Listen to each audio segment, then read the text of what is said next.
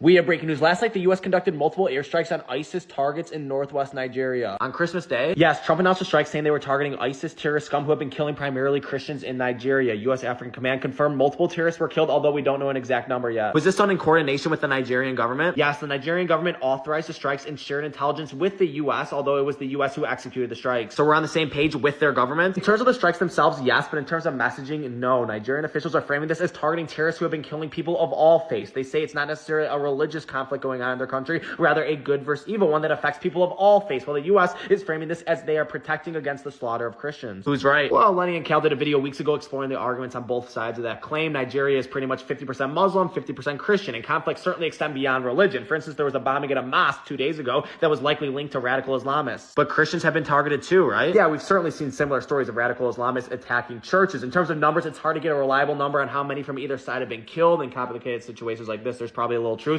in both what the U.S. and the Nigerian leaders claim about the nature of this violence. So is the U.S. going to continue striking them? Pete Hegseth says there's more to come. This also comes about a week after the U.S. hit ISIS targets in Syria. Gotcha. Trump just advises DOJ to break the law. Quit the twisting. He just said the DOJ is being forced to spend all of its time on this Democrat-inspired hoax. He's talking about the Epstein files. When do they say no more and work on election fraud? Must I remind you that Congress nearly unanimously passed the Epstein Transparency Act that Trump signed into law that requires the release of all files. So sorry, Trump, you can't just randomly say no more. Well, he never explicitly said stop releasing the files, but what? Use your context clues. But as I was saying before I was rudely interrupted, I hear his point. The DOJ just found 1 million more Epstein pages to add on to the hundreds of thousands they still have to release. The issue is this requires hundreds of DOJ attorneys to spend countless hours reading and redacting victims' names from each and every page. Is this really the best use of our country's top lawyers? How about they prosecute the cases of current sexual predators whom arrests are up 10% this year? Again, because it's the law, according to a file, there's at least 10 co-conspirators to Epstein's that have never faced charges that have not yet been named. According to Representative Thomas Massey, the victims say this number is closer to 20. So if we're going to be a country serious about going after predators, let's set a precedent that just because you're rich, you can't get away with it. Yeah, I hope that gets released, but the majority of the millions of pages are nothing burgers that just waste the time, focus, and energy of our country and cause division, especially when the pages are unsubstantiated random FBI tips during the 2020 election from clearly crazy people that some in the media run with as factual. Look, it's good that stuff like that gets released so people can look into it, but regardless, it doesn't matter. The release of the files is the law, but now Trump is encouraging his DOJ to break that? Great. I don't think that's what's happening. Use your freaking eyes. He just wants our country's focus on things that will make our country thrive, not this incessant focus on dead pedophiles whom the Biden DOJ agreed there was no other evidence for new indictments. Sure, says the guy all over the files, but if that's true, he should have vetoed the bill. The Epstein Transparency Act has his signature. Great. This is all just really great for the long-term prosperity of our country. Yeah, accountability is. Yeah. And all right, guys, we are live. Yo, this is S.E.T Media, guys, and I'm back with another one for you. All right, guys, we're about to do a complete media analysis for tonight so we're about to get into this bombing of ISIS in Nigeria and then a whole lot more, of course, because there's a lot more to cover. So let's go ahead and get right into it because we're going to go ahead and do, well, politics and geopolitics. So let's not forget to double tap that screen, like the video, and let's go ahead and start off with, well, U.S. launches deadly strike on ISIS terrorists. All right, guys, let's go. This on social media about it. I have previously warned that these terrorists, that if they did not stop the slaughtering of Christians, there would be hell to pay. And tonight, he goes on to say, the Department of War executed numerous perfect strikes, as only the United States is capable of doing. Now, Nigeria confirmed the two countries coordinated in this effort, in this strike. Their foreign minister joined CNN earlier this morning. What took place yesterday clearly underscores the fact that Nigeria is not lacking in will and a commitment to the fight against terrorism. CNN's Nada Bashir tracking this one for us. Nada, what is the very latest that you're picking up? Well, we're still not getting full details just yet from U.S. officials with regards to the details surrounding this strike. What we do know is the U.S. Africa Command has said that multiple Islamic State targets and militants were killed overnight in these deadly strikes. We've heard, as you mentioned, from the U.S. president himself addressing this military action in social media, saying and describing this as a powerful and deadly strike against Islamic State. A powerful and deadly strike, and well, and also a Christmas gift. He told him Merry Christmas to the dead terrorists. I was like, well, that's savage, but Hey, it is what it is. And if you don't know, yes, Christians have been getting killed in Nigeria since 2009 from a radical Islamist group called Boko Haram. Now, I did play a little documentary on it, which I could probably get into a little bit later, but they was also exposing the horrors of Boko Haram and how they're literally just terrorizing these Christians for the hell of it, destroying their churches, defecating in there so they won't return to it. It's pretty sick. But I'm in support of attacking these guys, but I'm not liking how some people are trying to frame it as a Christian crusade. And this strike took place But, in the northern let 'em have Sokoto it. region of Nigeria, just bordering Niger. Now, at this stage, again, no clear details with regards to the impact. What we do know is that this was carried out in coordination with the Nigerian government. We've heard from a Nigerian presidential spokesperson and advisor saying that both the US and Nigeria are on the same page when it comes to tackling these security concerns. And of course, what we've been hearing from the White House for several weeks now and from the US president himself is the ramping up of concern around the protection of Nigeria's Christian community against extremist attacks. And it's important to note and underscore that, of course, Nigeria does have a deep rooted history of security troubles when it comes to Islamist extremist groups. But these attacks that we have seen in the past have targeted both Nigeria's Christian and Muslim Yep. communities, two of the largest religious communities. And that's what the well, for some reason the right's not covering. Like, they're covering it, but they're kind of making it as Christians are the only ones being slaughtered. And no, they're not. But they are being slaughtered in a high number and ruthlessly. Like this, that's just the fact of it. But anybody who speaks up for the Christians as a Muslim, they killing them as well. So yes, there's a radical Islamist group that's tied to ISIS. Which ISIS, I'm gonna be real with you, they're not really Muslims, but we'll get into that conversation later. But yeah, they're tied to ISIS, and they don't rock with anybody who even goes against them, even if it's their own kind. And ISIS has been known to attack their own kind. Or, well, I can't even say their own kind, because like I said, they're not really Muslims. But since the world framed them as Muslims, yes, they will attack less radical, not even less radical, moderate or liberal Muslims. They don't care. And of course, they're going to be ruthless against the Christians. Well, I'm gonna be honest with you. It is kind of a bit strange how this ISIS related group just started attacking Christians. Well, at a higher number, because to be quite honest, it was happening since 2009, but it's gotten even worse. And that is one of the main reasons why it's getting media attention, because at this point, it can no longer be ignored and it's so deliberate. Now, when it comes to Boko Haram, like I said, they're also attacking other Muslims as well, and they're not really covering that. They're mainly focusing on the Christians. So I'm just here to tell you that, yes, both Christian and Muslims are dying, but Christians are dying in a higher number. Communities in the country. So this is certainly a historic concern within the country, but we are now seeing very clearly that first-hand action by the US military in Nigeria, according to officials, in coordination with the Nigerian government. Nada, thank you so much. Much more detail to learn here for sure. Appreciate it. And the president warning, of course, there could be more to come in Nigeria, writing on Truth Social to the, quote, dead terrorists, warning there will be, in his words, many more if the slaughter of Christians continues. Joining me now in the group chat, Sungmin Kim, CNN political analyst and White House reporter at the Associated Press. Joining me now in the... No, that is hilarious. Tonight, at my direction as Commander-in-Chief, the United States launched a powerful and deadly strike against the ISIS terrorist scum in northwest Nigeria, who have been targeting and viciously slaughtering primarily, because he's not lying with the primarily innocent Christians at levels not seen for many of years. Like I said, he targeted in 2009, but it's like they just start the deaths just start proliferating, and like now. I mean, they just start going at. I mean, honestly, they just start killing them at a higher number and in groups, which is atrocious. So Trump actually has a pretty good point right there, and he's calling the situation for what it is. I have previously warned these terrorists that if they do not stop the slaughtering of Christians, there would be hell to pay. And tonight, there was. I mean, the Department of War executed numerous perfect strikes, as only the United States is capable of doing. Shout out Trump. Under my leadership, of course, you got to throw the narcissism in there. Our country will not allow radical Islam terrorism to prosper.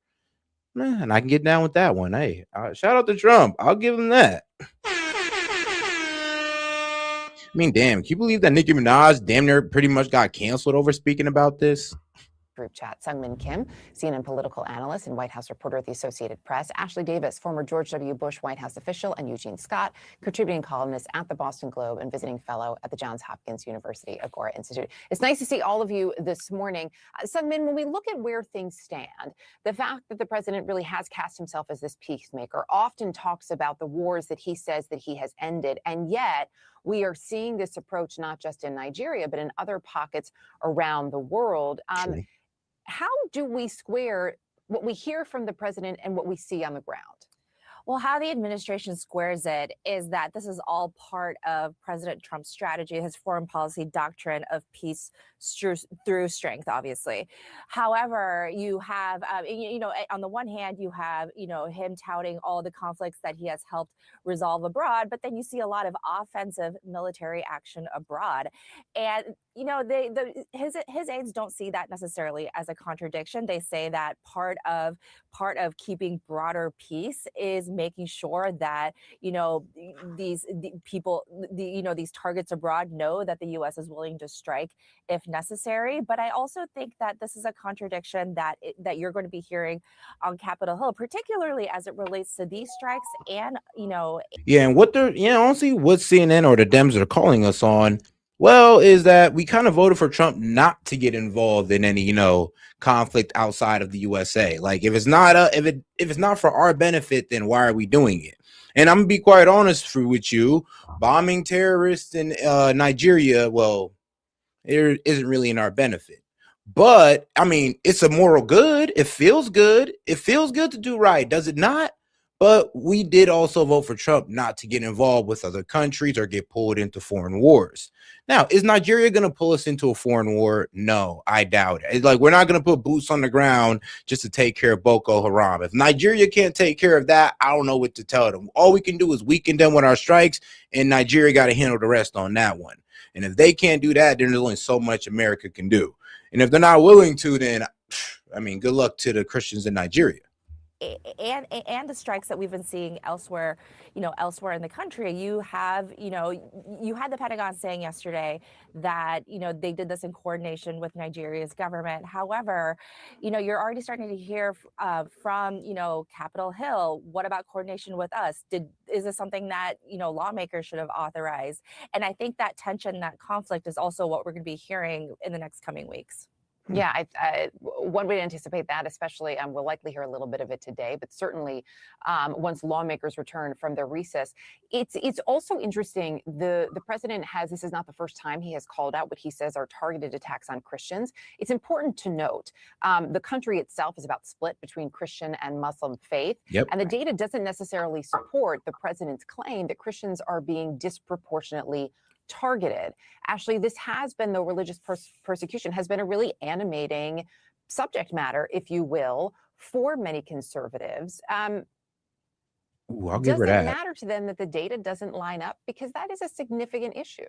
Well, yeah, a lot of conservatives, I'm gonna be honest with you, it's not their fault. The way this has been framed to conservatives as if it's only been Christians getting killed. And I hate to say it, but it does kind of build a victim mindset inside the Christian conservative movement where they feel like they're the ones being prosecuted, always attacked, always shunned. And well, I mean, they have a good argument for that. Personally, I don't think they should pick up this victim mindset because it's only going to radicalize them to honestly move towards crazy policies. But we'll see where this leads. We'll see where that thinking leads them. But here's the problem, though. They are right. It's not just Christians being killed out there. It's anybody who speaks up against Boko Haram. Anybody. Even the Muslims who speak up for the Christians are getting slaughtered. So it's not just, all Muslims in Nigeria just want these Christians dead. No, it's just this radicalized group. Well, good morning, Erica. Nice to see you and hope everyone had a great Christmas. But I think that it's really important that we need to realize that there's two things. Oh, guys, make sure you double tap that screen, like the video, guys. Let's get more people on the conversation by double tapping that screen. One, that we did coordinate with the government of Nigeria. And two, Nigeria is a really complicated country that we've been dealing with. I mean, I'm a national security hawk, go back to George Bush administration. There's been terrorist breeding in that region for a long time. What I just learned this morning was the fact that we coordinated, which makes it less complicated than before. But I'm very happy that the administration is actually striking in abroad than rather than them coming and striking us in our country. In regards to the Christian and Muslim, I mean, hold on, sis. There was Boko Haram, they was not going to attack us. I mean, what are you talking about? You're talking about, well, I'm glad happy we attacked them before they attack us. No. They was not going to get involved with us. Their gripe was with the Christians in that area and anybody who was against the slaughtering of those Christians in that area. So really, there was like a rogue. They're like I said, they're like a rogue, which is all Islamist groups, but they're just like a rogue group of Muslims that really don't care about the life of these Christians. And did they have any intention of attacking America? No, not whatsoever. So I'm not hearing that. controversies. I mean, we don't know what we don't know. It's so complicated. There's a lot of national security complications that are overlaid between the two groups that the ISIS and terrorist groups are hiding behind the Muslim religion. And so I think that we need to be very cautious that this is no, that is true. They hide behind the Muslim religion, and then they build a radical hatred towards Islam or basically all Muslims. Like, yes, there's people out there that don't know the difference between radical Islam and, well, Islam. They don't know the difference between a radical Muslim and just a regular Muslim. Actually, they just fuse the two together and think that they all think the same, take their scripture out of context and all that wild stuff to convince you to hate Muslims. And, well, to be honest, is really just to pull you into foreign wars. Because if you hate Muslims, then it's going to be easy to pull you into a foreign war against Muslims. It's all, hey, man, I'm just telling you to play, guys, straight from the Pentagon. I'm just playing, but you know what I'm talking about. With the president that this is a religious attack. Yeah, caution definitely. In fact, I will just say, just based on our reporting, the data does not support the claims that Christians are being disproportionately targeted. To your point, there are a number of disputes internally. It's not just religious. It's, it's communal. It has to do with. But they are being, come on now. At least admit that they're being killed in higher numbers, though. At least admit that. Yes, it's not only Christians, but at least admit that they're being killed in higher numbers. And don't gaslight the people. Come on now. Ethnic tensions, farmer-herder disputes. There's a lot happening in Nigeria specifically. You know, when we look at Eugene, when we look at the way that this is playing out, well, we're also looking at new movement off the coast of Venezuela. What does this tell you about the focus moving forward when it comes to not just where the U.S. is leaning in internationally, but what it could mean in terms of support domestically when there are these questions continually raised about Congress and even notifications? Well, that is one of the main questions many lawmakers have, including some on the right. There seems to not be some consistency in terms of vision. If there is a foreign policy agenda, which obviously there is, it hasn't been communicated in a way that it's clearly understood and supported with even some of the people in the president's base. I've talked to voters and they're very concerned sometimes that they don't know what the next move is going to be from this president in terms of global conflicts and international affairs, and how inconsistent it seems to be with what he campaigned on. Part of that is because we know that the president's support is actually more ideologically diverse than I think a lot of people outside of his camp realize. And so there's some issues that are of concern and major priorities for one segment, such as perhaps Christian. I mean, yeah, it's kind of hard. Hey, you know what? It's really kind of hard to call the president racist now that, you know, he kind of bombed a bunch of terrorists for a bunch of black Christians. I mean, if he was racist, think about it, if he hated black people so much as is the Dems, how the Dems laid out, why even help Nigeria out? If he like, oh, great, black people killing black people, I love it. If he's just such a racist, that's how Donald Trump would have treated it. But no, he's actually sticking up for black Christians, African Christians, by the way. So, I mean, I don't know how the Dems going to keep carrying on this. He's a racist, like, you know, mantra forever.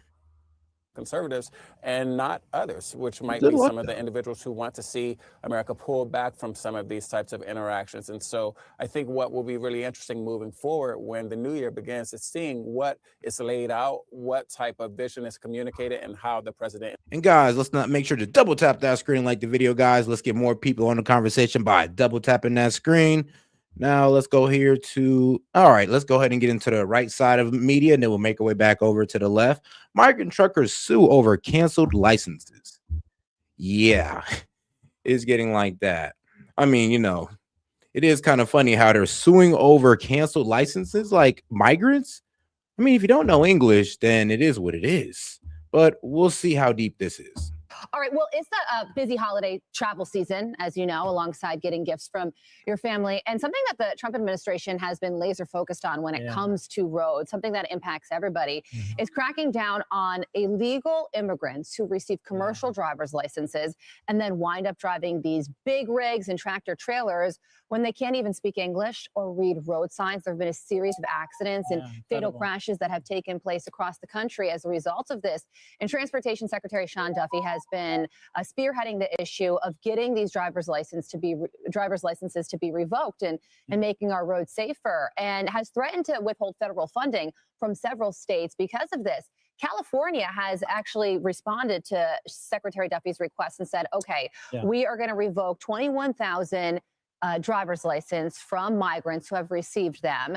And now it turns out that this group of migrants are suing the state as a result. Right. So they've, in California alone, more than 17,000 have been yanked. Another 24,000 are under review right now. In these truckers, these immigrant truckers, many of them illegal immigrants, are suing. Here's a little bit of what the lawsuit says. It alleges that on November 6th, the California DMV notified 17,299 immigrant drivers and business owners that their non-domiciled CDLs, that's commercial driver's licenses, would be canceled on January 5th, 2026. That's just days from now due to an error with the expiration date of the licenses. A similar letter was sent to an additional 2,000. Hold on now. Really? Hold on. Let's go back. Lawsuit alleges that on November 6th, the California DMV notified about 17,299, basically 17,300 immigrant drivers and business owners that their non-domicile CDLs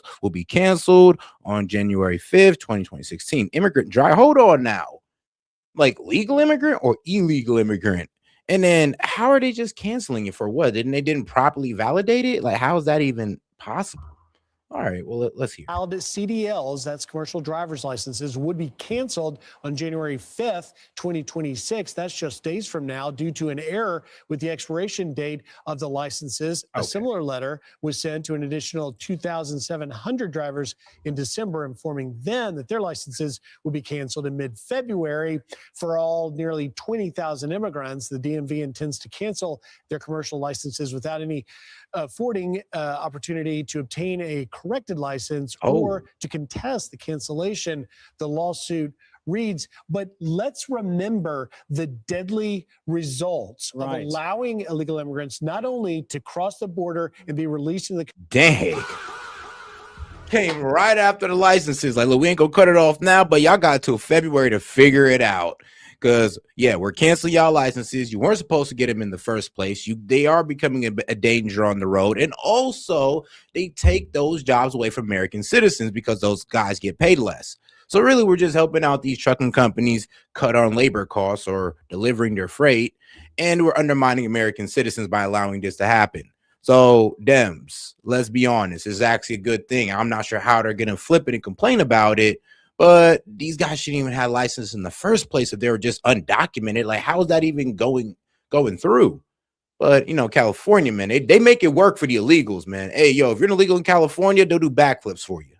Country, but then to give them work authorization and commercial driver's licenses to operate 18-ton trucks, 18-wheelers on our roads. Here's a list we can show you going all the way back to this summer in Florida. The illegal immigrant trucker killed 3, attempting to make that illegal U-turn. And back in October, another killed in a truck driving incident. In California, they've seen a number of incidences to include there was the Ontario, Canada one. I think I've seen this crash too. What was it? He was Indian, drove an 18-wheeler while intoxicated, killing 3. Now, if you don't remember this video, it was the video of he was intoxicated and he literally just drove an 18-wheeler straight into the car and just like kind of drove off into the side. That was that guy. Ontario, where 3 were killed. And just last month, you had in Oregon another horrific incident that killed 2 after a truck jackknife. And then just weeks ago in Tennessee, a Chinese national kills one by causing a deadly multi-vehicle pileup. In What in the Washington hell? State, you had an illegal. And here's the thing, this is the effed up part. It'll be like, man, it'll be legal immigrants who will own it. I don't know. Yeah, legal immigrants who will own it, like a Chinese immigrant will own it, start like hiring his own, who don't have the paperwork right, or I'm be honest with you, don't know no lick of English. Yeah, no, hook them up and let them out on the road. The Indians do it, the Somalians do it, Arabs do it. Yeah, they all do it. And it's kind of effed up because they undermine us for their own that put us all in danger. Illegal immigrant trucker failed to decelerate and killed 1. And you know what's crazy is in those last 2 incidences, the Chinese illegal truck driver and the Indian. Oh, guys, let's not forget to double tap that screen, like the video, guys. Let's get those likes up. Let's try to get to 100 likes by double tapping that screen. If you have any questions, comments, jokes, or disagreements, I'll be happy to read it out loud. Just $2 and up. Appreciate the support, guys. Illegal truck driver. Those crossed in 2023 in Lukeville, Arizona, where I saw the immigrants coming across, these middle-aged men from all over the world. And in California, the Chinese individual crossed in San Diego, because I looked back at their alien files through my sources of Border Patrol, and you look back at the chaos that the border was, and you realized this is likely going to be a consequence, and yet the previous administration just let it run wild. That's why Secretary Duffy now, to your point, Carly, is leaning in. Here's a little bit of what he said. These are simple rules. These rules are not made up by the Trump administration. I didn't make them up. These are rules that are set up to make sure our roads are safe. And so if you can't speak English, if you haven't gone through the proper training courses, you shouldn't be behind the wheel of a big rig. You had Joe Biden that let tens of What's so controversial about that? That's the problem. millions of people into the country.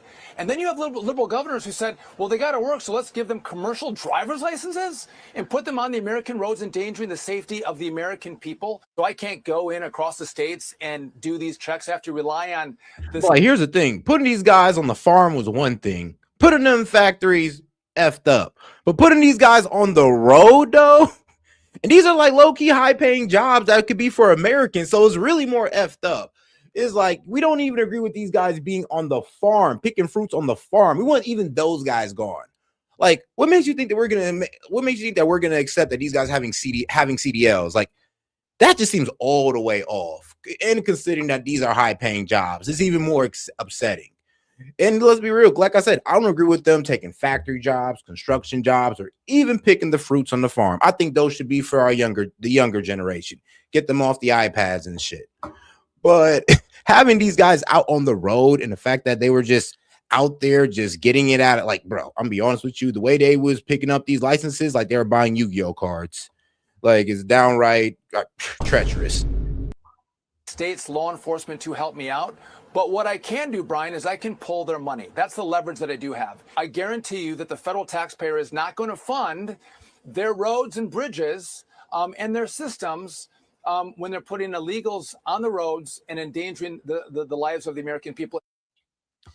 What you saw right there is a picture of righteous indignation. I mean, Sean Duffy's pretty even-keeled. He's upset, and rightly so, because you're not just putting American lives at risk. You have been irresponsible. If your state's doling out CDLs to just anybody, they can't read the signs, they can't speak the language. California and New York, and I think those are probably leading the way here. And I'm thankful, not just for us as Americans, but for the people who are out there on the roads. Whether you're American or not, you deserve safety. And these people have to be properly trained. And if they are not, they should not be behind the wheel of an 80,000-pound rig. I mean, this is outrageous. And so thankfully, they're finally making some strong decisions. And there it you is. mentioned it, by eliminating the funding, it will finally compel these states. Like, can you believe it? This guy, this motherfucker right here, didn't even know English. I seen the pullover footage. This man didn't know a lick of English. I was like, ain't no goddamn way. And then, like, are you serious? How do you get his CDLs and make one of the most idiotic moves ever? I mean, honestly, you could have never been in a truck. You could have never drove a truck in your life, and you'd have known that was a bad fucking idea. Trained. And if they are not, they should not be behind the wheel of an 80,000 pound rig. I mean, this is outrageous. And so thankfully, they're finally making some strong decisions. And Carly, you mentioned it, by eliminating the funding, it will finally compel these states to do the right thing and get these dangers off the road. And not every truck driver who's getting their license revoked in California is here illegally. Yeah. But the number one point of the government on a state level, federal, local, is always to keep Americans safe. Yep. And if there are people who are receiving licenses who are in this country and they don't speak English and they don't read road signs and they're getting these work authorizations that allow them to operate these massive big rigs, and we've seen the footage of a result of what happens. It's frightening. Yeah. And it's a very good thing that something is changing. You know what hasn't changed is the Democrats and many in the mainstream media simply making the case that what President Trump and this administration has done to crack down and secure our border from dangers just like this, that it's somehow mean-spirited and cruel to say if you cross the border illegally, then that's okay. You didn't do anything wrong. You should just be allowed to stay, despite the fact that we have laws on our books that Now, I remember the Dems were trying to say, you know, crossing the border without documents is not a crime. It's a civil, what was it? A civil violation? Wrong. Sorry, but you got it confused. Overstaying your visa, that's a civil violation. If you cross over here, that's a criminal violation. That is a misdemeanor. Not a felony, but a misdemeanor. And depending how you came over here too. I mean, of course, if you came over here without documentation, misdemeanor. If you came over here without documentation, also trying to transport drugs, now that's a felony. Congress passed Title 8, Code US 1325. If you cross the border illegally, you've committed a crime. Do it a second time, it's a felony. But yet, here's the AP talking about a Venezuela's family's Christmas, saying from the American dream to poverty, and they're leaning into the sympathy of migrants, saying this was not the Christmas that Mariela Gomez would have imagined a year ago, or the one that thousands of other Venezuelan immigrants would have thought. But Donald Trump returned to the White House in January and quickly ended their American dream. Her two sons and her partner returned to the city of Maracay on October 27th after crossing the U.S.-Mexican border to Texas, where they were quickly swept up by the Border Patrol amid the Trump administration's crackdown on immigration. They were deported to Mexico, from where they began the dangerous journey back to Venezuela. Did you notice they said immigration? They didn't say illegal immigration. They always blindly ignore the fact that there are ports of entry, there are ways to come to and we love immigration in this country. I mean, we do somewhat. I mean, not really anymore. We kind of got tired of immigration. Like, one, I mean, think about it. The abuse of illegal immigration hurts Americans on the low wage side, on the low skill or low wage jobs. Not really, because I mean, let's be real. Construction, can't really call that low wage, and driving a truck, you can't really call that low wage. So we can't even say that illegals are just hurting low wage jobs anymore. They done upgraded these guys to drivers. So, I mean, God help us with that one. And then, of course, they kind of sell us out with the H-1B visas. They let these, these tech companies and other companies as well other industries as well that abuse H-1B visas. They abuse that by allowing these guys to get paid 25 to 30% lower, which is undermining American scholars. So, yeah, we're a bit tired of immigration on both ends, legal and illegal. I mean, we're really sick of the illegal, but even the legal side isn't really for our benefit. We want as many legal immigrants as the system can handle. But in this circumstance, again, they're playing a little sleight of hand with the language. And this is exactly your point. Yeah, they want to argue that crossing the border illegally is a form of acceptable immigration. Exactly. And to your point, Kevin, it's simply not. That's right. And the people overwhelmingly voted across partisan lines, across all demographics, that what we saw in the past 4 years, the border crisis, is not acceptable. That's right. And we're sadly reporting daily on the deadly consequences. But yet, that AP article really rubs me the wrong way, because no one wants to be cruel, but we either have a country of laws or we don't. Right. And we either have a border or we don't. And that's what this administration is making the decision to say we do, and we're going to enforce it. If Democrats in the mainstream media, but if Democrats are upset about it, then change the laws. because ICE and Border Patrol are not choosing to be cruel. They're carrying out federal immigration law that is on the books. It's trade-offs. There are trade-offs to everything. And we saw what took place when there were. And here's the thing. I mean, bro, the Dems want to really complain about the cleanup of a mess that they caused. That's what the wild part about this is. I'm like, look, if y'all ain't want to see this, like a crackdown like this, then maybe y'all shouldn't have let them in the way y'all did. Maybe you shouldn't have had 10 million encounters. Like, these are conservative numbers, by the way, but about 4 to 7 million come in. Maybe you shouldn't have that happen, and we wouldn't be here. Because think about it, you know how they were literally complaining about the cost of deporting all the migrants or the illegals? They was like, oh, it's going to cost us $88 billion. I thought Trump was about saving or cutting costs. I'm just like, well, hold on. Are you literally complaining about how much it would cost to fix a problem that you guys created? Are you serious? So it was pretty crazy to hear their defense on why shouldn't we crack down on illegal immigrants. Open borders, and you get Venezuelan migrants coming into the country, and some of them are good people, but then you also have Tren de Aragua and them as well. And they were taking over apartment complexes in Colorado, and there are citizens that are no longer on this earth as a result. So the Trump administration came in and changed that, and unfortunately, this Associated Press piece is slanted in a different direction, but you could see through all of that. Yeah, and all right, guys. Whoops. And all right, guys. Whoopsie. All right, guys. Let's not forget to go ahead and double tap that screen and like the video, guys, as I go ahead and get over to the next video.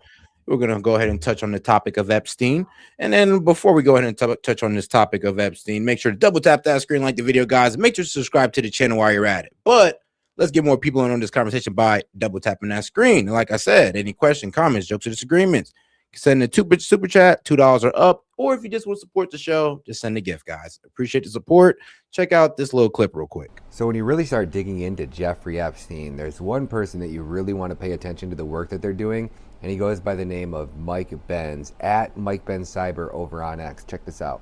Jeffrey Epstein negotiated the fucking contract to move the CIA's proprietary airliner, Southern Air Transport, which was busted running drugs and guns during Iran-Contra.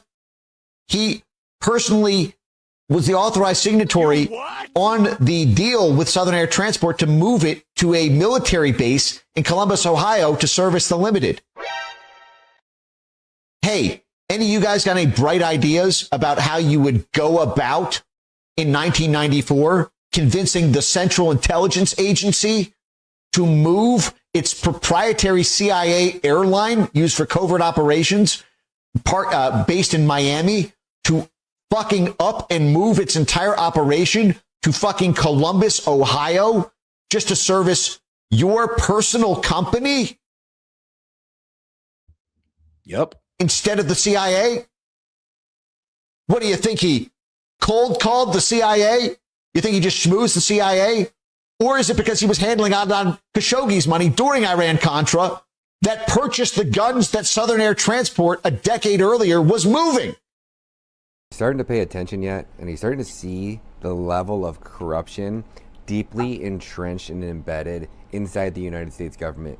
You can't go after Epstein and not go after the government officials that sanctioned and backed him and allowed him to continue to rape minor children on behalf of the United States government because of whatever role or whatever asset or whatever deal or whatever guns or corruption or whatever the fucking case may be that Jeffrey Epstein was involved in. And our government officials backed him, they cleaned it up, they overlooked it, they laundered money. He's a fucking billionaire and he's never produced an ounce of wealth. How did he become a billionaire exactly? Where did that money come from? And how has that money moved through these banks? Oh, that's right. They knew how to start going after Jamie Dimon and the likes of those scumbags as well. Oh, the central bankers are involved. Oh, the director of the CIA, the president of the United States was involved. Got it. Okay. Yeah, I ain't gonna lie. That man, Jeffrey Epstein, was heavily involved in big corporations. Of course, he was in the 80s. He was mainly involved in money laundering and all that crazy stuff. And then, of course, he got more into, well, child trafficking.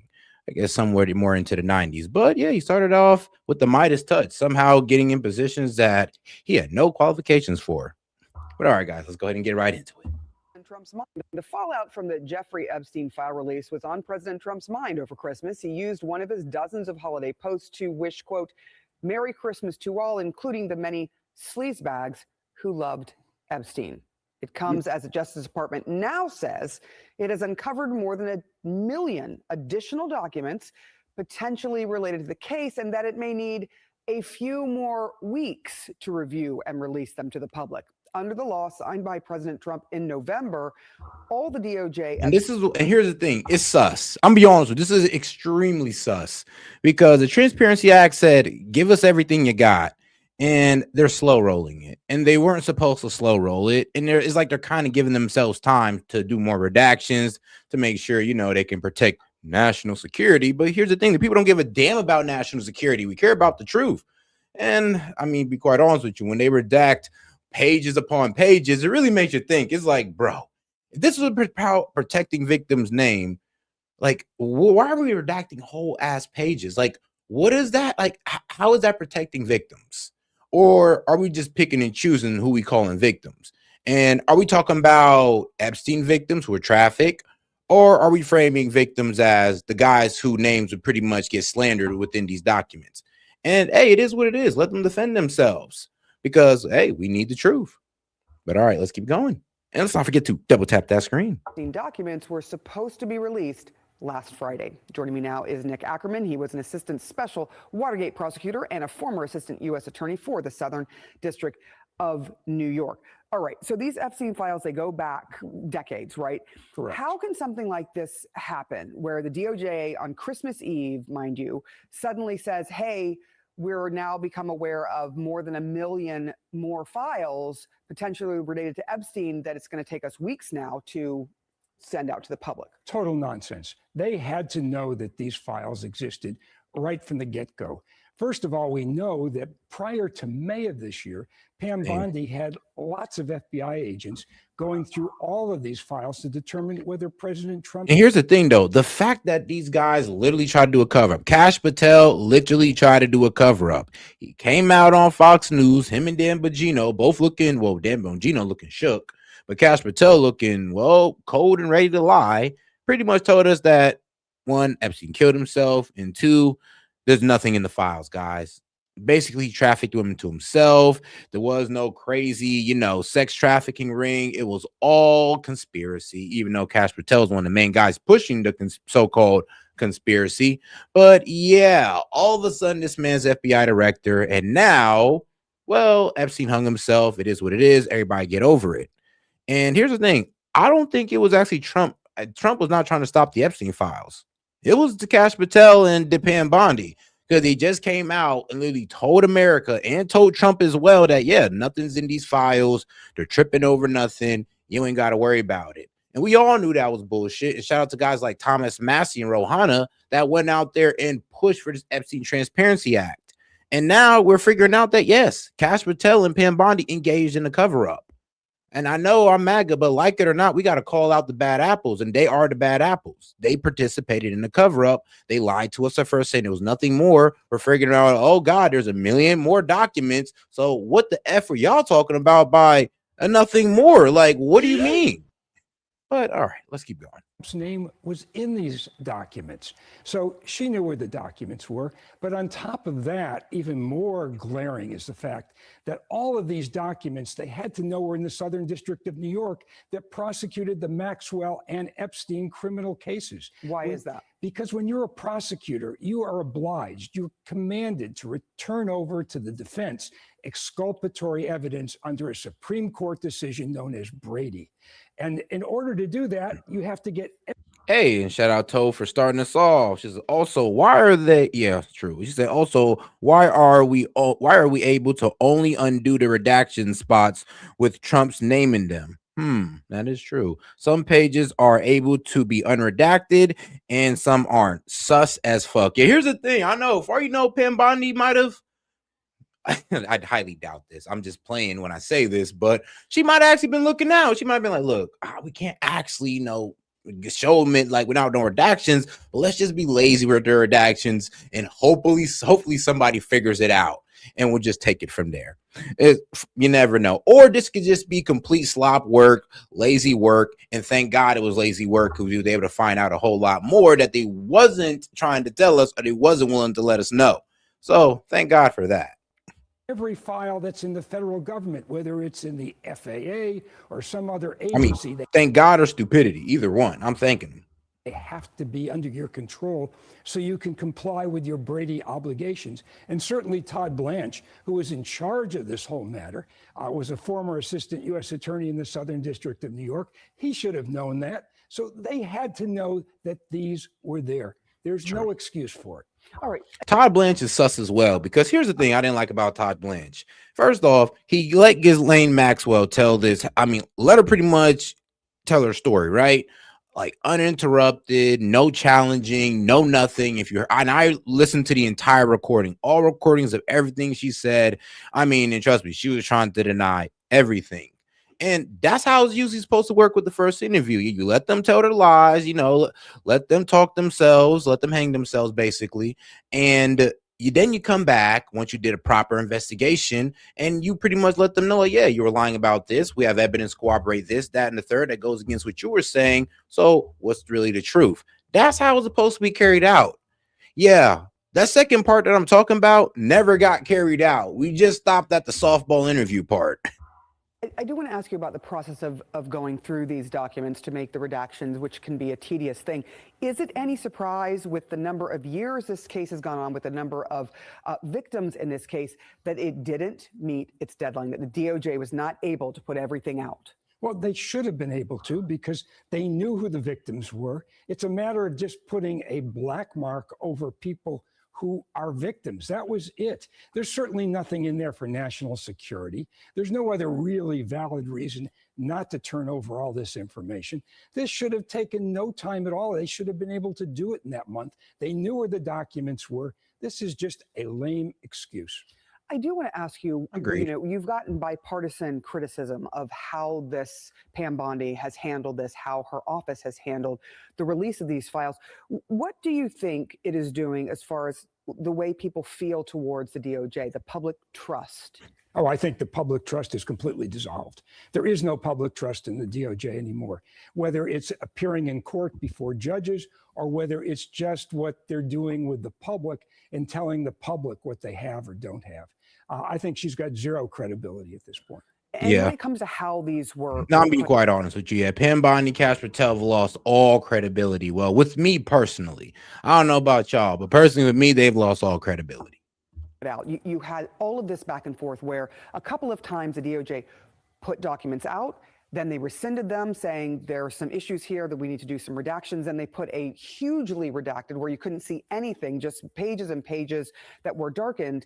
I mean, is this a normal process for putting out information to the public? Not at all. Even when you do a federal Information Act request, you get things back that are redacted. You saw the Mueller report, that was redacted, but it's just little bits and pieces so that you can't understand something that might relate to personal information or be really confidential on another investigation. There's none of that here. I mean, this is stuff that goes back to 2010 and before, that they should have had ready to produce at the moment that law passed. I mean, there's no excuse for any of this. They were given a month, and there are a lot of documents, but they also had some inference that this was coming because it was discussed over and over and over again, and then Congress finally passed the law. The president signed it. Nick Mackerman, thank you for giving us some insight into how this should work and how you see it breaking down. We really do appreciate it. Former federal prosecutor Elise Adams is joining the chat. So Elise, first, I mean, somebody chat's funny. They said, I'll give you 95 to admit Trump's a great president. Bro, you don't even got to give me 95. You can keep the 95. I'll say that one for free. I mean, Trump's doing a great job so far. So far, there's some things I disagree with, but I would give his presidency as the first year a B+. B+. Let's look at this. I think it was surprising to a number of people that I all of a sudden there are another million documents here that they will need to go through. Did that surprise you? Well, Eric, I think from a process standpoint, this seems to indicate more of a diligence issue than a cover-up. Look, the amount of documents don't surprise me, because what's happened here is the searches have expanded. We aren't talking just about narrow searches related to a case against Jeffrey Epstein. We are now talking about searches related to every possible mention of Jeffrey Epstein. So when this law was passed back in November, DOJ was going to have to cast a wider net for all possible relevant documents.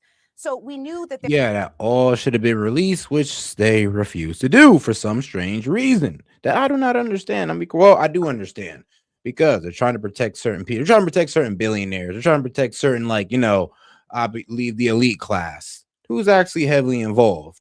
So, in my personal opinion, when they say, "Oh, we're trying to protect victims," yeah, sure, they're trying to protect Epstein's victims, but they're also trying to protect, the elite class that also be called out in the Epstein list, that also be listed. And they don't want that for some reason. Trust me, even when they start unredacting the parts of the Epstein files that was able to be unredacted, that was revealing a lot. Like, to the point where Epstein might have even been involved in the whole GameStop play, where everybody was buying into GameStop first. I forgot the reason, but I know it has something to do with some type of stock manipulation. But yeah, you remember that craze? Yeah, apparently Epstein might have been behind that as well. Or, well, people working closely with Epstein, actually. And then here's a wilder part. One of Trump and Pete Hegseth's lawyers actually was one of Epstein's lawyers, by the way. Like, literally. Bro was actually giving out, and this is Pete Hegseth and Trump's one of their lawyers till this very day was actually handing out Jeffrey Epstein's victims' money. Yes, he was handing out the silent money. He was actually getting that solved. And that's what they discovered through the unredaction of some of the files. there was going to be Crazy. voluminous. The issue is timing, because they've had over a month and we're now hearing that there's over 1 million documents. So for me, sloppy, maybe, suspicious, not necessarily. But let me just follow up on that point, because based on your experience, right? Like, why even think that this would be okay? Like you honestly thought that, one, the Dems weren't going to try to crucify y'all for this, and two, you thought the people were just going to be okay with this. We were just going to keep it pushing and be okay with the heavy redactions. I mean, come on. As a former federal prosecutor, given the fact that, yes, the law was passed in November, but DOJ essentially knew this was coming. They knew that there was this push. It had been going on for months, even though it took a while to get there. Is this something that, in your experience, if there was a big issue coming down the pike, that DOJ would have been preparing for and would have been reaching out to the SDNY, for example, to say, we need you to just start getting ready? Well, Erica, that's an interesting question. I think, look, they did know this was coming down the pike. That's why I said this was a diligence issue, right? Would it have made sense, especially knowing that the legislation was likely to pass, to get everybody at the ready? DOJ is saying they have hundreds of attorneys working on this round the clock. So it would have made sense to do those things earlier. And in my experience, we were extremely diligent. But that being said, the DOJ was not required to do this until the law passed, and now they have to comply. And it seems like their compliance has been hindered by those internal processes. So it's very hard to speculate, and it's hard to draw a comparison because this is an unprecedented situation. But that being said, to say you now need more weeks to comply with the law where the deadline was December 19th, again, indicates that they have not been as diligent as they should be, and they should be continuing to work around the clock to satisfy their obligations under this law. And Ashley, there's been a lot of pushback on that this in fact is an unforced error, specifically if we just look at it from the perspective of survivors. I've spoken with a number of survivors, both prior to the release and then in the last week since these documents have come out, as well as their attorneys. But all right now. Oh, and if you haven't seen the video of the Epstein files being redacted, being unredacted, well, here you go. I got you. Don't worry, I got you, man. Here we go. Main screaming for you. Let me just show y'all something real quick, because in this file, okay, you can screenshot that, pause and screenshot if you need to, so you can look it up for yourself. This entire section is redacted, right? So you just do a copy and you paste it, okay? And I pasted it here, and I'll read that in a second. Just for context, this is the government of the United States of the Virgin Islands case versus Darren Indike, who is the executor for Jeffrey's estate, Richard Kahn, who's another executive for his estate, and a bunch of different LLCs, okay? So a bunch of shell corporations and companies, a bunch of different trusts where all of his fucking money went. And these two men are in charge of it. So the defendants in this case are the entire Epstein enterprise, essentially. Okay. This isn't just these two men. This is the entire, this includes perpetrators of SA. Okay. And I'll just read the redactions that this administration chose to keep from the public. Okay. Defendants attempted to conceal their criminal trafficking and abuse conduct by paying large sums of money to participant witnesses. Okay, so they're paying off witnesses, right? Paying off their attorney fees. 204, Epstein threatened to harm victims and help release damaging stories about them to damage their credibility when they try to go public with their stories, okay? 205, Epstein also instructed one or more Epstein enterprise participant witnesses to destroy evidence relevant to ongoing court proceedings.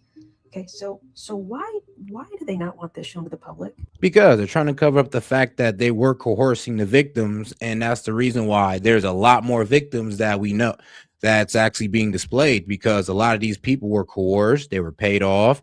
I mean, bro, we're talking about something sick. Like, we're talking about family members being paid off to be silenced about the raping of their daughter. It's like what the fuck? But yeah, I mean, that's what's going on. But yes, they're actually trying to cover up the fact that yes, there were girls that were paid off, they were pressured, and maybe allegedly some even killed in order to keep them silent. Because I mean, if you can't pay them off and they won't take that, then what else are you gonna do? But well, exactly. But guys, let's remember to double tap that screen and like the video, guys, and let's get those likes up and let's get more people on the conversation, guys. But all right, now let's get over to a TDS patient over here. Shout out to our guy Jimmy Kimmel. Well, Jimmy Kimmel is taking his political message overseas. The late night host delivering an alternative message, a Christmas message on British television, and taking jabs at President Trump, of course. Kimmel saying in part, I honestly have no idea what's going on over there. I do know what's going on over here. From a fascism perspective, this has been a really great year. Tyranny is booming over here. Crazy. I mean, then how are you over there? If tyranny's booming over here, and this is what I'm saying, it's the extreme language that doesn't hold up to reality. So from a fascism perspective, like, okay, then why aren't you in jail for speaking out against Fuhrer Trump? If we're living under a fascist regime, because we need to start holding their feet to the fire on this. Like, okay, then I mean, why aren't you in jail for speaking against the Fuhrer Trump? Why haven't you been hung? I mean, let's be real. Why haven't you been? I'm gonna be real with you, kicked off social media, forbidden from being on TV and all that good stuff? Because you're not living in a fascist regime. So cut the bullshit. This has been a really great year. Tyranny is booming over here. Tom Bevan, Real Clear Politics co-founder and editor, joins me now. I know you're laughing, but I don't think it's because of the comedy. I think it's because of the ridiculousness. Am I right? That is true. I mean, Jimmy Kimmel is among the most insufferable sort of Trump haters in America, and he and his other fellow late night comics have managed to sort of ruin late night TV. But what's interesting about this message, he also goes on to say, Julie, that his show is booming. It's doing better than ever. So yeah, there's a real contradiction there. If tyranny is booming, how can his show be doing so well if he's being attacked and fascism is on the march here in America? It makes no sense. Yeah, I mean, think about it. You're such a fascist and all. I mean, we're such a fascist country. I mean, how are you even able to get out of here? Aren't you supposed to be in jail? And yeah, we're such a fascist country. I mean, you're still on TV. You still have your show. You still have freedom of speech, and you have the freedom of speech to talk shit about Fuhrer Trump. And now, I mean, I'm sorry, the reason why I gotta call him Fuhrer Trump just to line up with their radical, the radical outlook on this, because it don't hold up to reality. Like I said, if we were in this fascist regime, like you guys said, a lot of you guys would be in the gulags by now. And I mean, let's be real. We got the technology to be a authoritarian fascist regime. We could just use AI to scan all of your social medias, and we'll just have, the right guard, aka I guess ICE, pull up and just lock y'all asses up. I mean, we could do it, but it hasn't been done. So what fascist regime? I'm sorry, like, you guys are tripping.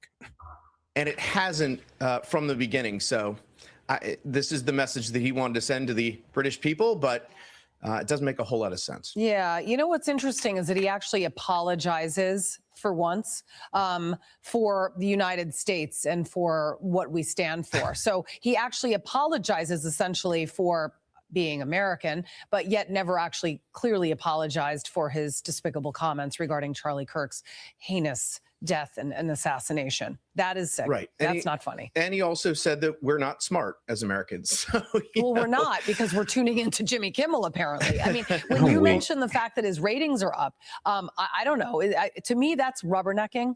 Like, well, let's be honest. Jimmy Kimmel did say that wild stuff before any evidence really came out. He literally tried to frame Tommy Robinson as MAGA, and that was not true. That was a lie.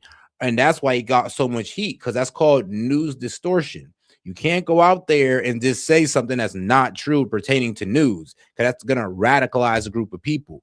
And honestly, yeah, that's exactly what he did. As soon as he said that, you had the left going out with the perception of, oh, yeah, he's MAGA. Then they all shut the fuck up when we start talking about the gay trans lover and how he rejected his conservative upbringing. Then they just shut the fuck up.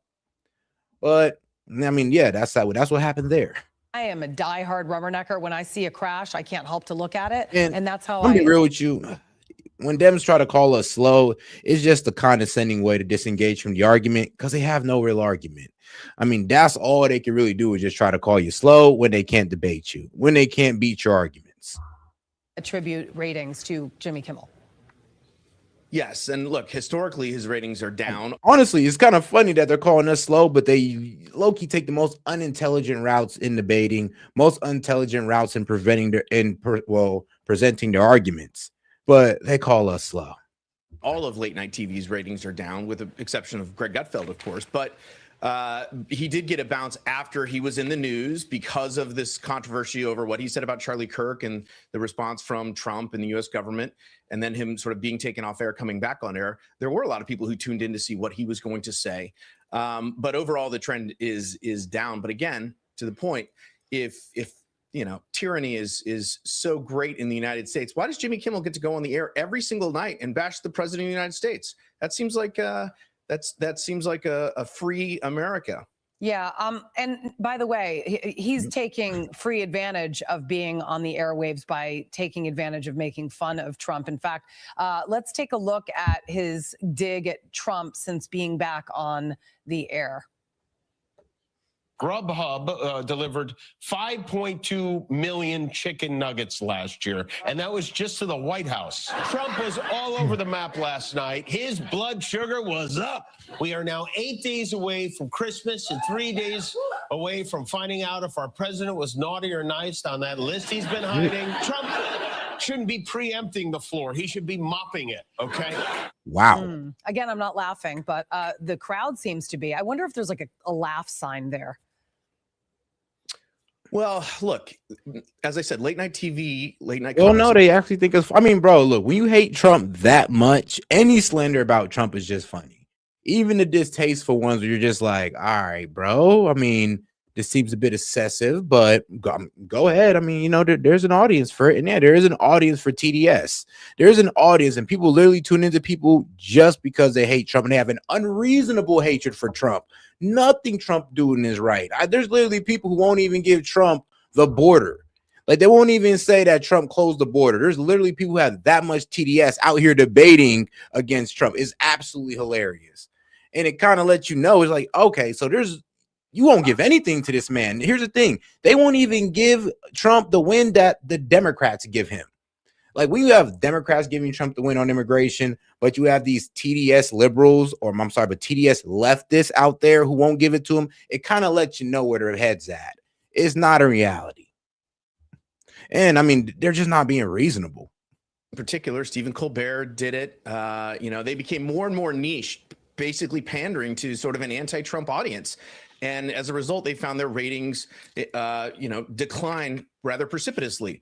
I think some folks on the left, they do enjoy this. They like it. They like people who make fun of Trump. But for the vast majority of people, I agree with you, Julie. I don't think it's funny. And I think, it's just one of the late night TV used to be a place where we could go to get away from stuff. And now we can't get away from the Trump hating. You know what late Jimmy night TV Kimmel used to be? compatriots. Not about politics. You know, I really miss the Johnny Carson was days. famously apolitical. That's I right. loved that. And that's the way it should be. You know, it doesn't need to be about politics. It needs to be about comedy and like good comedy. All right. I just got to switch gears real quick.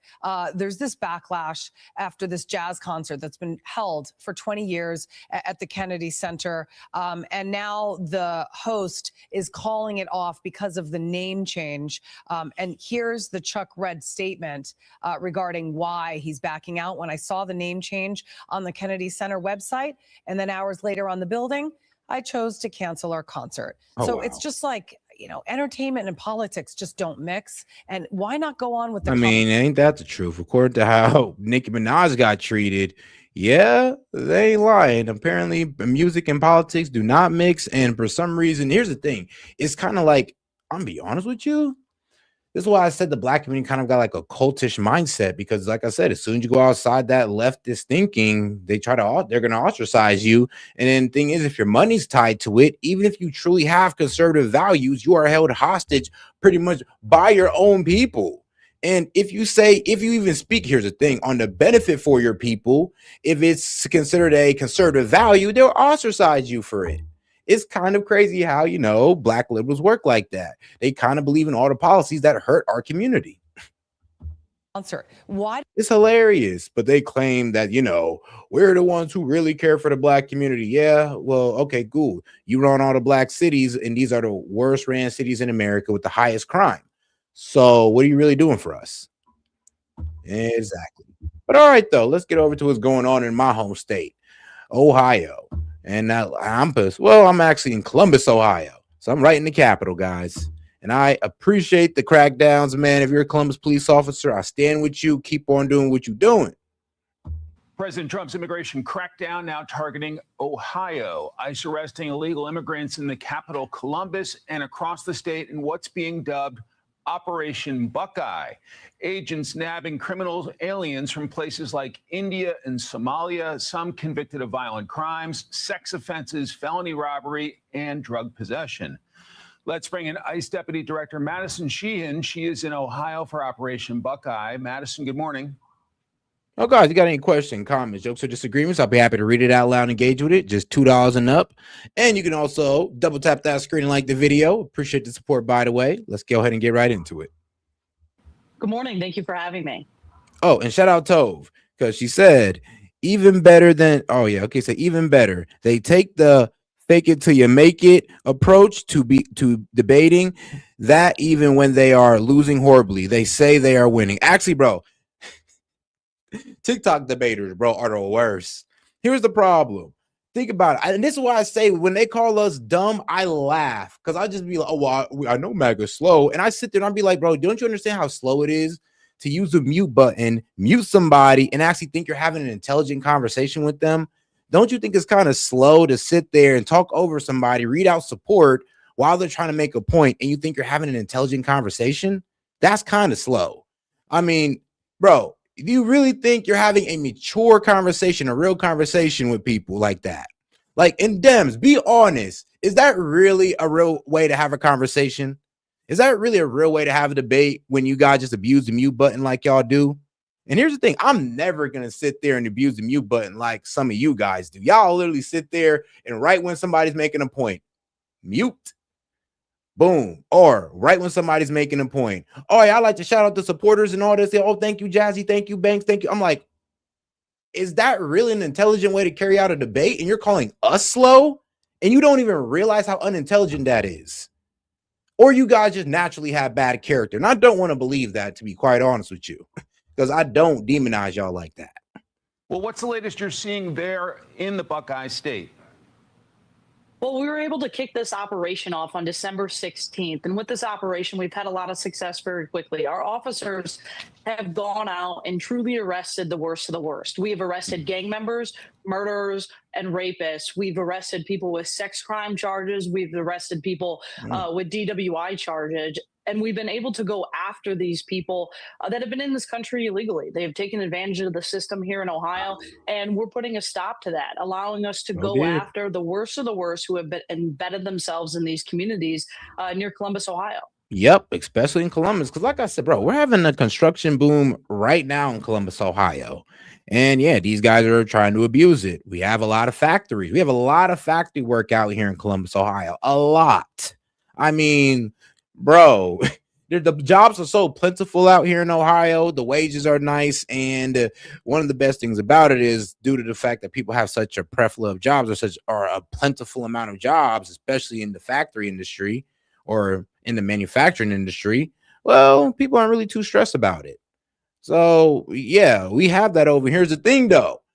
Now, due to the fact that all these jobs are popping up around here, there have been these things called temp agencies who actually help illegals get into these factory jobs and try to help them dominate that factory, make it damn near all Mexican, all Somali, all African, so they can get in there illegals and they don't have to learn how to speak English or nothing. I've seen, honestly, in my younger days, I've seen it happen across the board. I mean, they were bringing in Haitian guys who couldn't even speak English to drive forklifts. It was crazy. The Columbus mayor is protesting. I want to play a clip from him, and I'll get you to react. Our police will not be used to carry out these operations. Too late. Columbus police already said they standing with him. So I'm sorry, bro, but nah, Columbus police, look, I stand with them. Please help out ICE. And that's literally what Columbus police said. One of their precincts said, yeah, we're going to help out ICE. We're going to help uphold federal law. And we don't care what our liberal mayor got to say about it. Like, thank God. Columbus is already safe without federal intervention. Please take. Man, shut your dumb ass up, boy. No, shut your dumb ass up. See, this is why, and like I said, we are a liberal ran city, sadly. But majority of Ohio and all the other cities are ran by Republicans. But yeah, we are a Democratic ran city, and we got dumbasses like this. This fat ass right here probably ain't really never worked in a factory in a day in his life, ain't never really touched the ground a day in his life, and don't really actually know what's going on in these industries like the construction, factory work, or just the flat out domination of some of our apartment complexes by certain immigrant communities that house illegals, by the way. I mean, let's talk about the immigration. I mean, let's talk about the temp agencies that hire illegals and make sure that they turn away American citizens. Yeah, they do that. So basically, they're discriminating practices against American citizens in our own fucking country, in my own damn city. Care of one another and know that your community leaders see and support you. What's your response to him, and is his protest causing you any issues? Well, look, we will continue to go into cities no matter if the locals want to work with us or not. Sanctuary cities policies, leaders who don't want to work with ICE is not going to deter ICE from doing our job. We want to walk beside law enforcement officers to allow them to go after the worst of the worst, the people that have been wreaking havoc in their communities. Now, if the city of Columbus doesn't work with us, well, that's not going to stop us from going in and removing these criminals who have wreaked havoc on the American people for far too long. Meantime, ICE agents are also doing. Oh, guys, let's not forget to double tap that screen, like the video, guys. Let's get more people on the conversation by double tapping that screen. Like I said, if you have any questions, comments, jokes, or disagreements, just send a $2 super chat and up. And if you just want to show some support, send a gift. Appreciate the support, guys. But like I said, let's not forget to double tap that screen. Enforcement operations in Maryland. That's where they say this van tried to run them over on Christmas Eve. Police say agents approached the van in a quiet neighborhood south of Baltimore, and the driver headed right at them, then hit vehicles as he tried to get away. The ICE agents shot into the van, wounding the Portuguese driver. His Salvadoran passenger suffered whiplash when the van hit a building. Homeland Security says both are here illegally on overstayed visas. This is just the latest in a sharp rise in vehicle attacks on federal agents since President Trump took office January 20th. Overstayed visas, like, bro, y'all had no reason to crash out like that. They might have just overreacted, to be quite honest with you. Like, bro, that's just a civil violation. Like, you guys could have got that worked out, but you crashing out like that, doing all that, yeah, that's what's going to get your ass deported. Yeah, that's definitely seemed like these guys overreacted. 71 attacks on Customs and Border Protection agents, up 58% from last year, and 28 car attacks on ICE, up a stunning 1,300%. Here is Border Czar Tom Homan. putting hands on a nice officer. So I looked at the numbers the other day. I've never seen so many prosecutions in my life. So we're sending a strong message. There is zero consequence. You put a hand on an ICE officer. If you interfere with an ICE officer, you'll get a set of handcuffs and you're going to go to jail and you're going to be federally prosecuted. How troubling is this trend for your agents in the field who are at times targets? Well, what we've seen is Democrat lawmakers continue to use this dangerous rhetoric. They're pushing this narrative online that if an ICE officer attacks you, you should use your vehicle to ram against them. This is dangerous. Puts our officers in danger. This puts the aliens in danger. These aliens that they swear they're here to protect when our law enforcement officers. Hey, and shout out my man Monty for the baller alert. Says Merry Christmas, my man. Hope you and yours are doing well. Hey, man, I appreciate that. And we are doing great, my friend. God bless, man. God bless. And because of Monty, the calling line is now open, and we can go ahead and run a conspiracy hour. I got a good one for y'all. Are out doing their job. Secretary Noem and President Trump have allowed the ICE officers to go out and do their job. Every single day, Secretary Noem empowers us to go after the worst of the worst, to go after criminals who have been in this country illegally. And that's what our officers will continue to do. Even as this threat level rises, we will continue to go do our job. Then there's Governor Tim Walz of Minnesota's daughter. And I love to hear it. I love to hear it. I cannot be upset. Like, hey, sis, keep doing what you're doing. You got people out in Columbus, Ohio, who is in full support of it. But all right, guys, now let's stop talking about this red state. Well, my red state. And let's go on to the blue state of Minnesota, which is suffering a huge amount of fraud, which we will be getting into. Trust me, we're going to look into this new Nick Shirley video where he exposed all the fraud going on in Minnesota. But I'll just show you a bit of a glimpse of it. Check this out. Here in Minnesota, massive fraud is taking place within the government and the Somali population. Here, this building alone, Quality Learning Center, is a daycare, yet they spelled learning wrong and they said leering. This daycare alone in 2025 has received $1.9 million from the government. And the strange things about these childcare centers is there's no one here right now. It's midday on a weekday. If you were to try to go inside, it's completely closed and the windows are all blacked out. No one's working. Midday, children should be in here, and this place is licensed for 99 children, and this is the outside. There's no windows, no nothing. And like I said, they literally spelt the word wrong on their sign. This is open and blatant fraud taking place here inside of Minnesota. The government is complicit with this, and this is just one of the hundreds of child daycare centers here inside of Minneapolis being ran by the Somali population. It's sad that it's happening here in Minnesota, and it stinks that it's happening and it's being labeled on the Somali population. However, that's just the facts of what's happening here inside of Minnesota. $1.9 million for this daycare center that can't even spell learning right. Leering is hilarious, bro. I mean, a learning center. We got a leering center. And then they're just picking up free taxpayer dollars, all on fraud. They open up these little child care centers, claim there's children in them, collect probably hundreds of thousands of dollars, and then go off on multi-million-dollar vacations, nice-ass cars, nice-ass house, with the little infinity pools overlooking the nice, beautiful sea. It's beautiful. It's beautiful what they buy off this fraudulent money. But off the backs of the American people is what makes it ugly and hideous. Oh, man.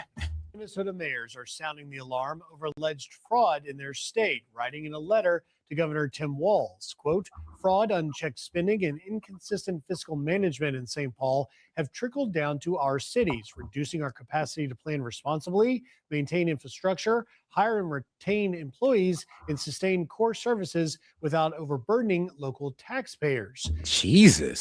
So basically, through this fraud, you've pretty much been sucking your own citizens dry.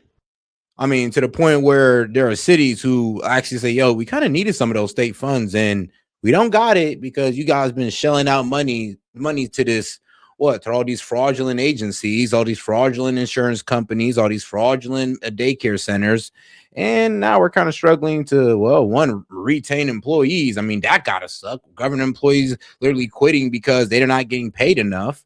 And then, of course, what? Infrastructure. So basically, there might be some potholes all around, and you guys don't have enough for infrastructure, aka to cover up the potholes, or maybe to build a new park or anything like that. They don't got the money for it. That's tough. And you know what's even worse? It got to hurt them because this is a highly taxed area. Yeah, blue state taxes are a lot higher. I always do say it's kind of funny how, the Dems like to say, oh, because we're taxed more, that means, blue states are better. No, it just means that your politicians are assholes and they just like taxing the shit out of you. That's it. Don't brag about that. It's not good. Now, the letter comes as feds say fraud could top $9 billion in the state. Funds that were meant to go to a number of causes. Help feed children, help people recovering from addiction to find a place to live, help disabled adults live independently, and one-on-one therapy for autistic children. And yet, they allegedly ended up going to things like this: wire transfers to China and East Africa, luxury homes, vacations and vehicles, stacks of cash, and jewelry. Joining me now, two of the mayors who signed that letter raising concerns over this alleged fraud. Stuart. That is wild. But it reminds me of this clip right here, guys. Check this clip out because it reminds me of this. How do you feel about the debt of the state of Michigan? $6.925 billion. We've paid off a lot of debt, and I'm proud of that. But, my job is I'm the governor of Michigan. I got to show up and fight for the people of Michigan. We got $950 million in pork spending, like $5 million Special Olympics. $5 million. Do they not have their own money? Special Olympics? I mean, are you against Special Olympics? No, not the biggest fan of taxes sometimes. I get it. We are making changes to have more transparency, to make sure that people who are promoting whatever project they want to get done have to do it so many days in advance so that the whole world can scrutinize it, so that they can make their case that it's the right thing to do. And trust me, I qualify for the Special Olympics. I'm 1.6 million. Grand Rapids Ballet from the States? Why can't Grand Rapids do that? It's a good question, Caleb. I'll have to tell you what legislator asked for that, and you can ask them that question. That's just, I love my home state. I know. Well, this doesn't make sense when you're looking at it from 40,000 feet. I get it. But don't we? Before we I understand. But at the same token, legislators come with their special projects, and they negotiate them in. And I introduced a budget. It doesn't have any pork in it. Yeah. So these are not things that I ever I can appreciate was advocating for. $2.5 million for the Lansing lug nuts. Who goes to the lug nuts? I don't know what a lug nut is. Lug nut. It's a part in your car, and the lug nuts are the baseball team in Lansing. Interesting. This is the part of the show where I go through the spending, and we got some bull spending in there. Some Special Olympics bull. Now, we love the Special Olympics. We love the Special Olympics. I don't endorse anything you said. Yes. Yeah.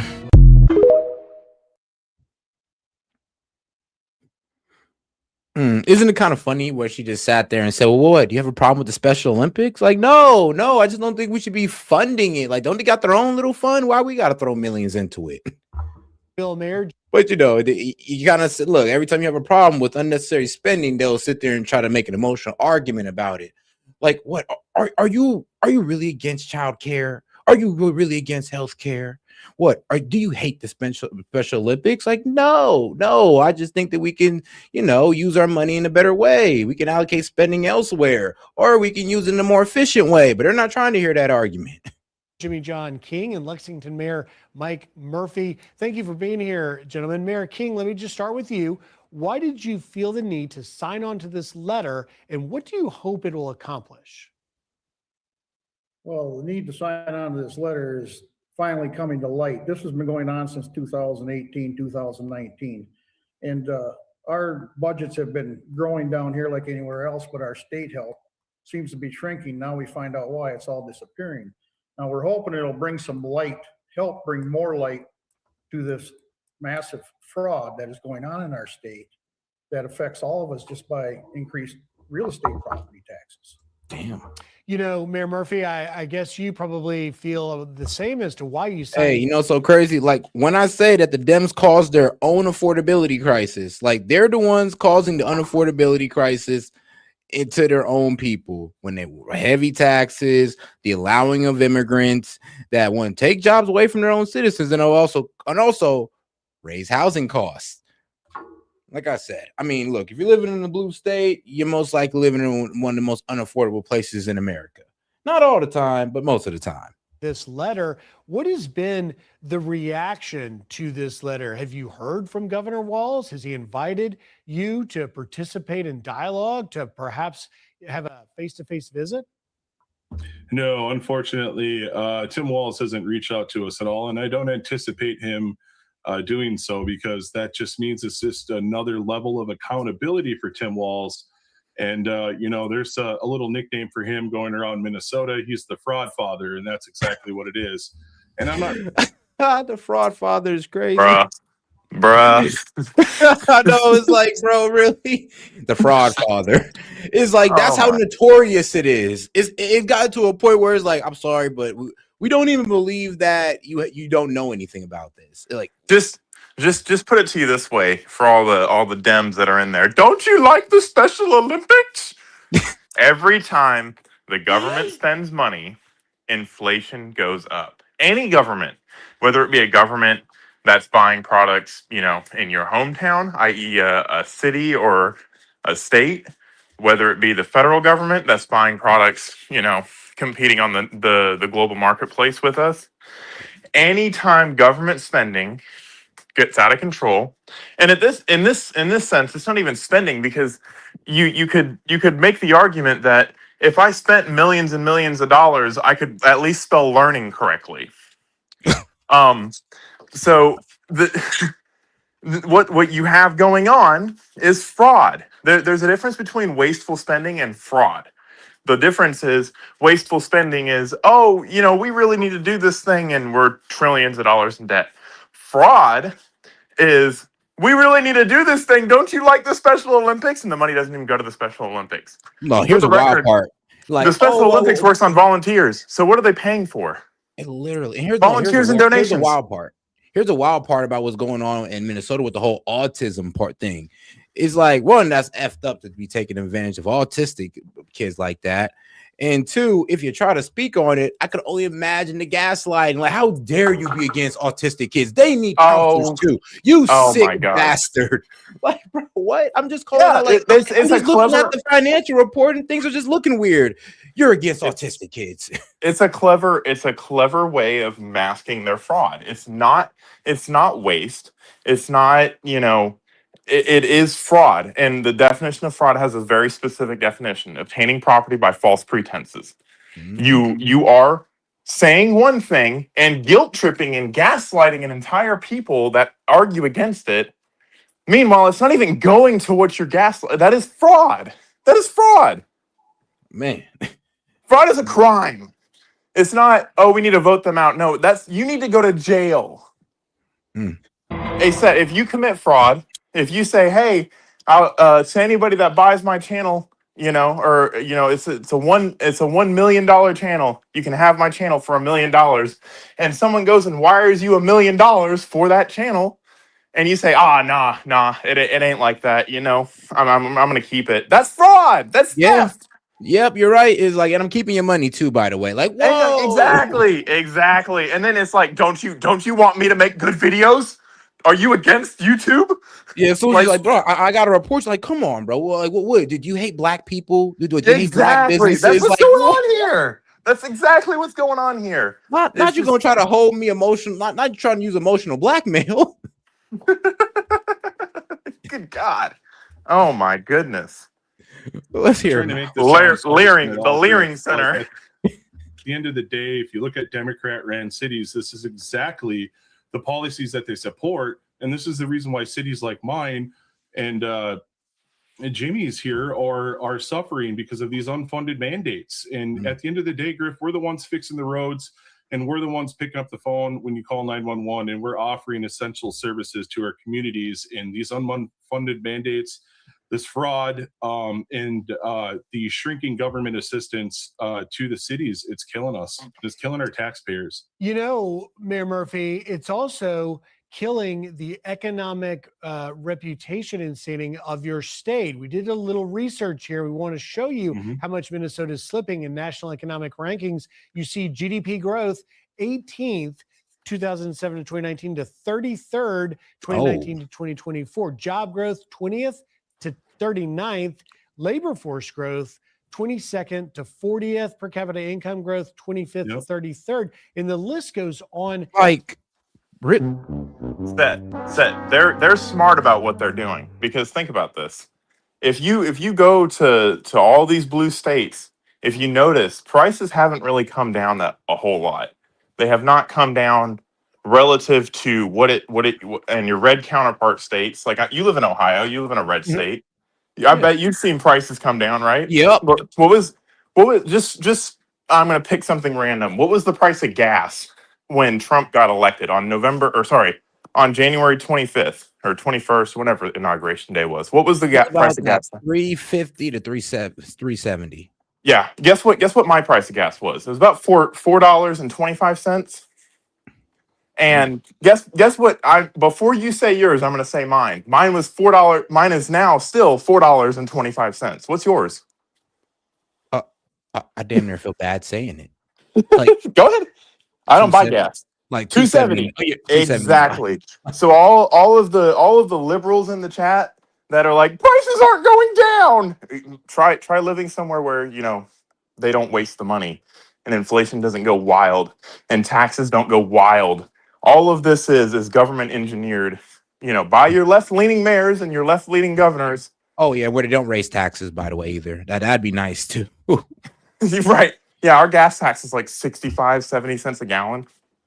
I guess I can bring this point home for a little bit. Let me see here.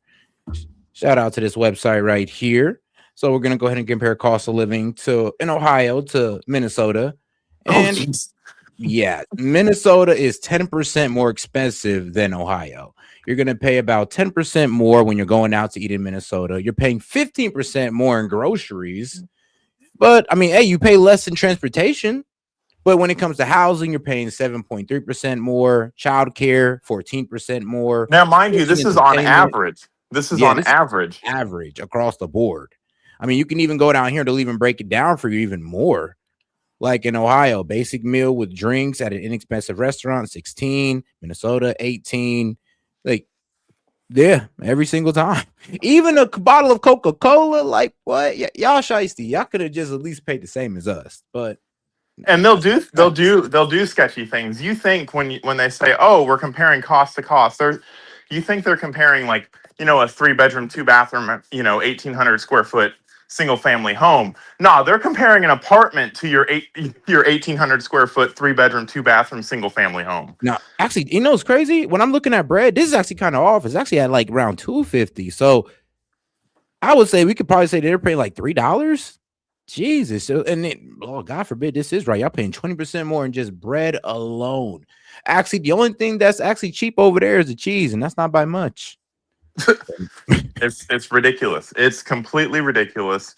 And it goes to show when you have Democrats running things, because what's going on right now, the country is prospering on a larger scale, but somehow all of these places have not recovered from the inflation that Biden created. It's just, but what it is they have recovered.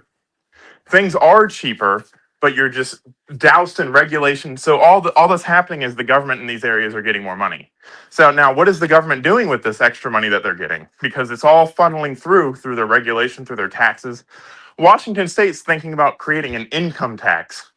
There's no income tax in Washington right now. They're pondering the idea of creating an income tax. Where's that going to go? I don't know. Our roads are all washed out because they can't engineer them. They can't repair them after a mudslide. Our schools, God, like everything sucks here, but yet the cost of living is still the same as what it was 8 months ago.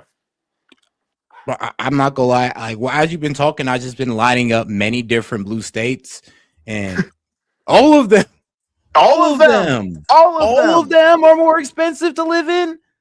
Even Vermont, like all of you guys. Like, come on! I'm actually trying to find a place where it's actually more expensive for me to live than a blue state. About 10, 15 years ago, it used to be known that you could go to California and get a car, like a used car, for cheaper than anywhere else in the country. California, of all places, used to be where you get your cheap cars. Go ahead and try to just go ahead and look that up real quick. How much a used car? Just take any car you want, and I guarantee you it'll be on the $20,000 to $30,000 range. It'll be $2,000 to $3,000 more expensive than anywhere else in the country.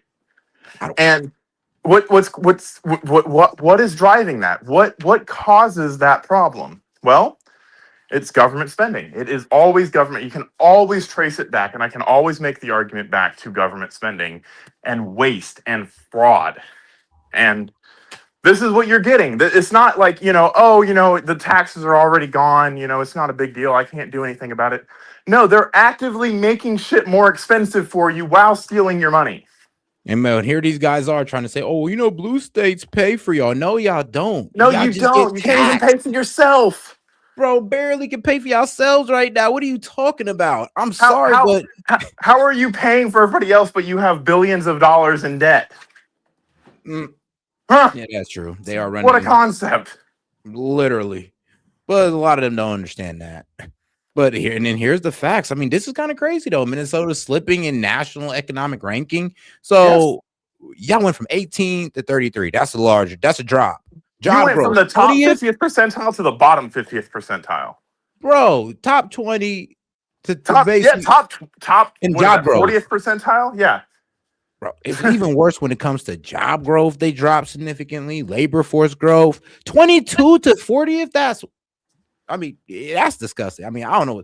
Per capita income growth went from 25th to 33. I mean, but you asked Governor Tim Walz, oh man, we're doing a great job. We're doing a great job. Don't mind all the money that's going to China. But this is literally what the definition of a failing state. Everything is heading downwards. But keep believing when your favorite streamer comes on and says, "Oh, Trump's bad for the economy. Look at all this. Look at all these prices going up." Yeah, you're looking in the wrong areas. Mm-hmm. Hey, bro, it's so funny when people start trying to name red country. I mean, hey, yo, what's so funny about Louisiana? What's the worst place to live in Louisiana? Oh, yeah, it's blue cities. New Orleans. Yep. Who's that ran by? A Democrat. Yep. Worst by probably a black Democrat at that. Worst part and of that. It sucks. It sucks so bad because all of these places used to be, all of these liberal places that have elected liberals used to be the cornerstones of our country. Used to be, Minneapolis, St. Paul used to be known for something. Freaking California. Oh my gosh. They used to call California the greatest state in the union. No one would utter those words now. What? That Washington went from the evergreen state to the evergreed state. Okay, and so funny as we're talking about Louisiana. I mean, bro, a Mexican-born America. Her name is Helena Nancy Moreno. Bro, Mexican. Y'all don't even got a natural-born American as the mayor. They don't even got a natural-born American, and of course, was formerly what? Democrat member of the Louisiana House of Representatives. And this is who run in New Orleans. So the worst place to be in Louisiana, highest crime, is ran by a Democrat every single time. Every time. I would encourage you to get down to the state and local level because that's who's responsible for crime is your mayors and your city commissioners and all your police chiefs. Go look at those. Stop saying, "Oh, Tennessee's run by a Republican and Memphis has really high crime." Go look at the police commissioner. Go look at the mayor who runs these states. Who on a local level, because Democrats love to say, "Oh, I'm going to run for local office because that's where it really matters," and then you fuck it all up. Yep, and then try to blame the Republican governor or try to blame Trump. It's it's real easy to pull your lens back and say, "Oh, yep, a Republican's running it, so everything that's going to shit is the Republican's fault." But when everything went to shit under Biden, oh no, it's Trump's old policies. Man, God damn. Same thing under Obama. We're recovering from Bush. Yeah, that's true, bro. They have an excuse for everything, sadly. They have an excuse for everything. But here's the thing, though. You know what? I'll even give them that to a certain point, and I'll be like, because think about it. we're basically still dealing with Biden's unaffordability problem when he made us lose about $3,000 in buying power due to his crazy spending that caused inflation. Think about that. And that's $3,000 per American. The country as itself, there's what, 300 million Americans, 340 million Americans? 340 million times $3,000 a year is how much GDP we've lost, because you can't spend the money, or you can spend the money, but it's not going to, you got your shrinkflation. Twinkies have gotten smaller. Big Macs have gotten smaller. Or, you know, you used to get, you know, perks and deals and, you know, sales would run more frequently, and it wouldn't just be prices went up so they can go down for a sale. Like, you used to get good deals on shit. Black Friday used to be worth going to. Yeah, they cooked that. They cooked all of it, because you cannot afford to be profitable in this economy that's run by Democrats. And when everything Trump does gets scrutinized by a Democrat or overthrown by a fucking rogue district court judge, you can't do anything with that. So what exactly is supposed to be done? We're just all supposed to say, yep, Democrats have the way. But all right, hold on. Let's get ahead and get right back into the video. Acceptable? And do you lay this at the feet of Governor Walz? Of course, this has got to be laid at the feet of the people that are in charge of this state. It's like they got together with Illinois and see who could race to the bottom fastest. Illinois was heading there quicker than us, but it's like Minnesota said, hold our beer and watch what we can do. That's the feeling I get out of this. Like it's a race to the bottom.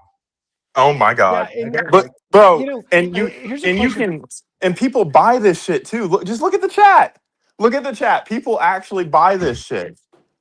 Oh yeah, bro. You're smoking Trump's wet diapers. You're fucking dumb. You're just dumb. I'm like, bro, that's like a third grader thing to say, but it is what it is. But that's where their thinking stopped, because they can't afford education because they're sending it to China. They have work. They have leering centers. Bruh. I mean, they try to doubt our education. I'm like, bro, y'all suffering education and giving it to foreigners. I'm sorry, but who y'all calling dumb at this point? And y'all too stupid to stop it. But it's funny. It's funny how good they are at projecting, because all of these things were said about Biden, and now suddenly, because they have no creativity and no intellectual thought, now everything we said about Biden is suddenly true about Trump, because, you know, neener, you did it first. Like, come on. It does get a bit childish at a certain point. But all right, let's keep it going. For either of you, and I'll start with you, Mayor Murphy, if you know, but we're, you know, nationwide, we are astonished to hear that the fraud could top $9 billion. But you are close to the numbers. You see this in your state up close and personal. Do you suspect that the number could actually be larger once that there is an actual auditing or a pulling back of the curtain on what actually happened? Well, yeah, I do. I think that number is going to grow as the feds and the special task force President Trump sent to Minnesota is going to start uncovering the fraud that has been going on in the state for years. Back in 2022, I ran for governor in Minnesota for the Republican endorsement, because during the COVID lockdowns, we were sick and tired. I personally was sick and tired of Tim Walz's tyrannical government mandates, and I wanted to go do something about it. And fraud was a big issue back then, but now it's 10 times worse. And the problem is, us as small cities, the things that we face is, like, my city, for example, needs water infrastructure. The city my size is around 4,000 people, but it's nearly impossible to try to fund a $10 million water plant with a 4,000 person city. So we're forced to buy it from our neighboring communities. But if there wasn't so much fraud, waste, and abuse, Minnesota Griff, there would be money available for us to build that water treatment facility for our residents. So now you're giving now watch this. Watch how the Democrats will spin this. He can't even get water for his own citizens. Yeah, and it's gonna be wild because they're gonna leave out the part, because of these blue cities' reckless spending and their fraudulent spending is taken away from these red cities, actually. And I'm thinking he sounds like he's in a red city. It sounds like Ottawa and Saskatchewan, fucking in Canada. All the money gets pulled out of them to go to the blue cities in Canada, and now they're ready to leave Canada to join the U.S. for it. There's like five different, I don't know if they're provinces. I forgot what they call states in Canada. Yeah, But provinces. yeah, they have 5 provinces that are like, yep, maybe we should just, leave and just become our own thing, or maybe just join the US where we're actually valued. And it's hilarious. It's hilarious. Every time a Democrat gets in power, or a liberal gets in power, shit goes for the worse. And it's like you can run it. It's almost binary. Democrat, things are worse. Republican, things are better. Like, come on. I mean, making a good point. Don't you like not paying for tires because you don't have potholes on the road? Like, literally, like, isn't that a blessing? Like, don't you like when your city's able to afford infrastructure, and make no? Don't you like clean water? Flint, Michigan. Yeah. And I mean, sure, I'm pretty sure the Dems are doing their own fraudulent spending to stop those efforts as well. Because they still haven't fixed that, haven't they? No, they haven't fixed that. And who's the mayor? Who's been the mayor of Flint, Michigan for the past 30, 40 years?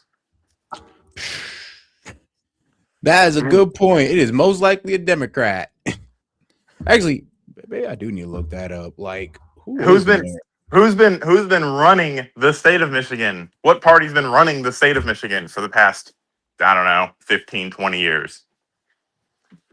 But it's a lot easier to have a problem to solve, because that means money, than it is to actually solve the problem. Because once you solve the problem, the money that you weren't actually using to solve the problem goes away.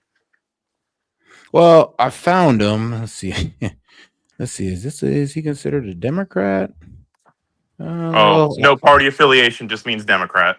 Literally, it's let's see, what's his name here. His name is Sheldon Neely, serving since 2019, reelected for a second term through 2026, focus on growth, economic development, and addressing city challenges like blight and water safety. I mean, while there is also Mayor of Flint, Walls. Wait, they got multiple? No, they don't. No, Sheldon leads the U.S. No, all right, yeah. He doesn't want to give anything about his political allegiance, if anything like that. But hey, maybe he'll show me something.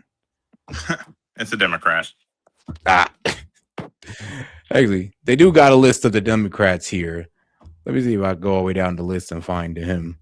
Here it is. He is considered a really. All right. I mean, it's actually not giving it. Huh. He's a Democrat.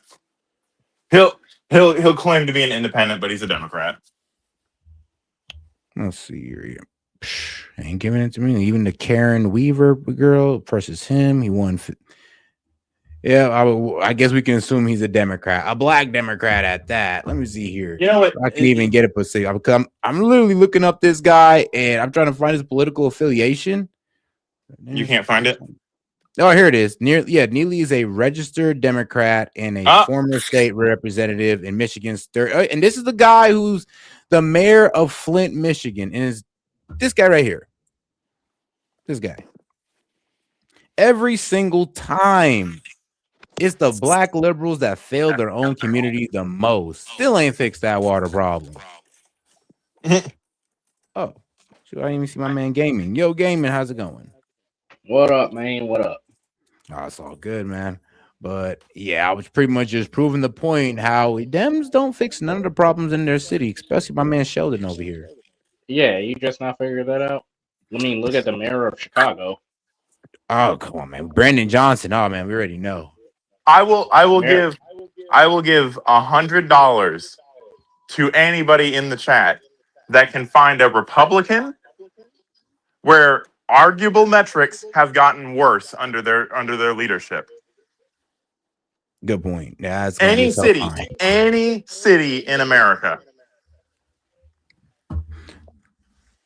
But all right. Let's go ahead and get into this Nick Shirley thing. Let's go ahead and get into it, because when he was dropping clips and they've been going viral, but he finally dropped the entire video of his little trip through Minnesota's fraudulent actions or fraudulent corporations. Like, bro, from medical to the leaning center, all that. The Oh, new learning center. it goes deeper than that, man. Oh They yeah. figured out that a lot of people that were creating these businesses, they weren't actually businesses. They were just shell companies to move the Yep. money through. So they don't even know just how much financial damage is happened in Minnesota. Man, shoot, well, they somewhat do. It's like, according to the last video we were watching, they're like, man, look, so much fraud doesn't happen. We barely got enough for the other cities. I'm like, well, dang, like that. And you really got to think, well, how much fraud was going on to where other cities got to cut back on infrastructure and all that? Because, like, how bad was it to the point where it actually hurt other cities? Oh, it's That to must the have been an tune of extreme amount of fraud. it's to the tune of 10 plus. We're talking about above 15 plus $billion with a B, billion. But that's great. That's the Build Back Better plan right there. That's Bidenomics right there. Oh yeah, bro, gotta love it. I love getting raped on my taxes and having nothing to show for it. But all right, guys, so get ready to get more outraged by this video. Let's get right into it. What do you guys think about the fraud that's taking place here in Minnesota? I don't think anybody is enabling fraud to happen. Hold Governor Walz accountable for this. What was this money spent on? 1.26 million. What was that money spent on? There aren't any kids. Answer the question. Are there children? There's no children inside this building.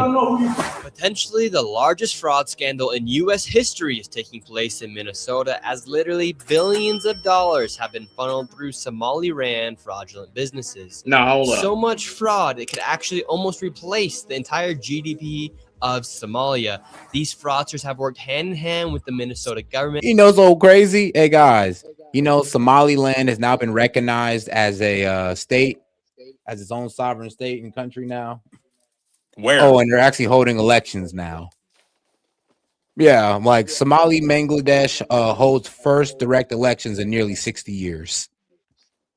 So guess what? Hey, bro, at least if we send them all back, they're going to be going back to, you know, a place that's able to hold an election. So, you know, I don't even feel that bad anymore.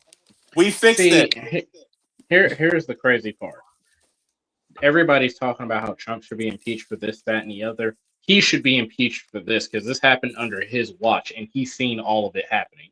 And he said nothing. As a matter of fact, he was actively trying to run for president while his state people in his states, his constituents were getting like robbed blind. Oh, bro, like during his governance, like, bro, everything has went down. Like, their ranking in economic output, their ranking in job growth, all of it's just going down to shitter for them. So it's literally a failing state right now. It's failing because they are allowing these people to get away with absolute murder. And it seems like everybody's defending it. No, bro, political gallows. I don't mean like actual like killing them, because Lord knows that'll start something I'm not advocating for. But Hold on 1 second. I just realized something.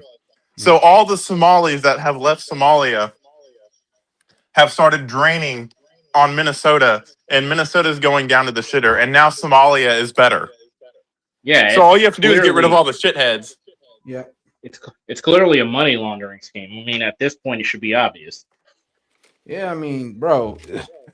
Now, there was Tucker Carlson did a great special on it as well, and there was literally a Somalian politician who was honestly being outright with it. Just kind of being outright with the political influence and saying that, oh yeah, we need to send money back to the homeland. Bro was pretty much like, bro, we have a politician in America of Somalian descent who was literally running to be warlord in Somalia. And have also been known to getting funds, sending funds back to Somalia so he can fund his warlord campaign.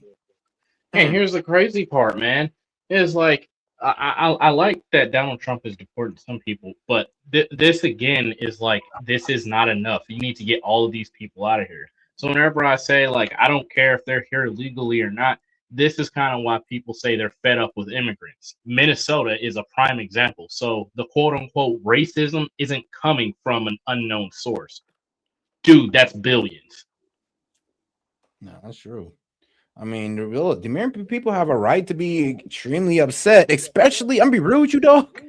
if you hear how these Somalis talk about Minnesota and how, oh, there's so much success over there, I feel so inspired every time I go to Minnesota. I see all the money and all that. And now I'm just thinking, bro, don't tell me that's just all built on lies and on the backs of the American taxpayer. I It don't is. like that's how Hey, you it's got the man looking. that from Because Captain here's the Phillips. thing, like, I bro, am the when captain I now talk to running these Minnesota. Somalis and they brag about it, they're talking about all the fraudulent thing that this kid was talking about. Oh, all the daycares they have there, all the medical practices they have there. And I'm just going like, damn, that's exactly what old girl was bragging about. And these are all the fraudulent things that are being brought up. Like, Right. this is crazy. And the Democrats' response is, how dare you talk about what's going on behind the scenes? You need to focus on getting into another war. It's like, no, bro.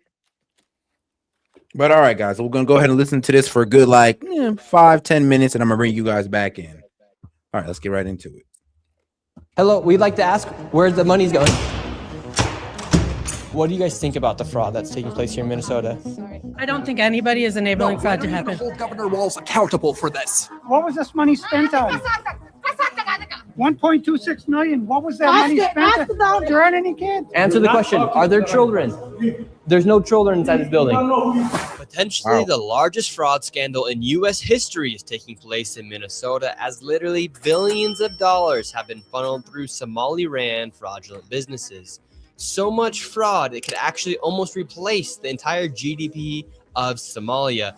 These fraudsters have worked hand in hand with the Minnesota government as they enabled billions of dollars to be given to fraudulent businesses underneath welfare purposes. Some of this money eventually landed in the hands of terrorist groups in Somalia, like the Al-Shabaab, and others enriched themselves all at the U.S. taxpayers' expense. And in this video, we will break down all of the fraud from start to finish, from going to the fraudulent businesses and confronting the people who are making millions of dollars from the government. And we will also be confronting the incompetent government leaders who let this fraud happen. And to make this happen, I met up with a man who's been doing his own investigation for years now, as he has seen the fraud firsthand. His name is David. Let's get into this and be prepared to be shocked. Hi, David. How deep is this fraud here inside of Minnesota? It is far worse than anybody can imagine. You heard it's 7 to 10 billion and maybe more, and now the numbers have been revised and put out there publicly that they think it's more like 8 billion. How I got involved is that where my office is here in Minneapolis, I'm sort of in the heart of all of this fraud, and I would see these childcare centers. I said, well, there aren't any kids there. It's the middle of the day, and all I see are a couple of guys standing out front smoking. And then I'd go by another daycare and I'd see the same thing. I said, well, where do these kids play? And so I started to go online and look, and I said, this place is licensed for 80 children. They had 0 children. Every time I went by there, they never had a single child there. Then I started to see all these transportation companies. Hold on.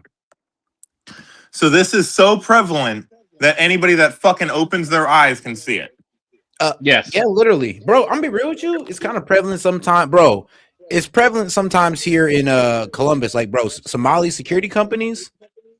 Yeah.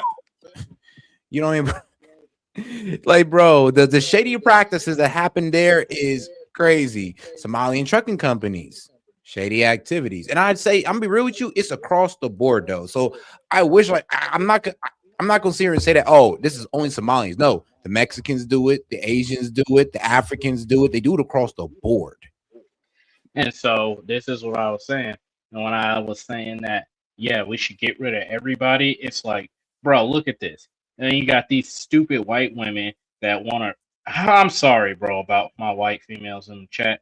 But it's like, bro, y'all need to get y'all people, because this suicidal empathy BS is not working, and it's actually causing problems. Man, agreed. But all right, guys, let's go ahead and now stop it around, like I said, the 10-minute mark, and there we go. Going around, and it was always a Somali driver. And I said, well, that's great. They're out there transportation contributing, but they never had a passenger, never, ever once. And I said, well, what is all this transportation? What are they doing? So then I found out that in Minnesota, running drugs, they have something called non-emergency medical transportation. So this is going to the dentist's office, therapy, whatever it might be. And I said, well, how many of these companies are there? And the research came back. Hold on. Wait. More than 800 of Monty, 10 minutes. No. Now he's talking about a field that I'm actually very familiar with. All right, go ahead. So non-emergency medical transportation, otherwise known as like, a cabulance or a wheelchair van.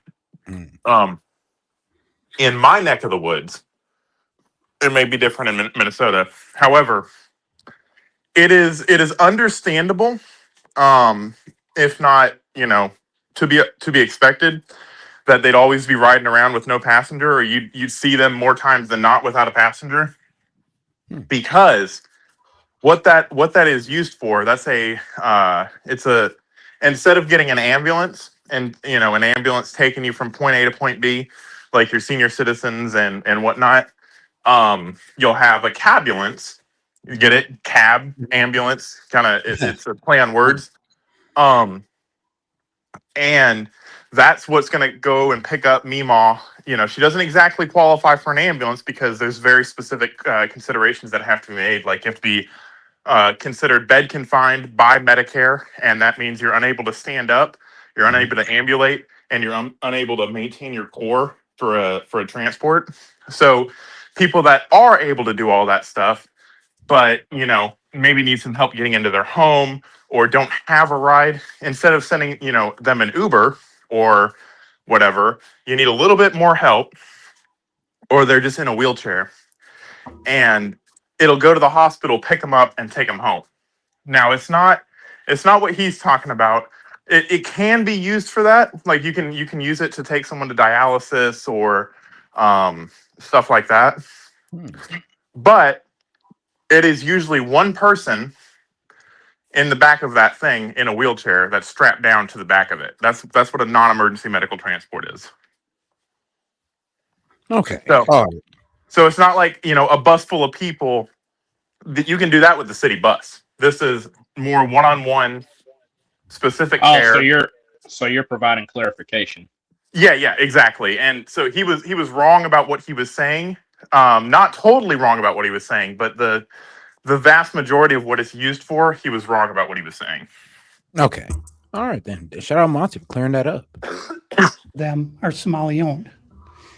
Nobody from the state of Minnesota ever cross-checks to see if any rides were ever actually provided. All they did was write the check. So right here, we have all this paperwork. And how are you getting all this information about the fraud? A lot of it is through my own research. And then I have some contacts at the Capitol going back many, many years. And so the data that I'm getting is 100% accurate, coming directly from research done by people at the state Capitol. Now, can I make a comment here? What are we looking at? Yeah, go ahead. What's up? So those rides, everything I just said about those rides are not covered by Medicare. They're not covered by Medicaid. It is 100% out of pocket between the facility that's requesting the ride or the patient itself. Now, hold on. Could there be like a state program that could possibly cover it? Or that's not that I have seen. It's actually really, really hard. Funny enough, it's really, really hard not to waste money in that regard, because the state would rather you go in an ambulance than go in one of these rides. And it's actually a really, really big point of contention. Anybody that does interfacility transports will tell you half the patients that they take could have gone by a cabulance. And it would actually be fraud in the other direction, as in like, oh, we're going to request an ambulance for someone that doesn't need an ambulance. And lie on the forms. And he's right. There is no accountability because it's not it's not taking out of this. It's not directly taking out of any state agency's fund. So there needs to be no accountability. There needs to be accountability for Medicaid and ambulance rides because those are all Medicaid covered. But you see, not in my state.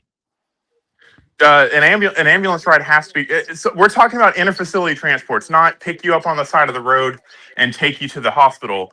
The interfacility transports, like you go from a nursing home to the hospital, or from the hospital to a nursing home, or to a personalized service. Basically. Yes, and that's actually my specialty. That's what I did for most of my career, is interfacility transports. If you talk to anybody that's been in the EMS for long enough, that's usually where you start out. That's your stepping stone. All right, guys. Let's go ahead and get right back into it. All right, let's try to make it to the 10-minute mark. All right, I'll leave it alone now. Fraud that I have numbers for are mostly related to childcare. This is massive fraud that is beyond anyone's imagination, the scope. And so, for example, there's a childcare not far from here in Minneapolis that has two childcares listed at the same address. And together they're licensed supposedly for 120 children. I have never seen a single child there ever. And I've been by that place at least 100 times. These Somalians, these groups are setting up these daycares, these childcare centers, getting money from the government, but there's no kids. No kids. Never had any of them. They're all fraught with violations. And even though they have these violations, they're still in operation and they're still getting money. And it's millions of dollars for every one of them every year. And who's getting the money? And where are they getting the money from? So we have a thing called CCAP. It's a blend of federal and state money. The bottom line is it's taxpayer money, so it's state money and it's federal money. And the problem is the people at the state of Minnesota are the ones writing the checks. This is kind of the maddening thing is you have daycare, so you have adult daycare, and then you have child care, and then you have health care. And a lot of these same names keep coming up on all of these different types of businesses. And then, of course, we have the transportation. A lot of those same names appear, a lot of the same addresses. Yes, because There's it's a one building totally usually when you run a business like that caters to that, it's like different items on your menu, like McDonald's. Like that's like saying McDonald's has a quarter pounder, a double quarter pounder, a Big Mac, and healthcare, adult daycare, because it kind of all encompasses the same thing. You need transportation for your medical needs. You need and it's cheaper to do it that way, or you make more money that way. It depends. It depends on how they're running it. There's a lot of Somalis out here that own what are called they're like group homes for adults. It's called what are they fucking called? But it's like a group home for adult with special needs. And adult care. Well, or adult care. Let's call it that. But the argument right here is that adult care, child care. Well, I mean, not really. Now, if they don't have any patients, if they're not actually transporting people and they don't have any patients, then yes, this is 100% fraud, and it's a very easy way to commit fraud. Okay, that's what I was about to ask. And how are they even getting fraud out of the transportation companies? Because I could see the adult care, child care, health care. These are all the things that he's linking to their fraudulent operation. The only way to verify this would be to follow one of those vans to where it ends up and walk in and say, it's called an adult family home. That's what they call it in Washington, an adult family home. It's like a group home for adults that, don't exactly want to be in a nursing home. And it's something like $5,000 for a dual bed room. So it's basically a group home, but more expensive. It's a group home for adults that have special needs. Whatever those, you could be paralyzed, you could be, just unable to take care of yourself, and you have no one that can take care of you. All right. All right, let's go ahead and keep it going. Same names appear, a lot of the same addresses. There's one building that has 14 Somali healthcare companies at the same address. There's another building in St. Paul that has 22 Somali healthcare businesses at the same address. And the government knows about this. Damn, 22. The government knows they're writing the checks. Oh, yeah. Yeah, the Democrats. Roll that back. I need to hear that number again. Yeah, bro, I mean, we kind of got the same thing here in Columbus. Now, it's shady. We just sit there and ignore it in a way. What it is, and I hate to out Somalis like this, but it is a pattern that I've noticed. You'll have one family, right? And one person will be the CEO per se of the adult family home. They'll be licensed to do all of it, and then you'll have someone that owns the transportation side of it, and then you'll have another person that owns another one, and then so on and so forth. That's how you get 22 of them at one location. They have 22 people in their family that are running all of this shit. And it's really what needs to be done is it needs to be collapsed into one business so that there can be oversight over the whole business. Because what they'll do is if they get caught, they'll just shut down that aspect of it, that one business, and replace it with another person in their family that's also certified. There's another building in St. Paul that has 22 Somali healthcare businesses at the same address. And the government knows about this. The government Absolutely, knows they they're know writing about the it. checks. They gave them the Yeah, licenses. the Democrats over there writing the checks. What has happened is that the Somali community is a very closed community. They will not speak to anyone outside the community and talk about what's going on within the community. Yep. They vote as a block. And so when you're a politician, you're saying, look, I've got 100,000 people in Minnesota that if I do something for the community, they're going to vote for me. And that's what it's all about, is getting the votes. And then the people here in Minnesota, you hear this term, Minnesota nice. I'm so sick of that term. The people here are so afraid of being called a racist or an Islamophobe. And they're afraid of their own shadow. And I don't understand. This is our future generations are going to have to pay for all. I'm gonna be real with you. Like, let's be real. Yeah, they do get afraid of being called a racist and Islamophobe for calling them out. And you know what? I'll be quite honest with you. Like, there are people who are, I'm gonna be real with you, they do take an Islamophobic take to it. But that's not everybody. And most of the time, we're just calling out the fraudulent that's happening in the fraudulent. And that's not the point. Exactly. That's not the point. It's not even the point. Like, we're not even talking about their religion. This is not. But here's the problem, though. There is some people on our side that make it about their religion, and they defeat and they low-key make it hard for the people who need to speak out against the fraudulent. I'm gonna say this one thing. I'm on the sect of people where I'm sick of being called whatever. You can call me whatever. If you call me an Islamophobe or whatever phobe, I'm gonna just say, yeah, okay. But at the end of the day, what I said still stands, and you haven't dealt with that. And as far as the people in Minnesota, they need to grow a backbone and start being like, I guess I am, but this needs to change. You know, it's crazy. Honestly, I just say, yeah, you're right. It's crazy that they're talking about all of these things, because the reason I know so much about this is not just because I've done the transports and done the work and seen all of this. It's I have considered getting into that business.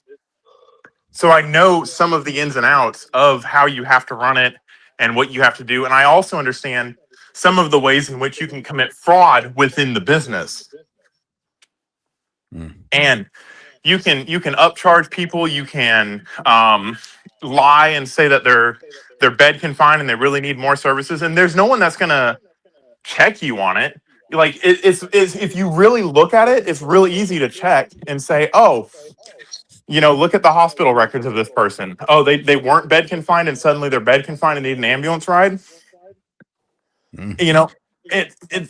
It's real easy. It's real easy to track down the fraud in this instance, but they don't want to do it because it gives them money. You want to know what's so bad about it? The Somali community has gotten too comfortable within this fraudulency because they're not being caught on it. Nobody's gotten arrested at all for it. And it's been going on for years. So, and here's the same group of people that used to rip off American ships. And here's the thing: if we start cracking down on them, I can predict that, bro, we're gonna see like hundreds and thousands of Somalians possibly get deported for this fraudulency, and it's gonna be rightfully so. But we all know that the Dems are gonna lose their shit over it. They've gotten so comfortable. A lot of, and not just Somalians, like you said, but a lot of illegal, and hell, I'm gonna say it at this point, a lot of legal immigrants, because it'd be them doing that stuff too. Not all of them, but a good portion of them, where they have gotten so comfortable with just doing whatever that they get offended that you say something like. The audacity of those people. Hold up. The audacity of those people at the beginning of the video where they were talking about some, you need to leave, and they're screaming in their own language. Like, you realize that this is our country, right? Who the hell are you to be screaming at me to leave when you're doing stuff you're not supposed to do in a country you don't belong in? But all right, guys, let's go ahead and try to get back into it. We have yet to get to the 10-minute mark. So let's try to, so no interruptions until we get to the 10-minute mark. So about 4 minutes. All this fraud, and they just want to bury their heads in the sand and go on and just not worry about it. Tim Walz saying there's organized crime in Minnesota. What did he do about it? Nothing. You got organized crime? What are you doing? This is the Minnesota law, which mandates that anyone who knows of fraud and is a state employee must report that fraud. Yep. It's Minnesota statute 3.971 subdivision 9. Not only that, but Walz is also guilty of misconduct of a public employee. When I look at the world as a whole and I look at fraud, the Twin Cities is ground zero. The fraud is worse here than anywhere else ever in history, anywhere. We're going to go confront these people. We're going to go to these daycare centers. We're going to see what's actually happening. Okay, so we have to be careful because these people are very violent. They're exceptionally violent. Now, with all of David's evidence, we headed out to the streets of Minneapolis to see how much fraud we could uncover in one afternoon. Where are we going now? We're going to a place called Mako Child Care, which actually has another child care registered at the same address called Mini Child Care Center. So we should see lots of children if there's this child care center, especially if there's two. The two of them combined are licensed for 120. And how much money have these child care centers received? None of those vans have moved in 6 months. None of them. Bruh. In 2020, one of them received 1.3 million. In 2021, they got 987,000. In 2022, they got 714,000. That's the last I have for that one. And then the other one, 1.604 million in fiscal year 2025. Fiscal year 2024, they got about 800,000, and in fiscal year 2023, they got $904,059. This place right here. Yes. We're outside of it. Well, this is actually two daycares are registered here. One of them is Mako, which you see on this sign. The other one is Mini Child Care Center. And between the two of these child care centers, they're pulling in about $3 million a year. And there are no children. Every facility as you go to, the windows will be blocked out so you can't see in. There's nobody here. You won't see a single child at any of these facilities. And you want to know what's so unfair? I've seen, and this is what killed me. Like, I've literally seen like families struggle to keep their daycares open and all that stuff here in Ohio. So to see that this was going on, it outright offended me because I'm like, bro, there's people who's really struggling to keep kids in there, doing it the straight and narrow way, and they're taking it to the chin. And you guys are just here cheating the system. And we're talking about natural born Americans who can't even get this type of assistance for their child care services that they're getting into. So how are they getting off like this? Like I said, bro, deport all of them, legal or illegal at this point, because I'm sick of all of them. I don't care about any legal immigrants or illegal immigrants when my natural born brothers and sisters are going hungry. Exactly. You know what's really fucking sad is, like you said, people that go and they try to do this the straight narrow way. They can't get business funding. They can't get the Small Business Administration to give them money. They can't get pieces of this $1 trillion spending on healthcare and childcare and all this fun shit. But somehow these fucking ragdoll fucking Captain Phillips, I am the captain now looking motherfuckers are out here defrauding the fucking system. You know what's and crazy? then bragging about it. They literally, bro. I know Somalians that low-key visit Somalia like every now and then, not Somalia, but Minnesota every now and then. Actually, they love going there because it's Somali Central. It's a hub there for them. Yeah. And they literally come back, oh, I'm so inspired by all the doctors, all the medical service, daycares, everybody's making money there. And I'm just like, all right, damn. Well, I guess y'all doing y'all thing out there, just to find out that it's all fraudulent. It might not all be fraudulent, but not all of it. But here's the thing. Here's how it's here's how I had a girl guess. literally explain this to me, and when she explained it to me, it exactly sounded like what he was saying. When she was explaining to me, I was just like, that don't sound right. Like, are you allowed to have them all jumped up in a building? Everybody's making money and all that good stuff. Let me explain you something, because I actually own. I was not able to fully operate my own business that I still own to this day, because in order for me to operate all facets of my business under one roof means that I have to have established tax records. I have to have established funding. I have to have established buildings. The buildings have to I have to have a building that is bigger than so many square feet or acres. Yep. Well, for me, it'd be acres because of what I intend on doing. And they all have to have their own unique address and identifier. So the fact that this is happening and I can't even get away with something like that pisses me off to a different level. I mean, bro, you've been locked up like a half a year in. These guys been going for years. Because when I needed a PPP loan just to keep my business going, just to keep my vehicle fueled, just to buy the tools that I needed to keep my business, I couldn't get it. But people were signing fraudulent PPP loans and they was buying Hellcats. Yep, Right. buying Hellcats, big ass houses. Bro, what was it? I think it was like some TV reality star. It was like Love and Hip Hop. Bro was getting like millions of dollars in loans, but you know, the people who are doing it the right way can't get shit. Like guys are getting millions, but people who need it can't get 50,000. Dude, I needed so all I needed was the minimum, I think it was like $15,000. And that was to buy me another work vehicle, so the guy that I was working with could have a vehicle to get back and forth. We needed to upgrade our tools, buy more materials, and rent out a small space.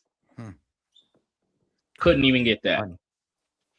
So what they should do, if they really, because I don't really think they're serious about this. I'm gonna just call it what it is. I don't think they're serious about this, because if they was serious about it, they would call in the IRS and the FBI to do a forensic audit analysis. Yep, on everybody. Anybody All the money would just be going in circles. It would just I'm being real with you. Anybody who committed a crime, you're going back to Somalia, and guess what? No, it ain't that so bad. hold up. So I'm gonna respond to I'm gonna respond to Monty. So the money wouldn't go in a circle. When they do a forensic audit analysis, what they do is they follow the money from its point of origin all the way to each individual company, and then they look at their books. They look at their records. They look at all the leasing dates. That's what I'm saying. The money would just be going in circles. They're enriching themselves. Right. And then they would look at their social security numbers, their licensing, who gave the dude. If they called in the FBI and the IRS, particularly the IRS, to do a forensic analysis, I'm talking Tim Walz is going to jail. Almost every single senator in Minnesota is going to jail. All of the Somalis are getting deported after serving at least a 50-year sentence.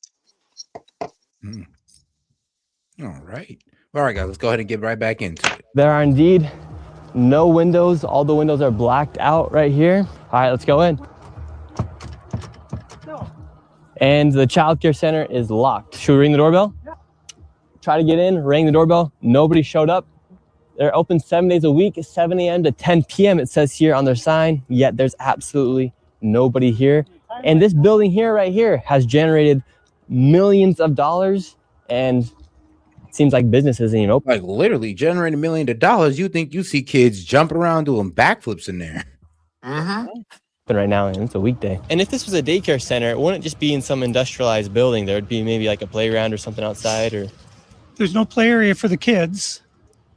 So where are the kids? Where's anybody? How can there be nobody here? And it's like this every single day. I've never seen a single child here.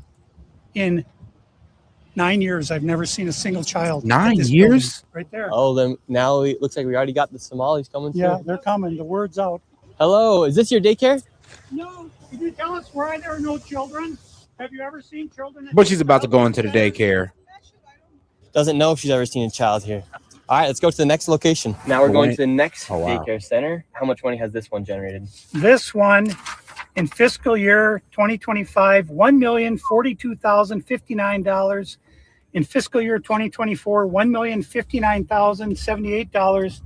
And in fiscal year 2023, what are we at? 5 million? $727,336. This next one is literally one block away, and this one's also generated nearly $3 million in the past 3 years. Let's see if there's any children. Let's see if there's $9 million. Yep, we got our fraud counter. $8 million so far. No, we're at 9. We're at 6 until he said 3 more. Oh, all right, got you. $1 million in the past 3 years. Let's see if there's any children. Let's see if any of the buildings are open. Here we go. You know what that is? That's almost a water treatment plant. ABC Learning Center. All the windows are blacked out. Let's see if anybody is here. This door is locked. This facility is licensed for 40 children. 0 children. I've come by this place 100 times. I've never seen a child here, ever. The only thing I've ever ABC seen is someone Learning standing Center, the outside most smoking. generic What's name crazy about possible. this is that last daycare center is that green building right there. And the other daycare center right now is right here. These buildings should be operating as they're receiving literally millions of dollars. I knocked on the door, and to my surprise, somebody actually answered the door. Hello? Can we speak? I would like to check a child in the daycare. What? Can I Why? speak to a manager? Bro, nigga, what? Why? You're a child care center. What else? What are you here for then? Because it's a fucking front. Like what? Bro, that'll piss me off right there and then. I'm not even gonna lie. I'd probably broke character. Like, why? Are you not a child care center? What do you mean? Why?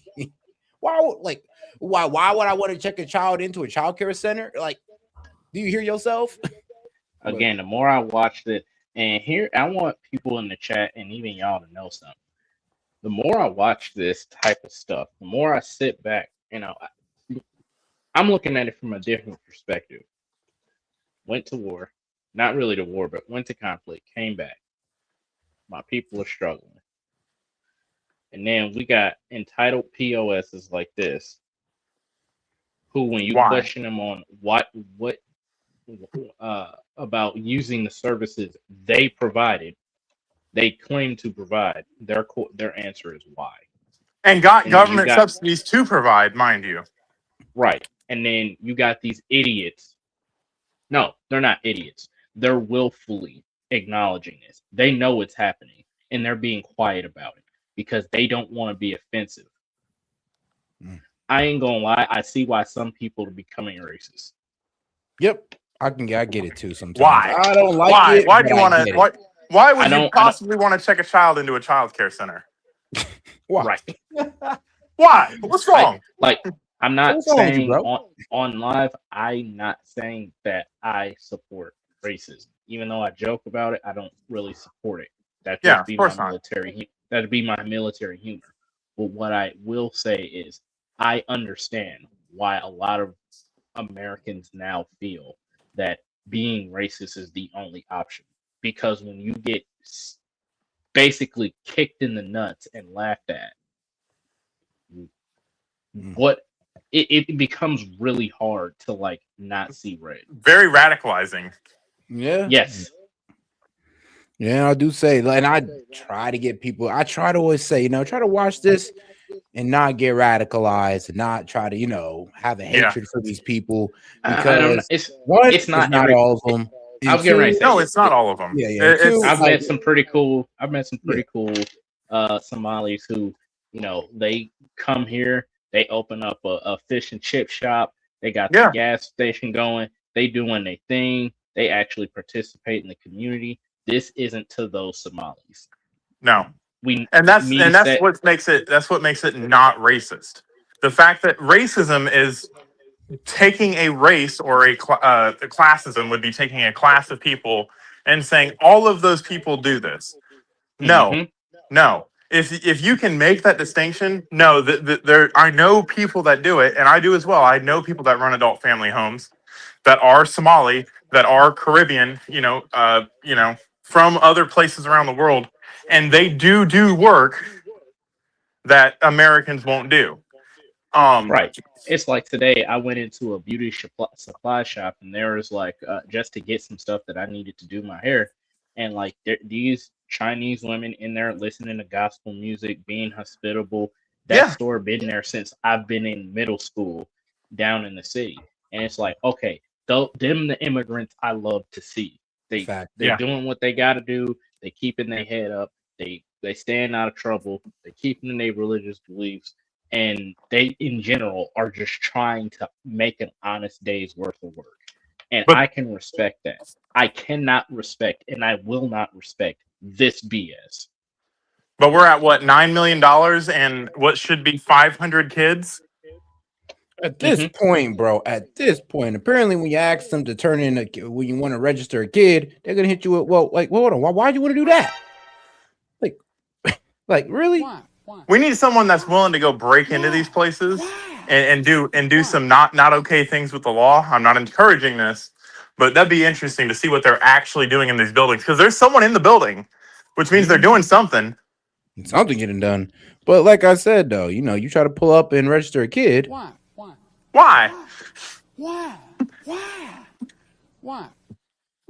But all right, guys, let's go ahead and get right back into it. Where can I get paperwork to file for my son? I wanted to put my son Joey in daycare. And after a few questions, the lady went silent. Looks like little Joey Shirley ain't going to daycare here. And now where are we going? Now we're going to Sweet Angel Childcare. We're in the middle of a strip mall here inside of this neighborhood. In fiscal year 2025, this facility, which has its license for 74 kids, was paid $1.26 million. And now we have a water treatment and there are no kids, facility. and all the facilities are the same way, all of them. Let's see if anyone opens. Yeah, let's see. Once again, I tried to find a spot for my son Joey, and they would not open the door. I want to put my son Joey in you have daycare. more than a water treatment Because facility. I need a spot to put my son Joey. Yes. Is this your daycare center? No, I work there. What's happened? I just want to put a child in daycare, but all the daycare centers seem to be closed. No one's opening the doors. You work here? I was, yeah. What's happened? I was. Where are the kids? Yeah. It says it's licensed for 74 children. Right here, state of Minnesota. Where are the kids? They got paid $1.26 million in fiscal year 2025. It says they have a capacity for 74. I'm not gonna lie, bro. You looking mighty fresh right now. I mean, you got the nice little jacket, the cut, the earbuds, looking like you got a brand new iPhone. I'm not gonna lie, bro. You're looking like money right now, and you're looking a bit suspicious. I'm just saying. Like, am I wrong? Bruh. How about we deport you to Somalia, see if you have that same drip. I'm telling you, see if you keep that same Bro, hairline. that shit'll get ripped off of him, including the haircut. Because bro out here looking a little too clean. He said, yeah, I work here. Whoa, I used to. I'm like, okay, bro, what is it? I used to when we first opened up and wanted to take pictures with Governor Tim Walz. All right. When? Where are the kids? Right here. State of Minnesota website. You work here and you don't know? I don't know. I was there before. I don't know what's going on. Were there any kids when you worked here? He's there. Kids there. How many? I don't know. You don't know? Yeah. You worked here. Okay, well, then you're not of any help. Can I put my son in a daycare here? No, I don't know. Can I speak to someone? Why not? No, I don't know. No? Yeah, I would like to see if I can put my son Joey here. Who's your son, Joey? My son Joey. Can I check out daycare center? I'm not my son. No. He's a liar. I'm the owner. Do you put your kid here in this daycare? No. There is one child in there. Yeah, I'd like to know if this is a legit business. Me, I'm scared of you too. How come I explain everything? You're scared of me? Yeah. Why? Because of your curry. Because of my color. You said you're scared of me because of my color. Does that make you a racist? Yeah. No. But No. You said you're scared of me because of my color. I'm not saying you're racist. You said you're scared of me because of my color. That makes you a racist. So right now they're all getting mad because he's showing the paperwork of this business being registered as a business. 74 children, no children. We saw one child when the lady opened up the door. I'm scared of your color. But now they're all getting mad. What was this money spent on? 1.26 million. What was Hey, that? Set. Set. You're right. I think I finally agree with liberals that they don't get Medicaid, Medicare, and food stamps. No, they just get millions of dollars from the government to take care of children they don't have. Hey, man, it's working out for them. I mean, it's kind of funny though, because and this is the scary part about it. And this was going to make the Somali community look terrible because it looks like they're all defending it. It looks like y'all all pulled up here to defend this because is all y'all profiting all of it? What is like? It's like the husband, like what? Is your husband working there and both the wives pulled up? All right, bro. Let's keep it a stack. We all know they're defending it. Come on, you know they can't make It's no their money golden goose, right? And you'd be ashamed and stupid not to defend your freaking meal ticket. Wait, this is why I said no. I'm saying they would be stupid to defend, not to defend their meal ticket. So, like I said, Trump should sick the IRS, freeze every bank account of any Somali whatsoever. Do a forensic that's going too audit. far. No, If they have Minnesota. connections to Hey, this, no, then no, no, no, no. yes. That's not going too No. far. If they're not American, natural born American citizens, and they're here on a green card, here on a visa, they can absolutely do that. You don't need a warrant to do any of that. And it's Without actually without probable No. cause, You without don't need reasonable probable cause. suspicion. They're Wait. not citizens. Wait. Without wait, reasonable this- suspicion, you stop, can just freeze their stop. bank account. Wait. All right. Because there's more to it. Again, I don't like yelling over people. I'm trying to state my facts. All right, go. So, in the event of an ongoing investigation, Yep. probable cause. A lot of people get this mixed up, and this is how people end up in jail because they don't really know the law and they don't know the different contexts that the law can operate in. Probable cause also expands to certain contextual things. Because this is a white collar crime, yes, they can freeze the bank accounts of every Somali there if there is a just and linked or established cause giving them the right to do so. In this case, there are significant amounts of money missing from the federal government being funneled into the Somalian community without children being present to justify or verify the need for money being sent there. And then on top of that, there's money leaving the US and going to Somalia. That's a white collar crime. It's actually money laundering. So, as a result, the IRS in its power and the FBI in its power can freeze an entire group of people's bank accounts if they have the probable cause to link them to an ongoing or previously ongoing crime. It is the number one way that the FBI catches RICO. people. Yeah, it's the RICO. Now, here's the thing. No, I agree with you on that. The problem, I'm sorry, but the way I may have misunderstood you the way you stated it before. But yeah, I agree. If they have a connection to the fraud, then of course. But the way you framed it was like this effort. This freeze all Somali. This freeze everybody in that area bank account. I'm like, whoa. Yeah, no. They would end up doing that anyway, and the media would call it racist, but they would end up doing it anyway because you don't want people to be spending any more money pending an ongoing investigation. Yeah, that's procedure. No, bro. No, no. You just said though they would have to do it according to who's connected to the investigation. They just can't broad spend it across an entire hold on. Set. This is how you do it, right? You find the bank account because they have to produce a bank account to get this money. You're right. You freeze that bank account, and then it's like a spider web. Every deposit and withdrawal now draws you into that bank account. If you made a deposit into that bank account or you signed a check, now you're wrapped up in it. They look at yours and they keep going. They go step by step by step. And sometimes it's if I deposit in your bank account and you deposit into gaming's and gaming deposited into their bank account, now we're all wrapped up in it. That's how it works. So I know that. I agree to that. I get that. So what I was describing in a shorter sense is called dragnetting. What you do is you start by auditing the state's finances in a particular community. They do the same thing with money laundering and racketeering and RICO charges for businesses that are all clumped together. They dragnet certain types of funding, and then every single penny that is sent through that system is then linked to certain people.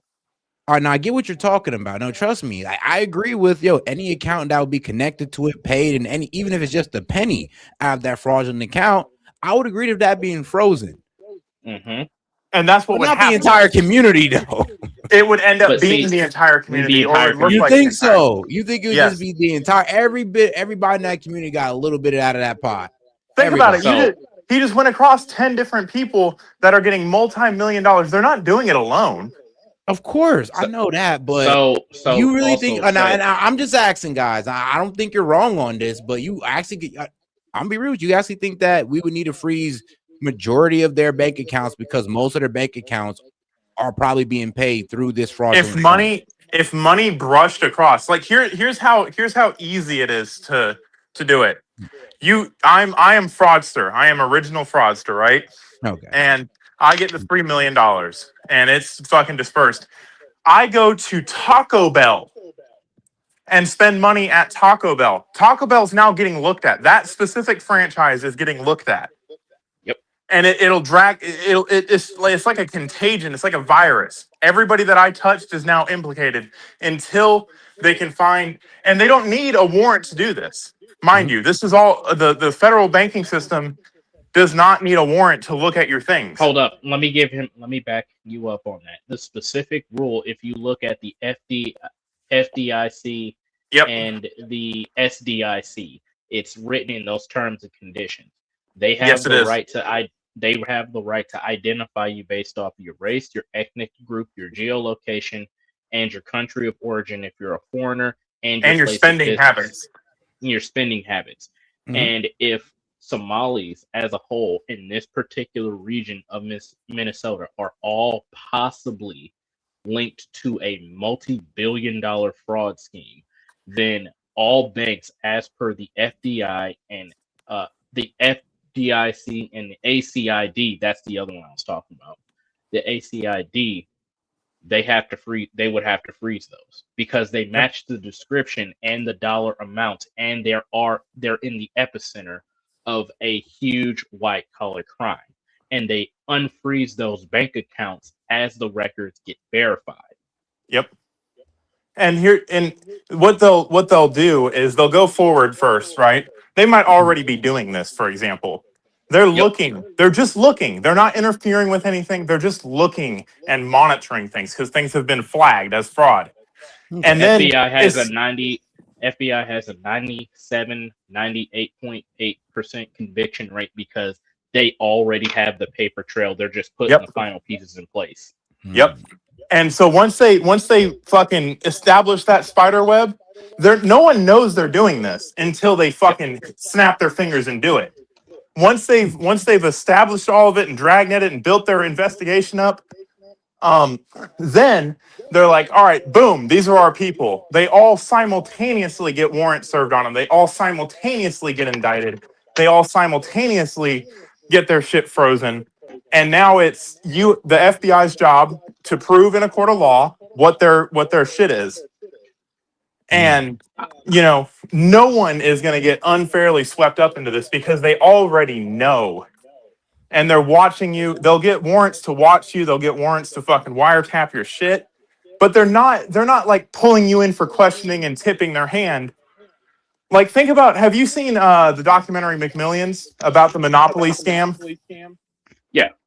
Yeah, it's the same thing the FBI did there. They'll just go around and, under a guise of something, collect evidence, and then boom, it all comes down at the same time. No, I got a better example. Wolf of Wall Street. If you yes, pay attention, that one too. How he said he got caught up, the FBI had already been on his trail. By the time you see the FBI, they already have at least 2 or 3 years of crap on you. And a couple informants. But all right, guys, let's go ahead and get right back to the video. I'm the kids. Well, then why are you talking for the owner if you're telling me to talk to the owner? I'm sorry. I'm not understand what you're talking about. Do you have a child here? No. Does anybody? No. Where are the 74 kids? Did you lose? Nobody have a job, but y'all all out here defending like y'all have a job here. Like what? Did you lose? Because they're all complicit in it. They're all complicit in it. Man, look, man, we look, guys. We need one of these. And it's coming. It's coming. I promise you, this much attention hasn't been brought on it, and the FBI is not at least looking at it. No, shoot. Hopefully, Cash Patel's digging into it. I'll tell you this. Here's how I want to give you something. If the news organizations have picked up on it, if the president has already made mention of it, the FBI 100% knows. Agreed. But it's going to be 5 years down the road when it's not a hot story anymore.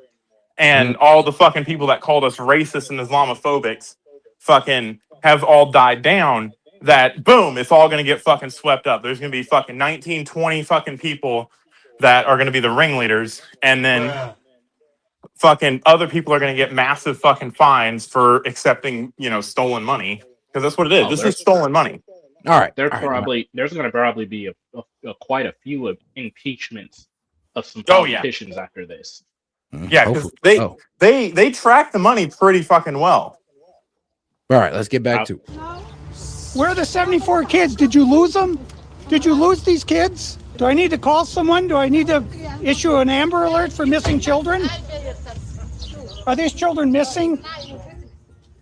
It's not my business that children are missing. 74 infants and toddlers, preschool. The proof's right there. There's no children anywhere. It's from the state of Minnesota right here. I guess you can't read it. I think we're moving on to the next location. Have a good day. As we continue to show the blatant fraud that was taking place here in Minnesota, Somalis started following us around the city. And now we're being followed by the Somalis. This is another daycare center, absolutely no signage, and there's no footprints in the snow of children playing outside. $5 million within the past 5.9 million in 2 years. 5.9 We're now at million $15 million. in 2 years. That facility right there. And now we have a group of Somalis telling us in our vehicle right now. From this daycare center, we headed over to the infamous Quality Learning Center, which actually spells Quality Leering Center on the outside of their sign. That's how blatant this fraud is here at this daycare. Don't open up! So this is Quality Leering Center. I meant to say Quality Learning Center. Don't open They up. said they spelled learning wrong. Don't open up. How do you have ice here, ma'am? I'm literally a YouTuber. Don't open up. Ma'am, what do you think about the fraud that's taking place here in Minnesota? Don't open up. We have. That's when they have nothing to say. They just have outrage. Oh yeah, don't. And what do you think about this place being licensed for 99 children Don't open up. and getting $4 million over the? Sounds like ICE needs to pay them a visit. Like liberals, like white liberals. No offense, but Karens. But this is why nobody likes y'all. Because y'all will sit here and defend the dumbest things with no real argument. This guy's literally trying to show fraud to this lady, and she's like, "Don't open up." So, and here's the thing: she probably don't even know what the F is going on. She just assumes they're being racist. This is Nah, what she said ICE is out here. Yeah, Nick Shirley is ICE now. Don't open up. Like, are you serious? Do you even know what's going on here, lady? Set. Now, guess what? She now knows that there's a reason for them to be worried about ICE. So that means she knows that they're not here legally, which means she's now aiding and abetting fugitives. Bro, just implicated herself. Yeah. By getting in business that wasn't hers to get in. All she had to do was stay home and watch CNN and just don't open up. Why would you be telling them that ICE is here? Are they illegals? Nope. Right. Huh? There shouldn't be. Hey, hit us with an FBI open up. FBI open up. Don't open up. I'll tell you one thing, bro. I've done seen the FBI and NCIS do some raids. Oh, you ain't gotta open up. They gonna open up for you. They'll open it for you. Yeah. You gonna hear it. $1 million in the last 2 years. Go away. What do you think about that? Are you in favor? Away. Are you in favor of that? Go away. You know You're where not welcome here. Are you- Shame on you. Are you in favor of $1.9 million going illegally, fraudulently to this business that has Quality Learning Center but can't even spell learning right on the door? Don't open up. Ma'am, we are not ICE. I don't care who you are. You don't belong here. I belong here just like you belong here. Don't open up. It's ICE. Don't open up. That is hilarious. It's ICE. It's ICE. He's too white. Okay. Bro, So, you know what's kind of crazy? I mean, can we kind of call the Somali community over there racist since they're not allowing a white man to let his white kid in their daycare center? Oh yeah, that's what it was. That Title segregation IX ended, guys. Like, was what the that title? fuck? Is that Title IX or what title is that? Really believe it's sure, Title but- 10. Title 10. Yeah. Title 10 violations just because she's. Oh my goodness. Now here's the thing. So what, bro? Come on now. Where's the liberal party? I need you to coming for discrimination against white people. Say, I need you to realize something.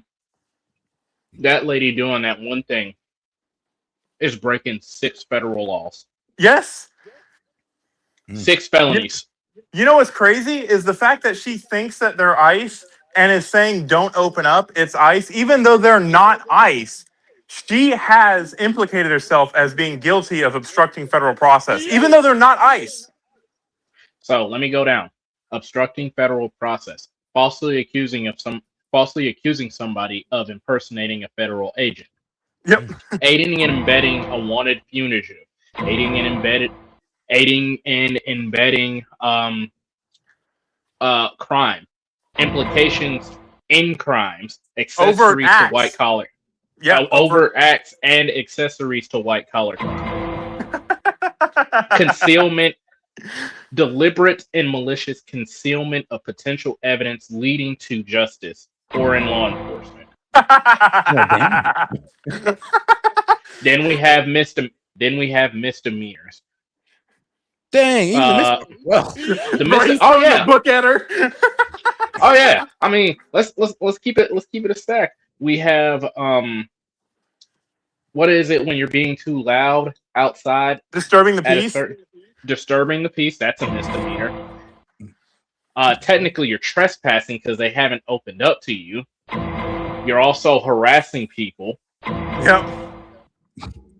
In addition,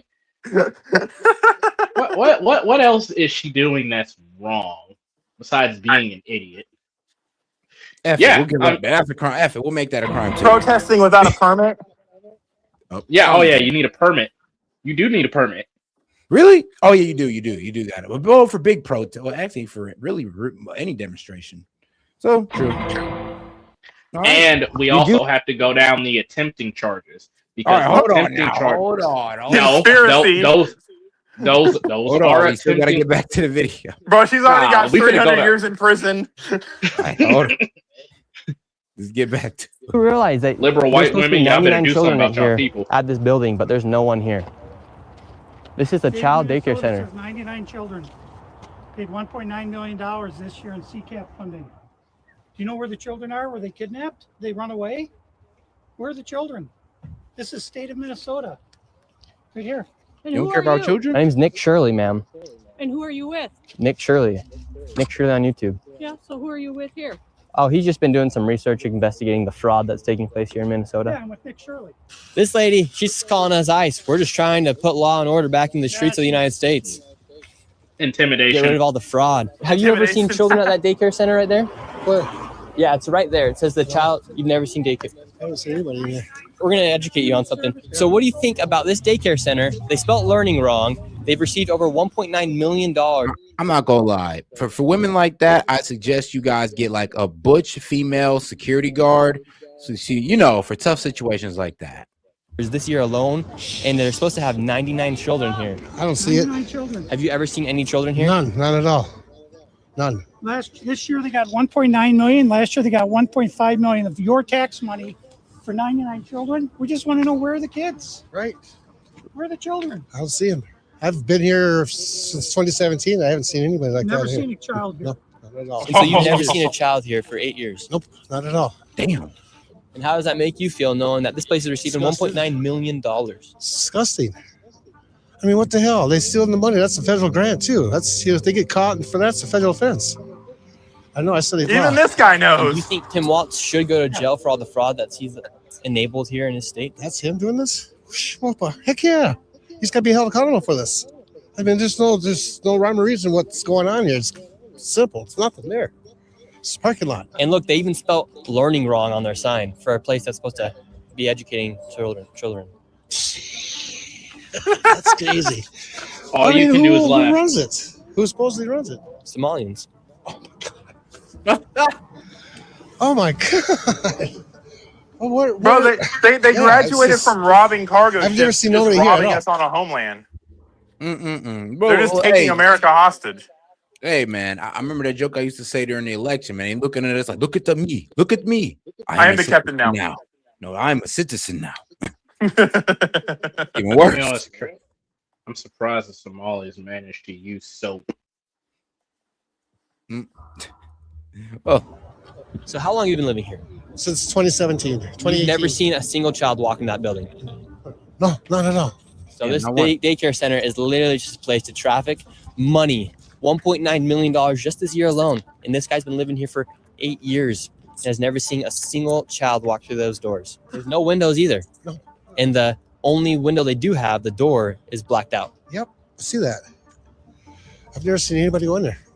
Within just a few hours, we nearly approached $20 million in fraud, and we headed over to George Floyd's neighborhood to expose more of the fraud taking place. This Oh my place is God. called Future Leaders Early Learning Center, Huh. and it's licensed for 90 children. And in fiscal year 2025, they received $3.6 million.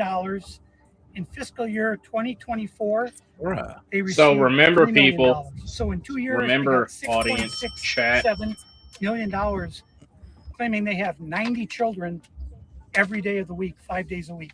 So let's These find people out. are making just about more money than NBA athletes. And we don't even know if they're paying taxes, but we don't know where this money is No, going. it's grants. Is it If they're going- grants, they're not paying taxes on them. Grants are tax free. And just remember, everybody, while the Democrats shut down the government and held everybody hostage, quite literally saying this is the only leverage we have, which is making the American people suffer. Remember that they chose to give illegal, nasty, disgusting, deplorable, vile, freaking wannabe immigrants money just to abuse, but you had to skip out on feeding your family for however long. Keep that in mind. You probably won't because you're too retarded, but hopefully you'll keep it in mind. Yeah, hopefully, if you're if you're conservative or Republican, you will. But if you're a liberal, I mean, they think you're lying. Terrorism is where is it going? But it's theft, it's fraud, and We're at the reason 23.6 I'm million for involved everybody is I want counting. to stop. I care about Minnesota. I'm doing this for the people of Minnesota. I don't make a dime off all this time I've spent on this. I put my life at risk several times, but I'm determined to see this through and to correct what is wrong, what is evil. Here at Future Leaders Early Learning Center, this building received over $3 million. Damn. Hello, how are you? I would like to see if I could bring little Joey, my son, little Joey here. I'm sorry. Just when she opened the door, you could already tell he wasn't welcome. Just off the door. How are you? Hold on one Smile. second, Set. Hey, bro, if you look at it, bro, she Over went from $3 a million. fake smile to a Hello. Who is this How guy? are you? I would like to see if I could bring little Joey, my son, little Joey here. Is there paperwork to kind of check out the daycare? No. Discrimination. No? Why can't I check out? So you don't. So what? I'd have been like, so what? You don't accept white kids? But go ahead, Monty. So just based off of what he's uncovered already, and the fact that Gamer said he needed $15,000 to get his business running. If you divide $15,000 or 23 million by $15,000, you get 1,573 different businesses this could have helped. Damn. Yeah. 0.3. So another 5,000 left over. Out the daycare. Okay, but I think if I I might can't be get paperwork racist or by the anything end of this to video. submit my son, little Joey, to come in here to daycare, Little Joey. we'd really like to put Joey in this daycare. We've heard great things. No, you haven't. We're not real. No, I would like your business card, actually. What? Can't even speak English. Should No, have it's seen like it kind coming. of crazy. Like, hold on, I'm trying to admit my kid into your little daycare, and you're You got a asking business for card? my business card? You're the business. I'm the customer. What are you saying? It's like, oh Lord, okay, oh yeah, this lady's It's like lost. me going to It's like me going to Family Dollar and they'd be like, "You need a business card to buy those pretzels." What? What are we talking about? It's like, this is crazy, bro. No, it's like somebody trying to sell you a product and they're asking for your business card. It's like, wait, Actually, what? you got a business card? I want to connect. Like, wait, what? Dude, no, it's I'm because here he right has now with the it's money. because he has a camera and a camera crew or a camera with him. So she automatically is like, "Oh no, this is the press." Probably that's for that business card. Okay, Yeah, he needs to do like a hidden camera series. Yeah, She can't even speak English, bro. You talk to your manager. Okay, can I speak with somebody? No. Where are the children at? Are there children here today? No. No children. Yes. Why are there no children? There are two of Mexico. Would What'd my she son, say? little Joey, have friends to play with here? She said the next round of kids coming around at 2:00. So if I was him, I'd have waited. I'd be like, all right, cool. And those kids don't come at 2, I'd knock on the door, and I said, well, what's up with the kids? I thought you said they're coming at 2. The bus crashed. Shoot, I'd have waited a couple hours longer. I'd have came up at 4 and been like, so where's these kids? Dang, bro, No. bus crash right when you were supposed to get the kids. That's crazy. I'm gonna call 911. I got you on camera saying it. Dude, no, I'd have been on there. Like, bro, if y'all don't start showing me some kids, I'm gonna start thinking y'all trafficking them, and then we're really gonna take this. Some of y'all don't wanted to take it. I wonder where people like Sid are right now.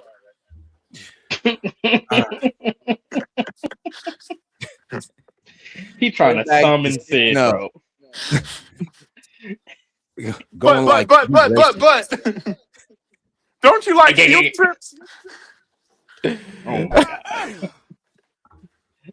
And if you say when you speak of Sid, they go pop up out of nowhere. That's a funny thing about Sid. He's like Beetlejuice.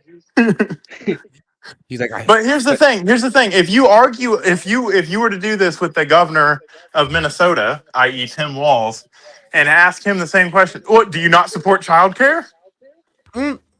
Like, isn't this one of your talking points? What about women? They need childcare. You don't care about women? Are you a sexist?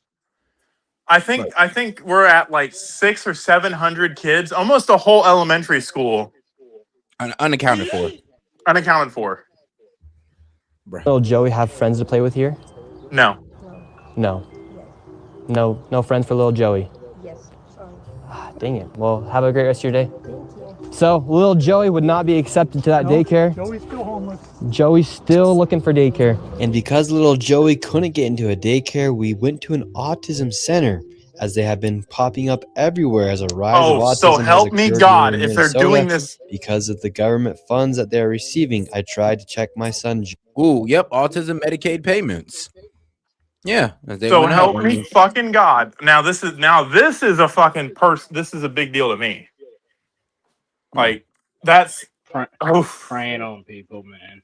Going to an autism center. We've been going to a lot of these daycare centers. We're trying to find a spot for our little boy Joey, but we thought maybe we could check him in the autism center because none of the daycare centers are open. Yeah, and how many kids do you guys have at this autism center?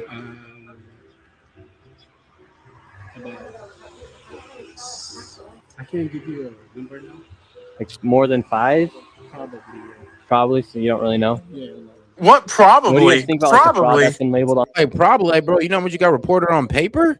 And you talking about probably 5? I don't know. Here's the thing. Just the fact that the way he's presenting himself, this is a special needs center. What qualifications for special needs does this fucking jackwagon have? I mean, hey man, member of the family. On the autism centers here. What do you guys do think about the fraud, or how come the autism centers are popping up? I can't answer. What news? Are you a news reporter? My name's Nick. We're doing a little documentary trying to find little Joey a spot to put himself in one of these centers. I should have known. You can't see your face. The fraud? Yeah. I mean, lady, you getting triggered about being asked about fraud is probably the most telling thing ever. You didn't come to that door until you heard the word fraud. All of a sudden, are you a news reporter? It's like, come on now. Hold on, let's try to read his contact list and call one of these people. We want to make sure we're going to legit business if we're going to bring our little boy Joey here. They're all foreign numbers. Hold on, Sid. That's her number on you. But this is Go back a couple frames, Sid. We can't let you guys in. That's our number over there, but we can't let you guys in though. The numbers, like the first couple of contacts are all outgoing out of foreign numbers. Like, you know how America is +1 and then your phone number, it's like +87. Like they're out of they're country codes. Zoom in, Sid. I mean, not Sid. I keep calling Sid now. I'm sorry. You're good. But all right, hold on. The fraud? Yeah, because we want to make sure we're going to legit business if we're going to bring our little boy Joey here. This is not a Joey spot. But this is not a Joey spot? Yeah, he's like, this is not a Joey spot. I'm like, bro, first off, the bro, racism. you can't The tell me how many kids racism. are in here. You're denying a white man access or denying a white man service. So you're discriminating by race at this point. And I can now say, I'm like, bro, what? The minister, you know what? I'm just going to be a dickhead and say this. The Somalis in Minnesota are a bunch of racists. Like, damn, guys, what's going on over there? I wouldn't want to take my freaking kids to their little filthy dookie booty daycare anyway. Sure, Poor Joey. Yeah, I well, put my poor kids Joey. where the white people and the Asians are. Joey can't even get a 1 in 1,000 chance of going to daycare. They're busy teaching. They're busy teaching their kids how to steal ships and blow stuff up. Captain Phillips has entered the chat. Okay, thank you. So once again, little Joey, he can't even go to daycare, and now they won't even accept him if he has autism. And again, no kids. Couldn't tell you how many kids they serve. After being able to provide no evidence of them actually being an autism center in a place where a child could go, they shut the door and we headed to the next fraudulent daycare center that was just Because they all around the called corner. each other and they're We're like, on yeah, to the there's next this guy location. coming We're around. still trying to find little Joey a place to go to get some daycare. So where we're going now is You know what I like about this, bro? There's gonna be a lot of personal reports sent in on these guys now. Like, bro, I'm pretty sure there's people watching this video just reporting them just because. Well, oh no, I saw it on a YouTube video and I want to put in an investigation. I want to put a word in. This is what these Somalian people are afraid of, because him just being around there, all we got to do is see it. People in Minnesota, all they got to do is see it, and they'll just put in a personal report to have it investigated. And as soon as there are enough reports on it, they have no choice. But and that pairs with what I was saying about the FBI. FBI, open up! Don't open up!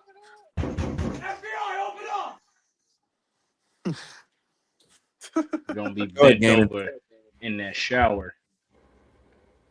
It's gonna be tragic. They don't take showers. What are you talking about? I gave them too much credit. All right, come on, guys. Let's not go too. Hey, bro, when we start getting on the Mexicans, I'm part Mexican, part Cuban, part Brazilian. Oh, I got tons of stuff to say about them dog eating, drug pushing, wetback having, spick boy being. Don't even let me start. a place called Super Kids Daycare Center. Interestingly, this daycare center was shut down when it was called Creative Minds Daycare, and it had received $2.45 million this fiscal year 2025. Now we're at They had to $26 shut million. down because there were so many violations, and they went 28. and they just reopened under a new license, and they renamed the center Super Kids Daycare Center. What did I LLC. tell you, Seth? So they got What shut did I down tell and started you? another one. Literally Yes. the next day. Wait, what Somebody were you saying? said in the comments that fluorescent lighting isn't. Let me pull up his comment. Yo, check out the fluorescent lighting, not regulation in special needs facility. Didn't even know that. Learned Yeah, something. because it's for sensory issues. Like fluorescent lighting is really bothersome for sensory overload. I learned something new. Huh. I got a puzzle piece on my car. Wow, these guys are out of code too. Not even abiding by the code. Creative Minds Daycare, $2.45 million got sent to this daycare center. We have empty parking lot. We do have a bus here. This is different. We'll see if we see anybody. I knocked on the door. Absolutely nobody was inside. And once again, no children could be heard anywhere. So David, once again, another child daycare center. We have a bus out here. No one's inside. Licensed for over 50 kids. No children anywhere. But yet, millions of dollars every single year. So the sign says Creative Minds Daycare. They got in so much trouble. They had so many violations that they had to shut down, and they reopened the next day under Super Kids Daycare Center.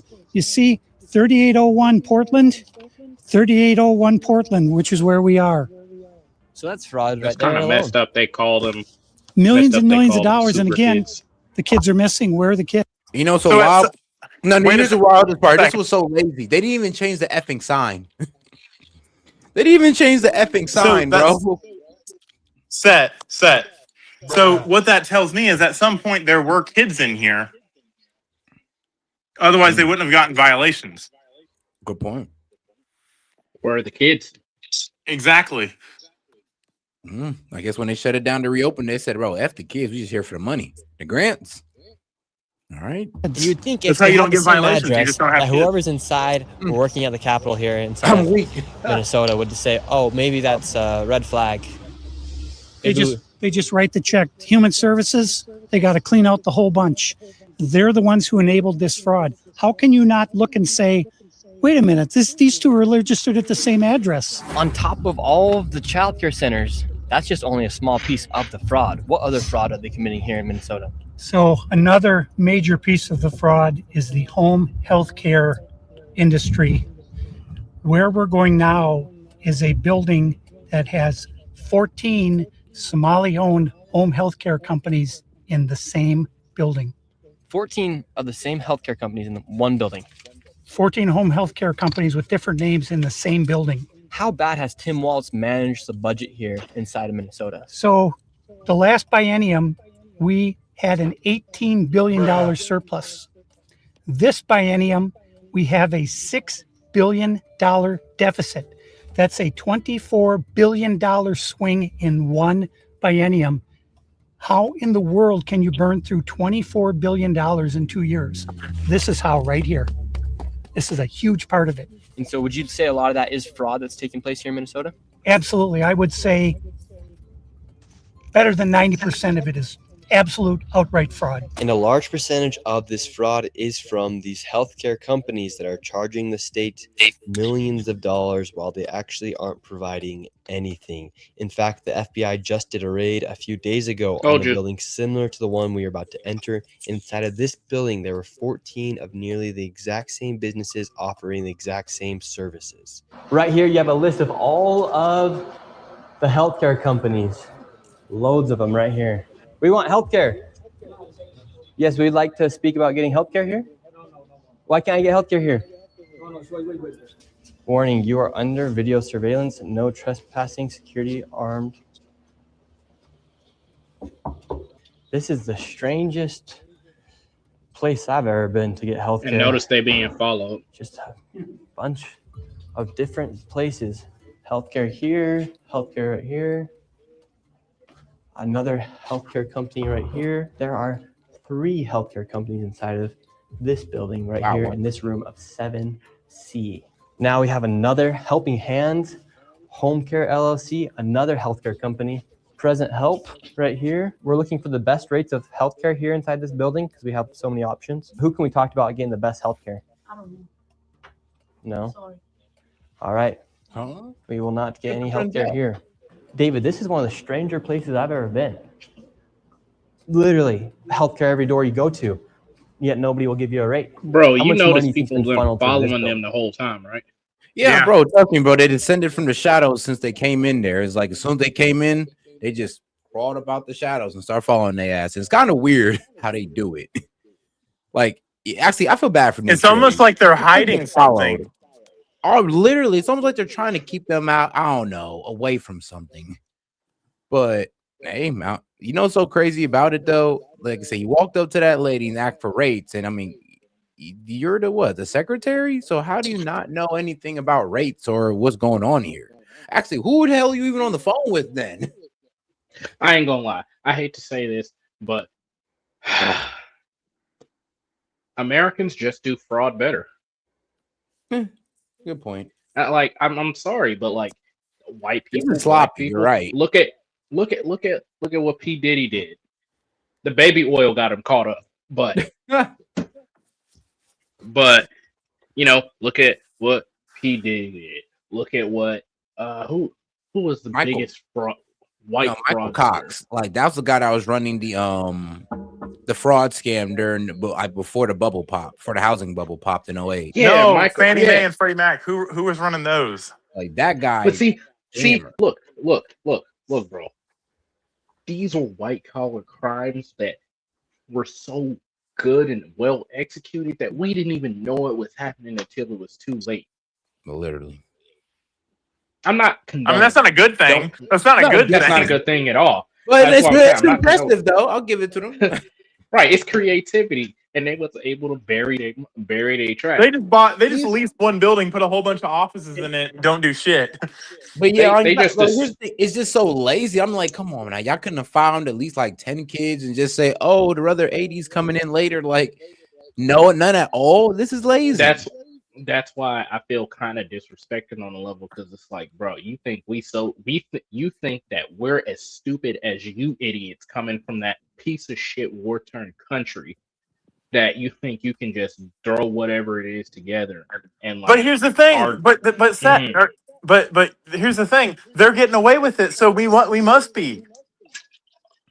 That one idiot governor doesn't speak for the rest of us. We do money better than the Jews. But they're getting away with it. They're getting the money. It doesn't matter what Nick Shirley says. At some point, though, and that's why I said, that's why I feel like the Dems are really working with these guys. Yeah, being enabled and aided is a far cry from doing it yourself. That's true. Well, they are doing it themselves. They're paying off the governors. They're paying off the senators. They're paying off the people they need to pay off. Are they though? Yeah, well, think about they're using, like, I'm gonna be real with you, like voter blackmail. Yeah, if you stop this, the whole Somali community won't vote for you, and that's like 80K to 100 votes that you may need, especially think about how much they can hold the hostage just politically, especially when it comes to districts. The way district elections are and the small turnout voting, all they got to do is tell you that, yo, we'll vote against you in districts, and and there you go. They could threaten power just off their population, and I think that's why they did. You know how you get around this? Quit being so quick to get a vote from corruption. Oh my God, I think I just solved the problem, guys. Yeah, I mean, here's the thing, though. That's the problem. It's like you're right. The reason they're getting their vote is because they're like, I'll be real with you. They're getting the Somalian vote because, well, the Somalis are pretty much going like, well, look, if you let's keep doing what we're doing, you get our vote. You'll stay in power. 80K to 100, and this controls council seats, districts, like all the way out. And I would say mayor, of course. And that's probably the highest it can affect, because once you get to the governor, this is Obama's 16-year plan to fundamentally destroy the United States. This is how he did it. Yeah, because we can literally say the Somali community, just off their sheer numbers, have political control in that area. So I will say one thing. Everybody from the bottom to the top, in my personal opinion, line them up, shoot them. But I mean, like it has to be back in blood, because there have been so many people that have died because they weren't able to get the stuff they need because Somalians were prioritized over American citizens. It has to be back in blood. Nah, I don't think we need to do it back in blood. I just think we just need to lock their ass up. No set. You don't get to bro. Then we're worse than them if that's how you're thinking. No. Stop it. Because you said you said Christians and Americans don't ride for ours like the rest of these nations ride for theirs. This is what America riding for ours is. We need it back in blood. Bro. Just lock their ass. It don't mean we gotta kill them and start executing them. They don't care. I mean, we get rid of the problem. They don't care. You think locking them up is going to do anything? Why? So the taxpayer can pay for this. Lock them up and then deport their ass, or you could just deport them. But come on, killing them is a stretch, bro. I think you're taking it a bit too far. We can deport them all to Antarctica. I mean, send them to North Korea. I wouldn't even mind that. You know what? No. Where's the most piece of crap country I can think of? Somalia. Nah, not even the Yemenis one. Send them to Afghanistan. No, drop them in Israel. Yeah, drop them in Israel. Oh shit! I ain't know. Like, drop them in Gaza. It's like I'm about to say, because you drop them in a Muslim country, they're gonna be welcome. You drop them in Israel, I ain't gonna lie, Israel gonna be mad at us. No. Muslims actually, I actually learned this from another Muslim. Muslims actually don't like Somalians. Like that's their least favorite country. So Iran? I mean, that's not bad enough. I need them to feel this. Drop them in Israel. I thought we were bringing Israel to California. I don't think we need to make them suffer. We just need to get it. We just need to stop the fraud, realize it, and just take it from there. No. I want this to hurt. Think about this. Think about this, Set. Think about how many single moms can't get daycare because they're taking up all the daycare. Think about how many old ladies that can't get care and die alone without the services they need because they're money laundering. Think about all of the people that need rides that can't get them and sit there and die in their house. And this is my solution to that. This would be my solution. All right. I don't want another. Our single mothers couldn't get anything. Well, guess what? We're about to lock up all your fathers and all your mothers, and your kids are going to be left without parents. You're just going to turn it into the black community 2.0. I mean, hey, bro. Hey. They are the ones who decide to commit fraud, not me. No. We got to put that on them. I mean, hold on. Gaming wants public executions, and I just want them to go to jail. Come on, bro. Here's the reason. We can produce a TV show that'll gross $24 million, and we'll call it Death Race. I think I've seen this movie before. I think I've seen that before. I didn't like how it ended. And then, boom, we've punished them, we've gotten our money back, and Americans have been entertained. Y'all are savages, bro. I'm a good promoter. So here's the thing. The reason why I'm saying that, it's a bit extreme. It'll be on HBO and Showtime. Go ahead. They'll co-produce it. I'm not co-producing nothing. But the reason why I say this is because all the time, whenever I said this to you for like, we can put it on BET too. They're black. Yeah. Oh wow. Anyway, we've been saying this like, we got to ride harder for our nation. We got to put up for our nation. Well, here's the thing. This is another prime example of what I'm saying. Is like, no, it's systematic. Not just on the Christian front, but from the American front, it's systematic. This is systematic and deliberate negligence. They do not care about us. And we also get robbed from other countries. Other countries want to send their people here to basically take money and food out of our mouths. No, if other country, I'm sick of America always being the bigger guy, especially when our people are suffering. Everybody makes that sorry BS excuse you made where it's like, well, we need to be the bigger person. We need to be the bigger person. Bro, we've been being the bigger person since I was swimming around in my daddy's nutsack. Yeah, but come on now. You're not really taking come on now. You kind of straw man my argument there. I'm not. Come on now. Death Race would be awesome. Damn. Can we mute him? He's gonna get both of us in trouble. No, but the winner gets to keep their daycare center. Just play the video. Just play the video. Every year, I would say 50 to 60 million at least. And finally, we were accepted into one of the daycare centers, and they actually took down our information to give us a rate. However, when we left, we were then met with the police. I received a complaint that someone mentioning your description were in this building harassing the individuals who stay here. Oh, we're checking out the rates for healthcare because there's 14 healthcare companies inside this building. So, okay. Well, that's not what he said. He said there's 14 companies here, and he's trying to assume because they're Somali providers, everyone here is fraudulent. Okay. So he's here with some kind of like propaganda. No, we're just checking. I'd press her. I would press her. I'd be like, okay, then prove it. Hold on. If you're okay, then prove it. Then prove y'all not fraudulent.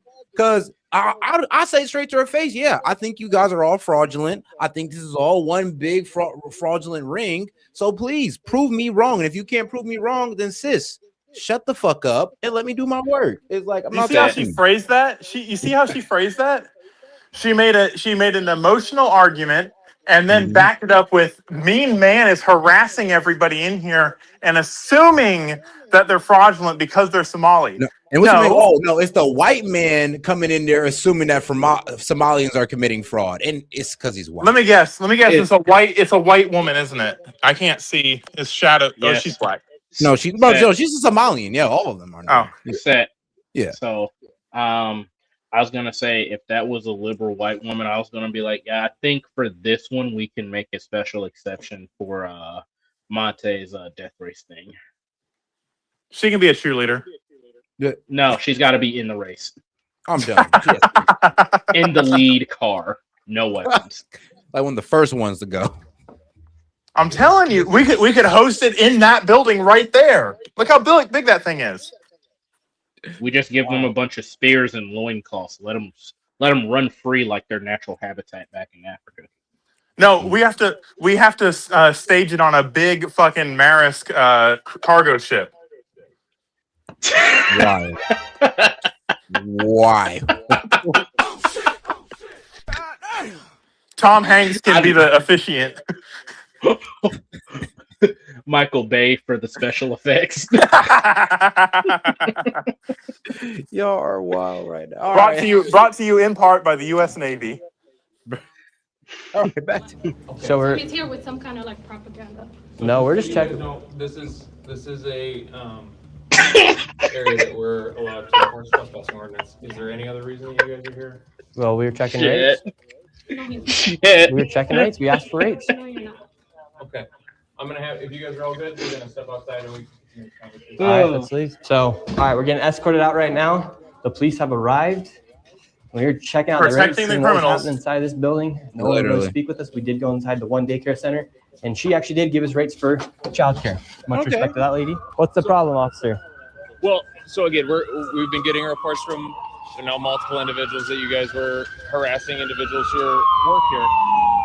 At the end of the day, this is private property, and it's one that people are allowed to ask you to leave, and it's also one the Minneapolis Police Department is allowed to enforce trespass. I would actually tell them this though. I'm like, hold on. So if I go in there and they ask me to leave for no reason, and I'm here looking for business, doesn't that mean they're kind of discriminating against people who they want to give business to? And isn't that illegal? And aren't you kind of upholding an illegal act of business? Actually, no, that argument falls flat. The way you make that argument is I left their specific office because they only have jurisdiction over that office. The entire collective body in that entire building didn't tell me to leave because I had on video that I was actually getting insurance rates from one particular lady in there. And That's that also one a good argument. And that one Somalian lady just made an assumption when that wasn't really the case. The landlord didn't ask him to leave. That's true. I mean, yeah, that Right. is also true. It's like, let's be real. It's like a bunch of people who are probably from different businesses that he didn't even go to that's asking him to leave. But yeah, you're right. He could have just said, look, I'm not here for your business. I'm here for the other businesses that aren't bitching about me. Ordinance at this address. Yeah. So As we got escorted out of this He's a building, police the officer Somalis and a filmed us paramedic. as we left, and we headed over to the next building that had 22 Covering your of the faces. same home health care providers operating from inside Wait, this what? building that had 20. African Economic Development Solution. That just sounds What? fraudulent. What? Bro. Like, why would that? Bro, why you they got Temu fraud going on over here. Bro, this ain't Africa. What are we doing? African Economic Development Solution. What do y'all do at this? I'm curious. You know what's crazy? Africans will talk so much smack about black people and Americans. Meanwhile, they'll allow themselves to willingly be butt fucked by France.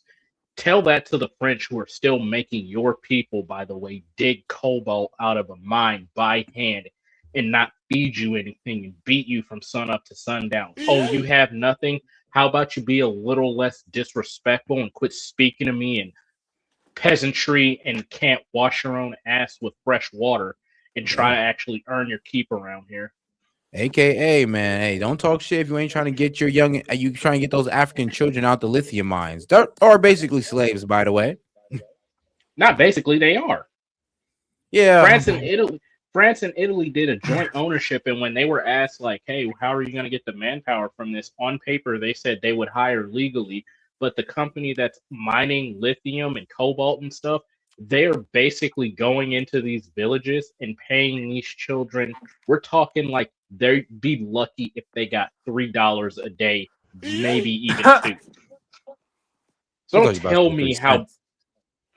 tell me how good the Somalian or African continent is when you guys are still bending over willfully and pushing onto the schmeat of the freaking European Union, you pussies. Except for Nigeria. Hey, Seth, let's Are call they- that phone number. Let's call the phone number on it's 651. We can't dox people. Don't do that. Don't do that. That's actual felony. 9411 or 8411. Whoa. Okay. That might be doxing. But I almost do want to call these guys. I'm not even gonna lie. No, I'm not, but I'm not even gonna lie. I damn near do, because I'm just like, bro, what do y'all do? What do you offer? What do you offer? Like, what are you offering as an African economic development solution? Like, what? And here's the thing, they have a whole .org. They have a .org. I mean, hold on. Let me write that number down. I screenshot. thought you were talking about the phone number off that one dude's contacts. Nah, if it's a business, it's fair game. It's not doxing. Yeah. It's 651-646-9411. all right, I put up their website. Let's see here. African Economic Solution mission is to build African immigrant communities. Are you fucking serious? Are you serious? Yeah, I think. Yep. Mm-hmm. Yeah, and you can look this up. It's at so it's at AEDS. Actually, I'm just gonna pull it up for you guys. Now I'm gonna go ahead and pull it. This is almost disrespectful. It's AIDS. Yep. That's hilarious. Leave it to an African to make a reference to AIDS. So this is it right here. Yes. Look at all them white people. Not a nigga. I mean, bro, the website is trash. Photo. This website is trash. How you put this thing over? Bro, Trash. it's a scam website. It's not. So set. Let the IT and cybersecurity guy take a look. All right. Yep. So African Economic Development Solution is a mission to build African immigrant communities. Where? Wow. They don't even have African Economic Development Solution. We strive to develop business within African immigrant communities. We serve the Twin City metropolitan area to create wealth, help immigrants get out of poverty, as well as be part and benefit from the booming economy. So wait, what do y'all think? They're just saying they're fraudsters. Basically, and they're basically saying you're only here to help our own and not really here to add to the American economy, just kind of half for ourselves. We're here to funnel more Somalis into Twin Cities. All right, so we believe that access to key resources, institutional framework, and nourishing environment are elements for achieving financial success within marginalized communities. AIDS confronts economic disparities by providing entrepreneurship promotion, small business development. Yeah, you can open a daycare center. Micro lending. Oh, home ownership, education, community development initiatives, incentives to facilitate healthy, vibrant communities. We aim to empower entrepreneurs and small business owners and to foster financial independence among families and individuals across our. I ain't gonna lie, I'm gonna be real with you. We kind of need something like this. Bro, that's just the money laundering mule of the entire operation. Program and services. Like, so wait, I mean, like, what the F y'all do? Let me see here. Deployed loan. Oh, okay. So 2024 impact. Let's see here. Deployed, so 2 million deployed in loans. 75% women-owned businesses. That's 65%, my boy. Sorry about that. 65. Sorry, bro. 65% women-owned businesses. About over 1,000 clients served, and 124 graduates in culturally intelligent business programs for aspiring entrepreneurs. None of these which are going to be American. No Americans. I won't let y'all know this. So this is this is how you know it's a fraudulent website used as a front, because the language isn't symmetrical and it's not actually explaining anything, with the exception of the first two paragraphs. Yep. It is just their front. They'll go and start up an entrepreneur fucking venture, and all it is a daycare center where they register all of their kids and their families' kids as residents or customers, and then go and fucking rip off the government. That's what this is. I guarantee you that's what this is. Oh, sure. I'm just a little curious. Oh wow, Michigan and Oregon. Okay, 2 locations, Michigan and Oregon. Oh, they got one in Oregon? I'll go visit them. Hey, upcoming events. There's no skip. Wow, upcoming. There are no really Because there's no events added. the budget hasn't been released yet. Come back September of next year. All right. Oh, okay. Here it is. Small business marketing that works, led by this young lady right here. Look her up. Look her up. Reverse image search that image. Home stretch workshop for most of us. Home is the largest purchase we'll ever make. We understand. All right. So disadvantaged families. Review steps involving when home. Okay. So that's a nice house for a disadvantaged family. Sure is. Looks like a white neighborhood. That's crazy. And let's see here. The next would be on the 4th, an art sale. Oh my God, more money laundering. So they're just using it for anything and everything at this point. Sale. Art is the biggest vehicle for money laundering in the world. Get first generation home buyer. Want to buy a home to break free of poverty programs and serve first generation home buyer. What? Take this stolen. Forgivable. Hold on. Forgivable first generation home buyer community down payment association fund. What? Ain't no goddamn. So giving out money. Yeah. Basically. Where the fuck is this for our fucking veterans? Where the fuck is this for our teachers? Where the fuck is this for fucking union workers? Where the fuck is this for any other fucking group other than some fucking I am the captain now looking motherfuckers? Bro, and here's the thing though. It's wild because initial funding for the first generation homebuyer community down payment assistance fund has been exhausted. The application portal is closed for the remainder of the year. Sign up here to stay informed about future funding. Yeah, when you give out free money, that kind of happens. Oh my God, I'm curious. All right, I don't need all that. Like, so they get a down payment on a home. They start a adult family care center that doesn't take any patients, and then they register fucking fictitious people that don't exist. They get funding $5,000 to $10,000 per bedroom. Say they have a 4-bedroom house, that's $20,000 to $50,000 that they get a month, and then they pay for all their cars by creating fake free trips from to and from that doesn't get fucking monitored. Then you get another $25 million from daycare that doesn't exist. And this poor guy in Michigan is just trying to, get clean water for his people. Bro, this basically only work out for immigrants. Because, like, all right, so if you or any of your parents, like legal guardians, owned a home at any time, you are not a first-generation home buyer. AKA, this only works for people whose parents didn't come from this country or you didn't come from this country. So, in other words, like, there's actually a federal... any Americans that can fit that. Hold up. There's actually a federal law that can get that entire network or community shut down right off rip. I forgot what it's called. It's not a RICO Act, but Fair Housing Act. Yeah, I know because I fit into the category. They're not allowed to discriminate based off of country of origin, race, or anything of the sort. And actually, me being a veteran, I'm a protected class. I should sign up for that and then tell them that I'm being discriminated against. Yep. This is crazy. But all right, though, let's go ahead and get back to it. Watch this end up on the news. And that is what, and guys, this is what we did an investigation into. African Economic Development Solution. This is their building, and we just took you through the entire website. Set. Yeah. Watch how this particular live ends up on the news, and then we get slandered. Oh, why? Because we're saying the quiet part out loud. A freaking veteran who went to the Middle East came back, has to live with his mom because everything is so freaking expensive. Can't get can't get a Meanwhile, the freaking house. fuckers from the Middle East are coming over here and getting fucking forgivable loans.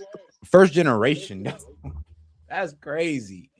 And it's You like, won't even do me the service of giving people like my homeboy, my Mexican homeboys who are like second and third and they've been over here for a while and they did things by the book. You won't even give them a forgivable loan. Crazy, bro. Crazy. craziness. It's just like if you or any of your parents, like legal guardians, owned a home at any time, you are not a first generation home buyer, regardless of whether your parents legal guardian are living or not. Now think about this. Wait, hold on, no, Think- this gets wild. If you and any of your parents or legal guardian married someone who owned a home, you are not a first generation home buyer. That is housing discrimination. That's illegal. The first generation home buyer is defined by the U.S. Department of Housing and Urban Development, not by some ditty hoe with access to the internet. But go ahead, Monty. What you about to say? I was gonna say, think about what the median home price is, and then look at a 3 to 20% down payment on that. That is between $15,000 and $100,000 that they're just giving out. And there's 80,000 Somalians there. Yeah, no wonder why they're out of money. They're exhausted. How many of them? Honestly, how they say many like of them have? 100,000. Honestly, they opened up a daycare. Yeah, makes sense. Can't wash their butt though. All right, let's get African back. booty, Home health African care booty providers scratchers were a operating thing for a from inside reason. of the building. Right here you have multicultural home care. And right here it says it's open, but can't even get in. Another Reliance Recovery Center. Mercy and Grace Care, Inc. Right here you have Den Eritrean Youth Development Association of Minnesota. Another child care center. Welcome to Bright Beginnings. But what do you guys think about the fraud that's taking place here in Minnesota? Sorry. No comments. Can I please? Right here, you have Serenity Quality Care. All of these businesses are literally the same type of business, providing the same service in the same building. Another Convenience Home Healthcare Aid Inc. and Child Friendly Space. All these companies get money from the government. Why would you have the same company essentially inside Right next to each other? They're not competitors. They're co-conspirators. Home Healthcare. It just does There's not actually make a sense rule if you're against trying to that. operate a business. There's actually a rule against that. You're not supposed to. It's called it's a price fixing rule and market manipulation. Conspiracy for co-conspiracy for market manipulation. You're not supposed to be. You're not supposed to be conspiring with your direct competitor. They're not because that's competitors. They're co-conspirators. No, that I'm laying it out. You're not supposed to be conspiring with your competitor because that leads to monopolies. Yep. All right. You'd want to have less competition, but here they have all of their competition right next door. We're wondering, because we hear there's lots of fraud taking place here in Minnesota, and we're wondering, why is there so many of the same companies inside of this same building? No, I don't know that. What do you think about the fraud that's taking place here in Minnesota? I don't have any idea about that fraud. Okay? Mhm. That's it. What do you think about the news articles and what's being spread on the news about the fraud? Right now, you are doing something wrong. I'm just asking you. No, you about don't the have fraud. to ask me. Okay. Don't Oh. ask me that question again. Huh? Okay. Who can I speak to? Don't ask me that question again. Wow, it's like what you're doing is wrong. I'm like, hold on. So it's Exposing- only, bro, I'm sorry, but it's only wrong if you've defended yourself multiple times, proved the allegation wrong, and I'm still pushing it. That's when I'm doing something wrong. When I'm pushing you and you have no answer, no reply, but just try to shame me. Yeah, all y'all do is making yourselves look more and more guilty. Each and every But one. hey, Set, don't you care about elder care? I mean, I'm sorry. guess not. I guess I'm not, apparently, if I just want the fraud to stop. Set. You know what's crazy? We can't take in any of the Nigerian Christians or any of the Christians from anywhere in Africa that are being slaughtered and are trying to apply for apply for green card citizenship to the U.S. so they can be protected, but we take in this trash. Give me a break. It is what it is. Mm-hmm. Who can I speak to? Okay, as soon as you confront them about the fraud, they get angry. When these people have these home healthcare companies, you're seeing them everywhere inside this building. What kind of fraud are they committing? So There's false documentation being submitted to the state of Minnesota for services never provided. Yep.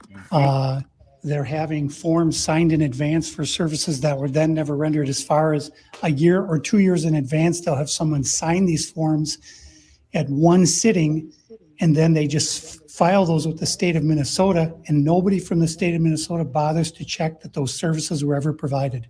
Yep. So they're essentially just using people saying that they had these services provided months or even years ago, then filing the paperwork and then receiving money. And that is Right. And the set. Somali community is a very closed. Remember when I said I looked into this industry and looked into getting into it, and I said I knew how they committed fraud? He's describing exactly how you do it. You just fucking write out fake receipts, and it doesn't get checked because there's millions of them that come in at once. So a couple thousand don't look like anything. And when you have no one to investigate all of this, because you don't want it to be found, you want that those are your people, you can kind of put two and two together. Yeah, you can. All right. Community, so everybody's in on it, and they don't want to talk, as you can see. And for this building, I'm going to give an estimate of around $30 million for how much fraud is taking place. That is a very low estimate. However, still a lot of money in fraud. What are we at? $56 million now? Do you have any idea what any of these businesses are doing? I never ask. And now, with upwards of $100 million in fraud, we headed to one more daycare. This one gets a little spicy as we get chased out at the very end. And after this, we'll be heading to the state capitol to confront the incompetent government leaders who have enabled this fraud to happen. And I knew this video was going to be super dangerous to film because of obviously how hostile it is, and as we are exposing legit fraud happening. I did get security for this video, and I was able to do it through the Black Line Guardian. And if you guys want to help fund my security in the future, you can go down to the link down below. They're not paying me to say any of this. They came and decided to help me out for this video. So you can go to Black Line Guardian, the link down below, and click Guardian for Nick, and those funds will directly go to my security and future videos. We are exposing lots of things happening, especially with this fraud. Like I said, yeah, security is expensive, and that's the problem. They try to make this as expensive for these guys as possible so they won't do it. That's the goal. It's like, yeah, well, we'll just make it dangerous for you. You got guys shadowy and make it figures expensive. following you through, calling the police on you. Yeah, like, hey, like you remember what Tim Pool was like complaining about when he said, "Oh, the security I gotta hire is draining on me and all that." Yeah, it's a strategy to drain people by making it more dangerous for you to operate. Because if you don't, add to your expensing. If you don't get fucking Secret Service level security, you get Charlie Kirk. Yep, or you get assaulted by some Somalian dude. Now you out here pretty much fighting 10 Somalian guys, which my ass have probably been doing. Because to be honest, like I'll be real with you, I can take the the condescending language and all that good stuff, but if one of them was to try to, I don't know, push me or anything like that, yeah, that's fighting. That's fighting. Like we're going there, brother. We're going there. I'm shooting. I ain't fighting. Yeah, it is. They're not sponsoring this video. I'm just giving them a shout out because of how they helped me. So go down to the link down below, click Guardian for Nick, and let's keep going. And now we're going to the next location. Now, this child daycare center, this one's different than all the other ones we've been to. Tell us about this one. This one is different because, according to the state of Minnesota, this 312 West Lake Street houses not one, not two, but 3 child care centers and is licensed to hold 102 children. And in fiscal year 2025 was paid $2.66 million by the state of Minnesota. And this is the building right here. So this building alone made $2.6 million. Let's see if anybody's inside. Now we're inside of the building. $111 million. 4 child care centers. We met this lady and we followed her to the back of the building where the daycare was supposedly at. So right here we have 2 child daycare centers. We have the Minnesota Child Care Center, and then we also have Nuna. Between the two, $2.66 million. Hello. Hi. Yes. We would like to know. Well, it says we're trying to figure out 102 children. Is that for this facility? It's from the state of Minnesota website. It says you have 102 children. The disrespect about it is that the name is actually right on the door. Children here in your child care? which child care names? Minnesota Child Care right here. It's from the state of Minnesota's website. We're just That's the disrespectful part. Like, so wait, what's the name? What are you talking about? What business? It's from the Minnesota Child Care. This is a coffee shop. You know It's what's like, are crazy? you They're serious? covering they're covering their faces, trying to be hidden. One, your faces are already on the camera, and number two, you idiots, you realize that your ID, your face ID, is tied to your bank account, and so they can find you anyway. Now here's a problem though. It's like the blatant lie. I'd be like, ma'am, like, do you really have to lie this hard? Like, isn't it against your religion to lie this hard? Like, think about it, ma'am. It's right there. And let's like, actually, I would tell her, come out. Can you read this? Because if you can't read this, then we got a real problem. Because you're supposed to be a child care center. You're supposed to be nurturing minds, but you can't read the word Minnesota in child care. They can't spell learning. Yeah, Lord. So, I mean, like, what the hell y'all even doing running child care facilities when you aren't properly educated yourselves? Just saying. How to state of Minnesota's website. We're just wondering where the children are. Where the children are? Yeah, where are the children? It says you have 102 children here, and you got $2.66 million this year in funding, and $2.5 million last year. We're just wondering where the kids are. My name's Nick Shirley. Nick Shirley. And where are you? Which department? Oh, we are from ourselves. That is harassment. Hello, we'd like to ask where's the How is money that going? harassment? Wow. Look at that. Shut us down. Where are the children at? No children inside of this daycare center. That is harassment. It's harassment for calling you guys out on your BS. Crazy. I bet it's Look, not going this- to be harassment. I bet it's not going to be harassment when the FBI kick down the door. What you going to tell them? You can't do this to me. This is harassment. This is They don't give a racism. damn. Don't open up. Oh, It's ice. I hope that one of the Somalis tries to hit a FBI officer so I can get a juicy video of them getting their teeth smashed out on the ground. That Jeez. is my hope. Damn. Well, I just You hope they still- get peacefully removed. I don't. I hope they fight it. I want to see some blood. You're stealing from my American people? Nah, I don't. I want you to fight back. Make it gory. Oh, damn, I just need justice. But all right. Daycare center right here. No children inside of this daycare center. But between those buildings, over $2.6 million. We were just curious, where are the children at? Hold on. Set. Do you know where the children are at? So I just Googled Somali fraud in child care in Minnesota, and the AI overview says federal and state investigators in Minnesota have uncovered significant fraud in public assistance program, including child care, where many of these charged are Somali descent. The issue has been ongoing for over a decade and gained national attention. The CCAP, which is what they're investigating, Child Care Assistance Program, investigating into CCAP. In 2015, police raided 3 Minneapolis daycare centers accused of overbilling the state. The fraud typically involved billing for services that were never provided, such as claiming hundreds of children were in attendance on days when centers were closed or nearly empty. And they estimated the fraud at between 5 and 6 million, but noted that oversight was insufficient. Right. Government cover up. Man. We were just curious, where are the children at? Do you know where the children are at? Where are the children at in these daycare centers? I don't care. You don't How come these care. childcare centers have no children? I'm gonna be real with you. All right, here's another one. No, bro. No, I gotta say this though. I don't want to hear any Somalian ever criticize Trump about the Epstein files or children, because you don't even care that there's missing children in y'all daycares. You don't. I'm care gonna send you a link. Unaccounted children in y'all daycares. I don't even want to hear no Somalian ever talk about Trump on the Epstein files. I'm be like, bro, you don't even care about the missing children in y'all daycare. Who y'all to talk? I'm going to send you a link on this issue about a child care center, an autism child care center that just got rained up in September this year. It's a press release from the DOJ.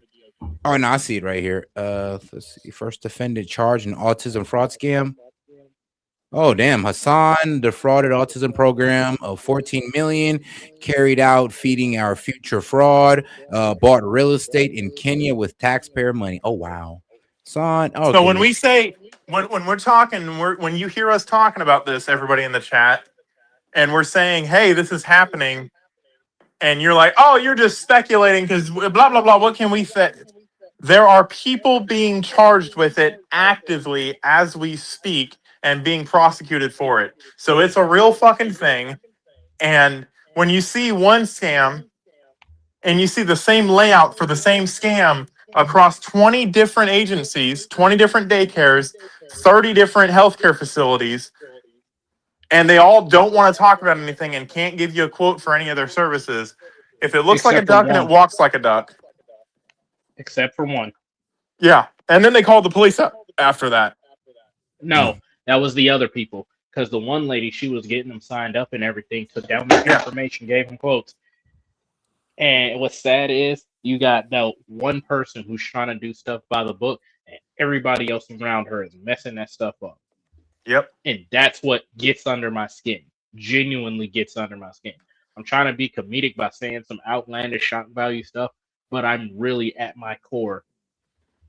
Oh, when I talk about death rates, I'm serious. You can't do that. It's a human rights violation.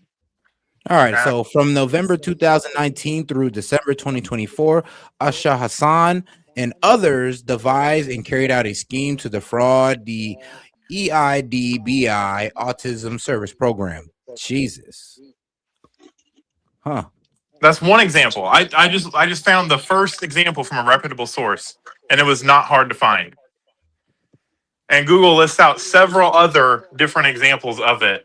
Whoa, hold on, look, bro. Here it is. Wow, look, these behavioral technicians were often 18 or 19 years old, 19-year-old relatives with no formal education beyond high school and no training or certifications related to the treatment of autism. Behavioral technicians were often 18 and 19 years old, unqualified. It's all their family relatives getting paid. How much do behavioral technicians make? Probably, I mean, a behavioral technician will probably make between $30 and $35 an hour. However, they're not a real. They're not really that. So they're getting paid whatever the hell their family members want to give them. Really. Keep in mind, license fraud is an actual high. That too, yeah. And that can land you in prison for at least. Okay, yeah, in Ohio, registered behavioral technician is out $23 to $27 an hour. I told you. I overestimated a little bit, but it's also Minnesota, so it might be a little bit more expensive. Yeah, that's but you're right. They're just listing them as that. It's not like they're getting, competitive pay with everybody. They're just getting a cut of the profits. Wild. All right. There's $2.6 million inside these businesses that were given by the government, but there's no children to be seen anywhere. No comment. Oh, and there you hold on. Pause. Roll it back 5 frames. Play. $2.6 million inside these businesses and government, but there's no children to be seen anywhere. Pause. What is that? That's Mickey and Minnie Mouse right there. We need to call Disney. I'm weak. They're using their images with a daycare center in Florida got sued over that. Really? Yes, that exact same thing. A mural of Mickey Mouse and fucking. But I mean, let's. Did it look better than this? I mean, that looks pretty good, but it was. So basically, what Monte is saying is Disney editors in chief. If you ever watch this video, they're using your image and likeness and your content without legal permission, and they're in an ongoing investigation while using your content. If you don't want to be associated with that, you should probably take them to court yesterday. Yep. Just saying. Crazy. I didn't know you can't do that. That's illegal. That is counterfeiting. Man, we got a lot of counterfeit shirts people need to grab out of here. Where their taxes are going, if these companies and these daycare centers are making upwards of $2.6 million and there's no children to be seen anywhere, something fraudulent is happening. And that is not make you racist, Islamophobic. This is just the truth of what's happening here in Minnesota. If there's a bunch of white people doing the same thing, we'd be talking about the same issue. This is just fraud at unprecedented levels here inside Minnesota. It's actually very concerning. Where are the children at inside of these buildings? They're nowhere to be seen. Millions of dollars are being sent into these daycare centers all across Minnesota, and there's not a child to be seen. Now, what I anywhere. would like to know Here's is what another time of day daycare is he center doing inside all the this? same building. Middle of the day. Where is all the money going for if there's no children at these daycare centers? Sir, Yes. I told you, please leave. Yes, we have a question though. Where is the children at these daycare centers if there's millions of dollars? Ask with the local government. Oh, we've asked. We have the paper here. So we're wondering where the money and where the children are at. We have the paper right here. Come here. Who are you, first of all? My name's Nick Shirley. You don't have any permission to record me, period. Can we talk You outside? don't have permission to record. She doesn't either have. You She do doesn't not- have permission to record me. You cannot stop people. No, that is hilarious though. When they say you don't have permission to record me, but the person behind you is recording you as well. Like, you know that, right? Just as a But- side note, there is no expectation of privacy in a surveilled public space. Nope. True. Even on private property. Even on private property, if they I have think people confuse that law a lot. Just when they're angry and they don't feel like getting recorded, they like to throw that law out there, but they don't know what it, the guidelines for it. So if you say you don't want to be recorded, and even if you're on private property, if that private property, that business has surveillance cameras, it doesn't matter. Even if you're the one that put up the surveillance cameras, there's no rules for me and not for you. If you're being recorded by anything, anybody can record. Yep, because you have to maintain the expectation of privacy. So by him saying you do not have my permission to record me, but then somebody else is recording him, that is now no expectation of privacy situation. Unless it is a government building with a restricted access. Yep, Okay. been in plenty of those. They can. The government can tell you you can't record. You cannot stop people on the street and question them. We can ask. Yes, we can. He's a Yes, you journalist. can. Bro, I'm sorry. Maybe you can't do that in Somalia, but you can do that in America. You must got your countries fucked up because we can do that here. Set's getting heated. So that's irritated me. I'm like, bro, if he'd have told me that, I'd have been like, yeah, you got the wrong country, bro. I think you do need to go back to Somalia because you must not know how we run things in America. So I find it funny that these illegal immigrants and foreigners, because they're all illegal in my eyes. Yeah, you may have the paperwork, but when you start committing crimes, yeah, get the hell out. You're illegal. I find it funny how they have the laws memorized. Like if you watch what he says, he like struggles to find the exact wording. He's trying to quote law. Yeah. Right. And it's like, nah, buddy, it only works if certain conditions are met. You know that if you actually went through the right process, you fraud. Trust me, Nick Shirley knows where he can and can't record because when he can't record somewhere, he doesn't record. Yeah. I mean, he's been doing this for a while. And I'm it is, but shout out Nick Shirley. Though. You cannot stop people on the street and question them. We're not on the street. You don't have any permission. Where are the children? I will sue you. You don't have any permission. Our street. You Our have nothing street. to do with this. Okay. Our Are there street. So leave. Please leave. Are there children here? Please leave. Where are the children? $2.6 million for a daycare. I'm sorry, but you're gonna sue me for what? Because shoot, hey, I always hate. Hey, if you sue me, can we take your financial records to discovery then? Oh, oh shit! You're learning from Milo. I hate when people, the first thing they throw out is, I'll sue you, bro. You have to have a legal basis. And if you are already under investigation, ain't no lawyer going to take you on. Man, I'd be like, first you sue me for what? Please let it be defamation. Please sue me for defamation so we can take it to discovery. Because please, I'm walking there with a chip on my shoulder. Oh my God. And you know what? Here's the thing, right? If we were just built like that and we had money to throw around like that, if we were like the UAE and everybody's a fucking billionaire and we had money, this wouldn't bother me. This wouldn't bother me at all. But the fact that I have known people that have suffered you know, in the medical field have suffered because of a lack of coverage or a lack of care that they couldn't receive because no one could pay for it. And I know those people. I've seen them, and I've seen them in their suffering. And I see this motherfucker and the other guy that fucking had a fucking Patagonia fucking shirt, some AirPods, a nice fucking clean fade, a nice fucking gold chain. And I see that. You are taking, this is how I see it. You are taking food out of the mouths of somebody else. You are taking care out of the hands of somebody else. You are making the system more corrupt. You are making the system less accessible for people that actually need it. Because what do we? I've lost track of how many kids are supposed to be in these daycares that aren't in these daycares, and we're at what $120 million now in fraud. You know what I could do for I have it. $120 million? 2,000. 2,000 kids. Let me get a 2,000. little I could bit build of a school for $114 million, and I could make it a fucking nice fucking school. man. And shoot, Monty, you nicer than me, because even if we was all rich, I'll still be like, man, fuck them. I could have bought another Lamborghini instead of giving these guys fraudulent money.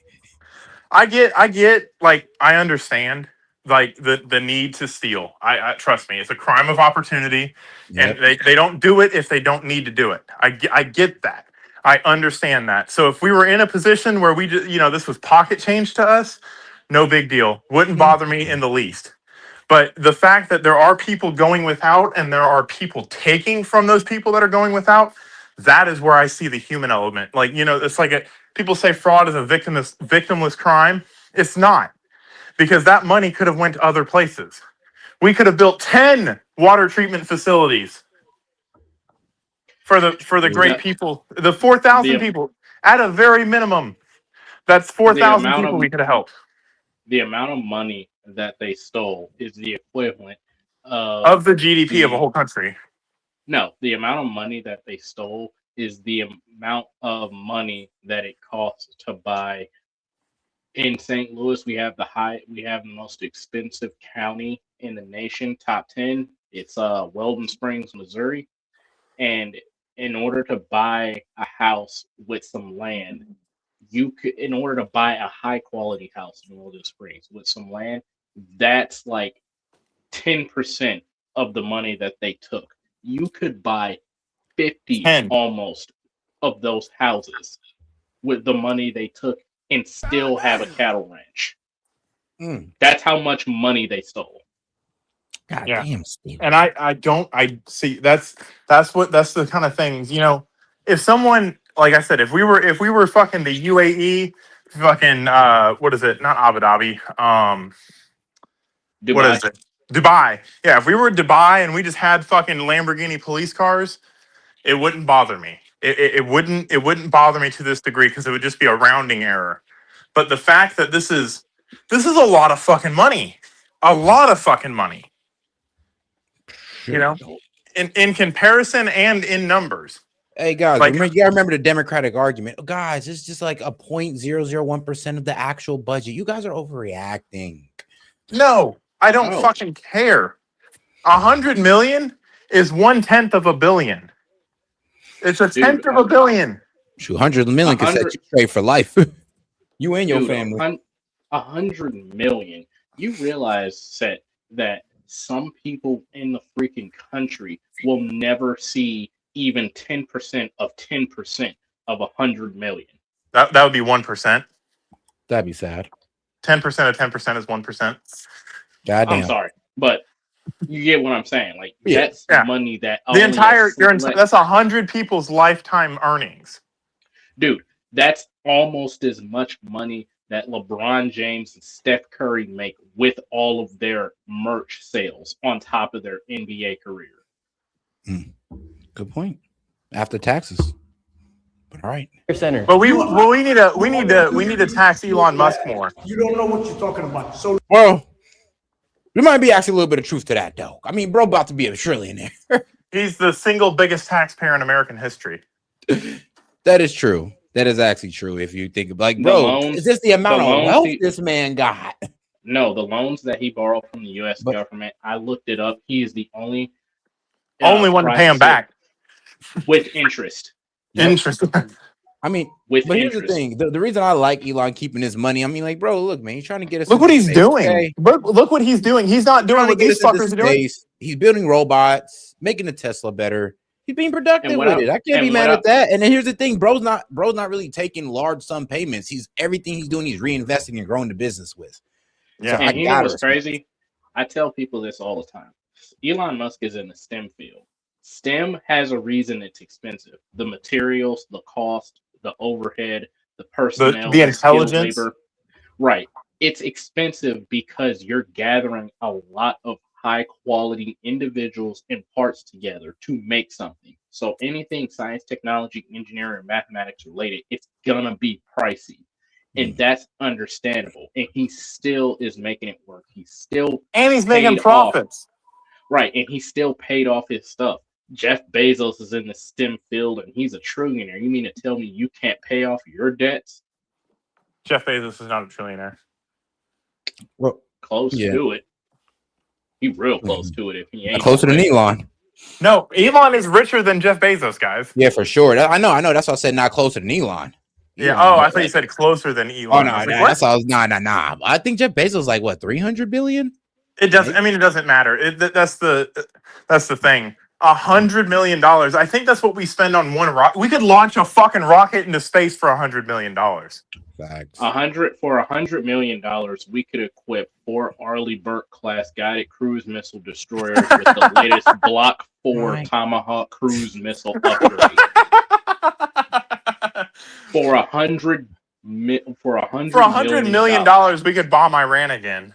God damn it, bro. No, for $100 million, what we could do is we could revamp the entire fleet of A-10 Warthogs and just give them bigger gas tanks for $100 million. That's how much we could buy. I think it's 2.7 million rounds worth of ammunition for every weapon, tank, and freaking rocket in the U.S. inventory that isn't overpriced. Bro, it's like when you you buy gold in World of Tanks. You can just buy everything. But all right, guys, right. Let's not get too far. Let's get back to this. Let's get back to the video. Think about how many Somali villages we could bomb with that. Bro, come on, damn it. For $100 million, dude, for $100 million, we could restore every Christian village that was destroyed by the senseless killing. For $100 million, we could get the Chinese and Mexicans to stop eating cats and dogs. Maybe. But no, we're giving it to Tell us what's daycares happening with here, no then. I kids. said leave. We're wondering what's happening. We are not a child care. We are nothing to do with you. We're common people walking. And Yes. you are. We're not accusing you. You can't even speak English, my dude. Don't ask me anything. We're not Don't accusing ask me you. anything. We're asking the daycare centers. I am not going to answer. You have. Where are the children at? Leave. We just want to know where are the children. Who you work for? My name's Nick Shirley. Who you work for? I work for myself, Nick Shirley. Okay, what are you recording? We're wondering where are the children? $2.66 million for You're not talking to the the Minnesota right person. Child Care Center. You're not talking to the right person. Okay, then it's not you. Then get the fuck out of here, dickhead. Literally, it's like skedaddle. Then it's Bye. like, what It's are none of you your bitching business. about? It's just like the lady that said, "Don't come out." It's like, bruh, ain't no way, bro. Just standing there going, you're talking to the wrong person. Then why are you talking to me, bro? Look at him. He's dressed up pretty fresh too. Retard alert.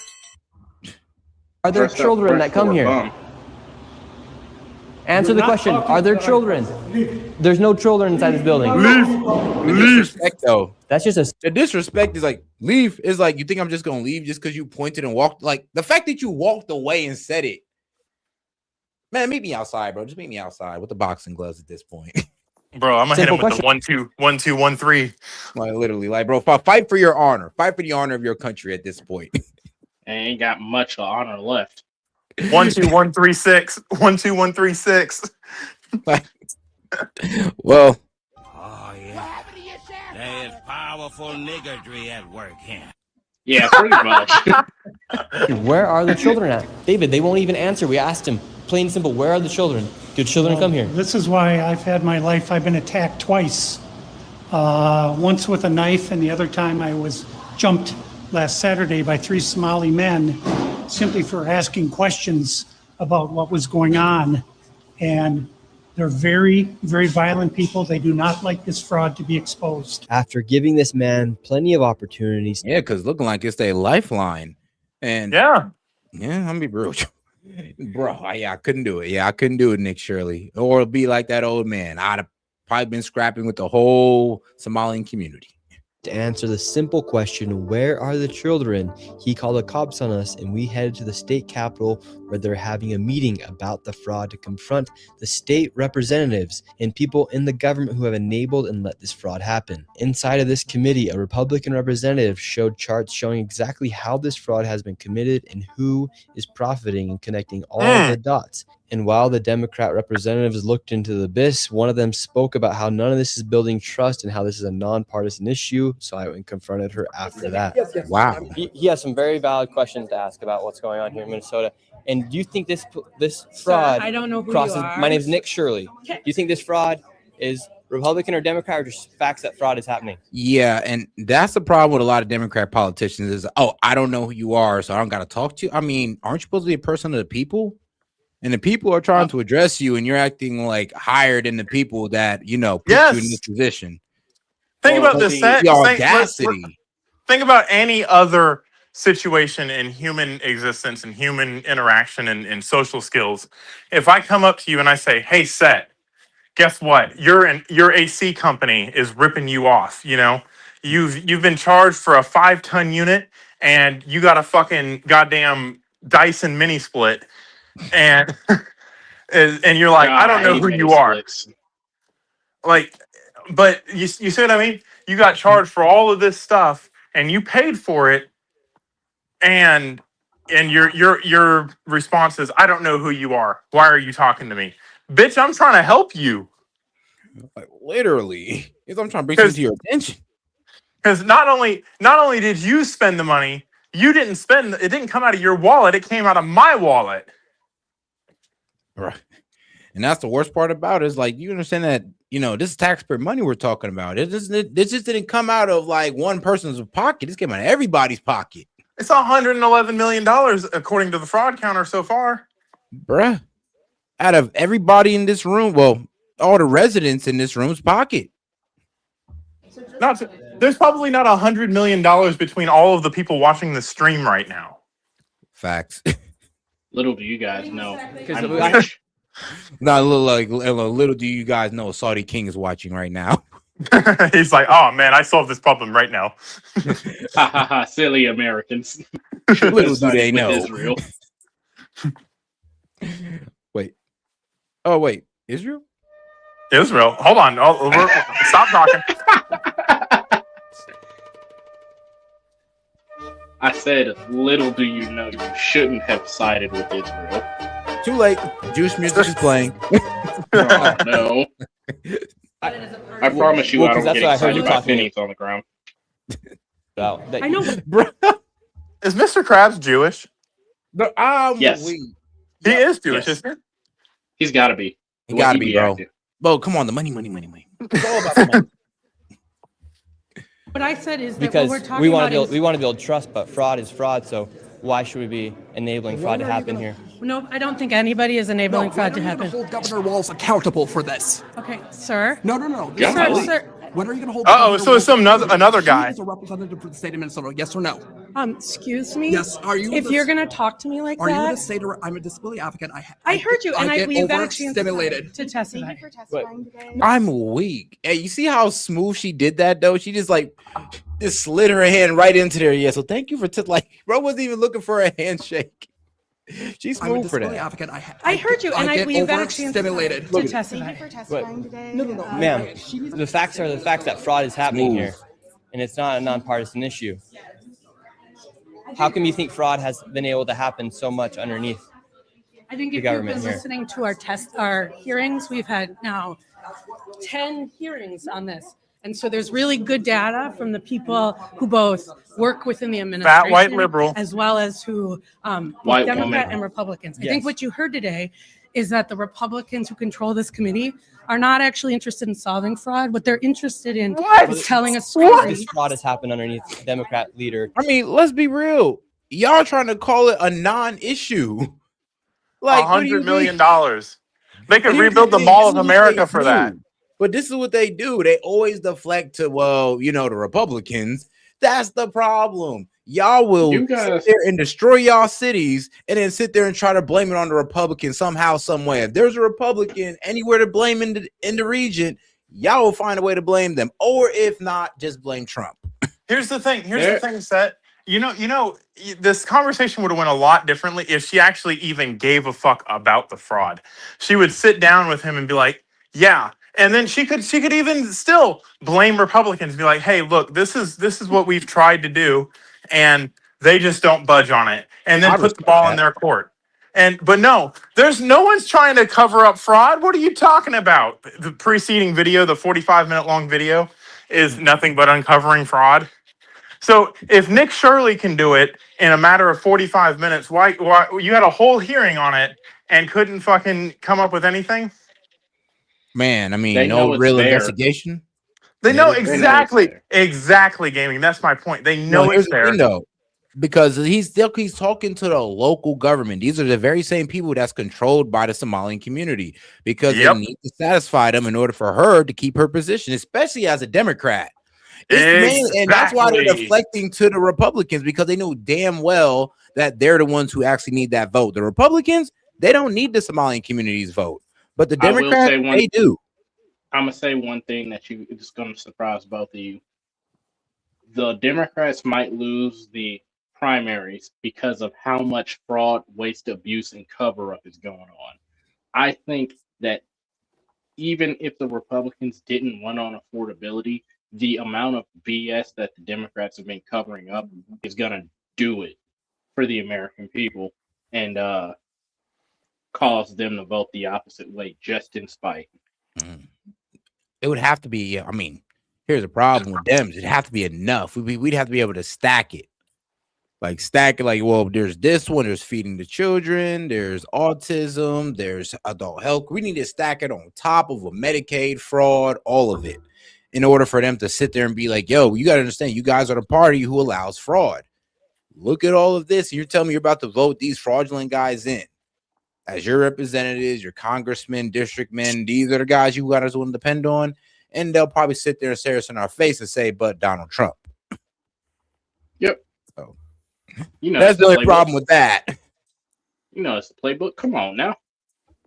I know, right? I wish they'd be a little bit more reasonable, but sadly they're gonna hit you with the "but Donald Trump." I mean, like, bro, you can't even like the fraud is on the Dems. There is no "but Donald Trump," but I see where they're gonna go with it. But all right, It's big. It's Big Don. Come on now. Every time. Tim Waltz.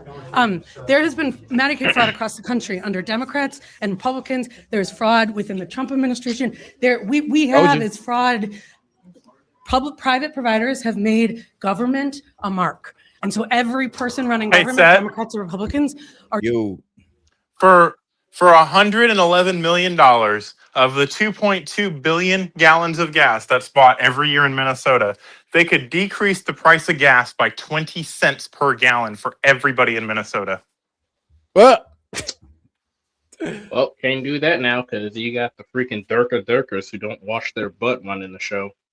But we're going to point to the Trump administration for something that the Obama administration brought in, and the Trump administration is being raked over the coals to pay for. Man, I mean, here's the worst. It's just kind of crazy how they love to try to pass off all of their problems onto the Republic. She literally said, "Well, there's fraud inside the Trump administration." Are we talking about the Trump administration, or are we talking about the state of Minnesota, specifically Minneapolis and St. Paul? I was getting ready to say, I don't care about the Trump administration. I care about what's going on right here. And I would 20 cents a gallon. 20 cents a gallon for every gallon of gas bought. You could have just had a rebate. Every gallon. And what fraud in the Trump administration? Like, please. Like what? Like what fraud? Because the only fraud that you could really say is the fraud that Elon Musk was cracking down on. They was catching fraud, not doing fraud. Yeah, they were going after fraud, and that was when Trump first got in office. So all of those policies were from the Biden administration. What are you talking about?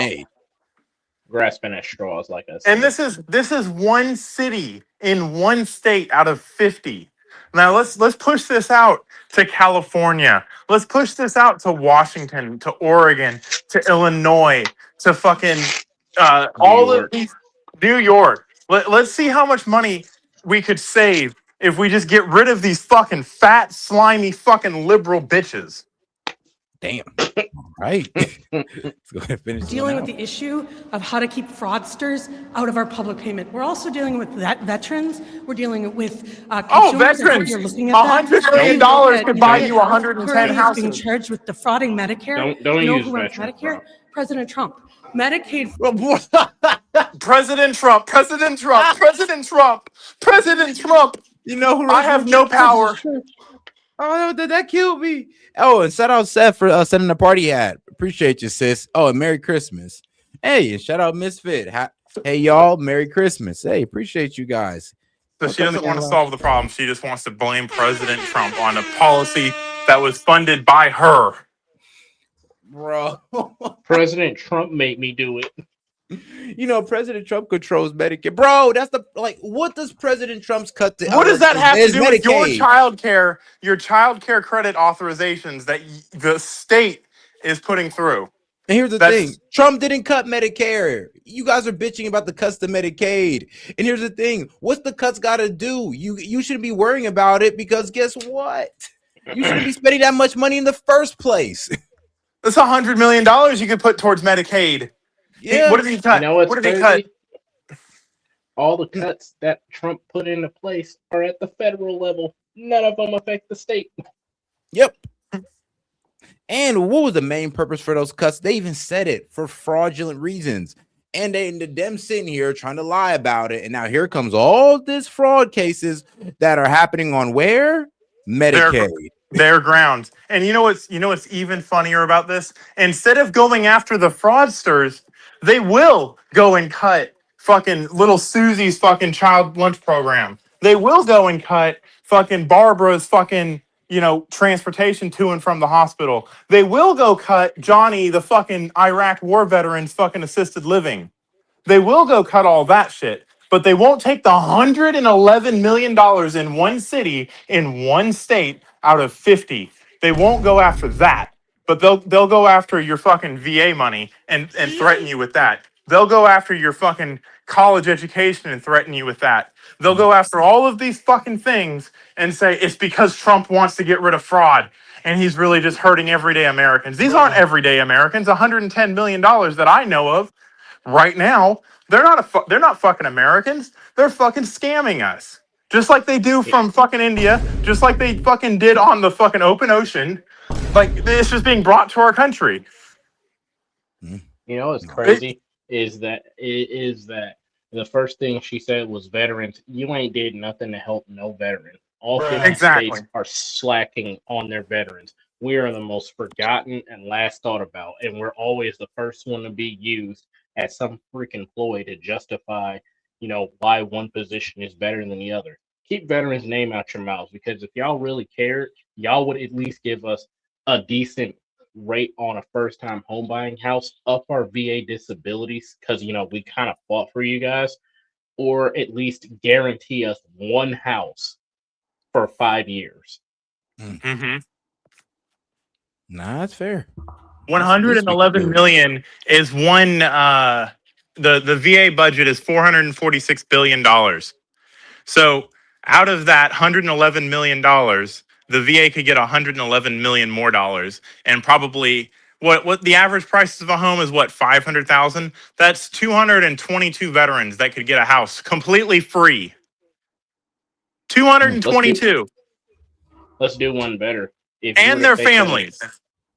If you were to take that number and divide it up amongst the homeless veterans, you could place about 4,000 homeless veterans in an assisted or a paid-for rental facility through HUD-VASH. You know how many veterans are sleeping on the street right now or having to stay with family members because the cost of housing is so unaffordable? I know, because I'm a veteran in that situation.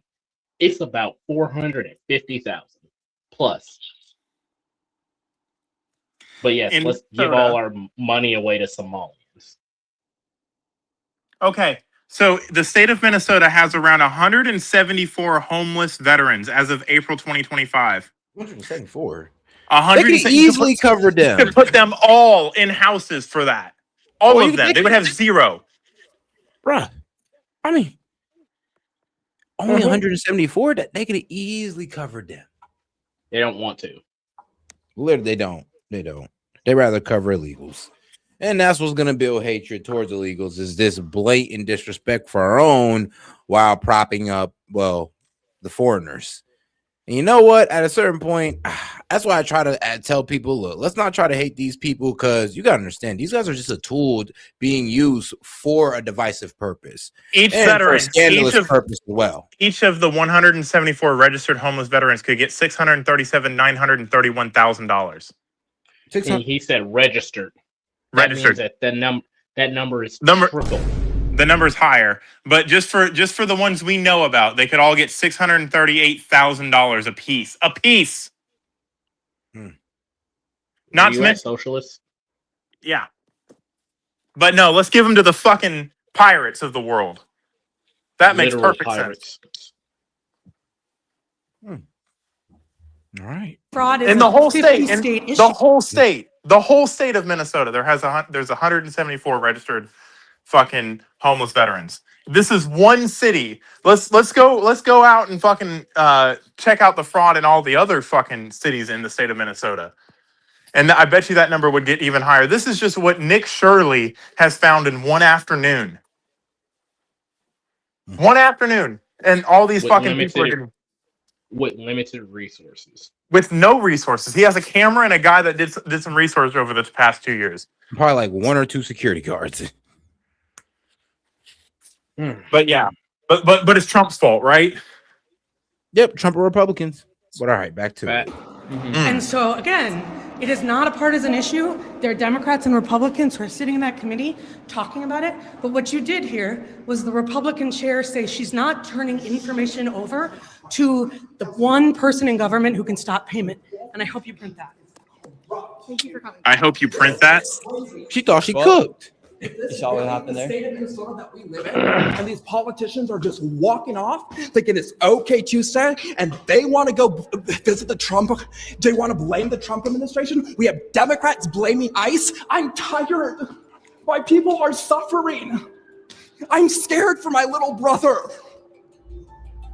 My people are suffering, and these people just walk off. Yep. We have a governor who fucking doesn't care. So how many more people are gonna freaking die? How many more people are gonna go homeless? And how many more people are gonna be trafficked in our freaking system? You know what? And that's is day one. That's the one thing that that really gets at my heartstrings is you got people like that in government who actually care, and dudes crying, trying to hold it together on camera. Imagine how many of those people go to sleep stressed the hell out or cry themselves to sleep trying to do the right thing. I know, just to see a bunch of guys just get off doing the wrong thing. And then the politician that you voted in, that you thought was supposed to be on your side, let them do it. And then if you complain about it, well, guess what? You're a racist. You're an Islamophobic or Islamophobic. Like, at this point, they are creating. I'm gonna be real with you with this. They're creating Islamophobes at this point. They're creating them. And because let's be real, if these Dems would have hold these guys like feet to the fire, like they'd have held, I'm gonna be real with you, a group of Republicans. Yeah, like let's be real. If this was somebody in the Trump administration doing this, yeah, they held them to that same level of accountability. They'd be executing them. Nobody would be honestly calling out the Somalian community like we are right now because, well, they're being treated like everybody else. But right now, they're getting special treatment. They're getting, I'm gonna be real with you, the way they're getting away with this fraud, they're getting treated better than the American citizen. Because $111 million. Think about that. Think about that. That's just in one day.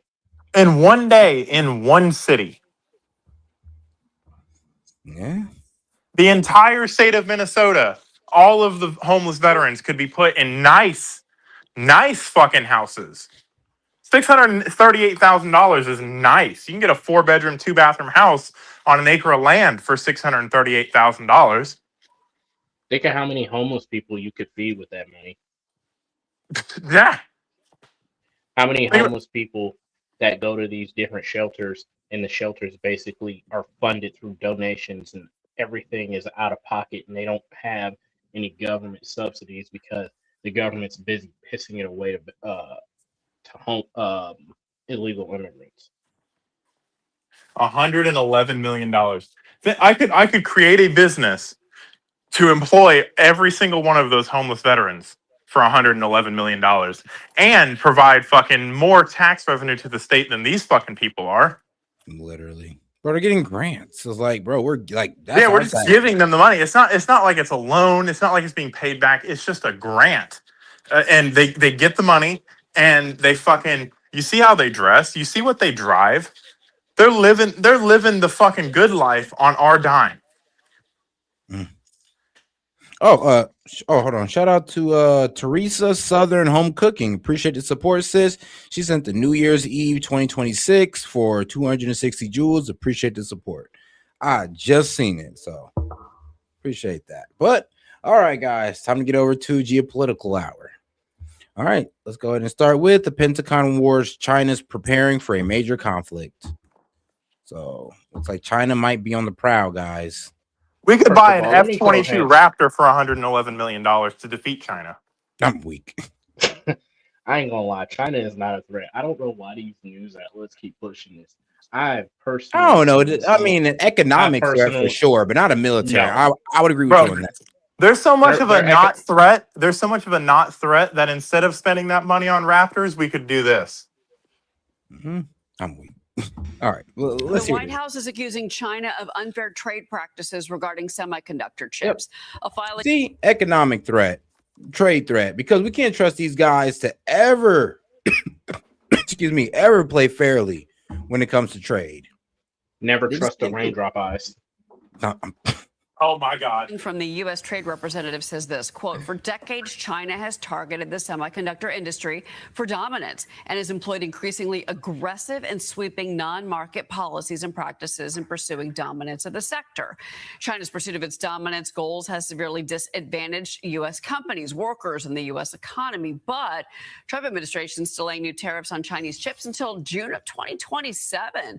Now, China responded to the filing and the accusation, slamming the U.S. for abusing tariffs and surpassing China's industries, adding that China will, quote, safeguard its legitimate rights and interests. I want to bring in former World Bank and IFC outside counsel in Beijing. Can you pause this? I want to Katie respond Zachariah. Katie, good morning. Yeah, go ahead.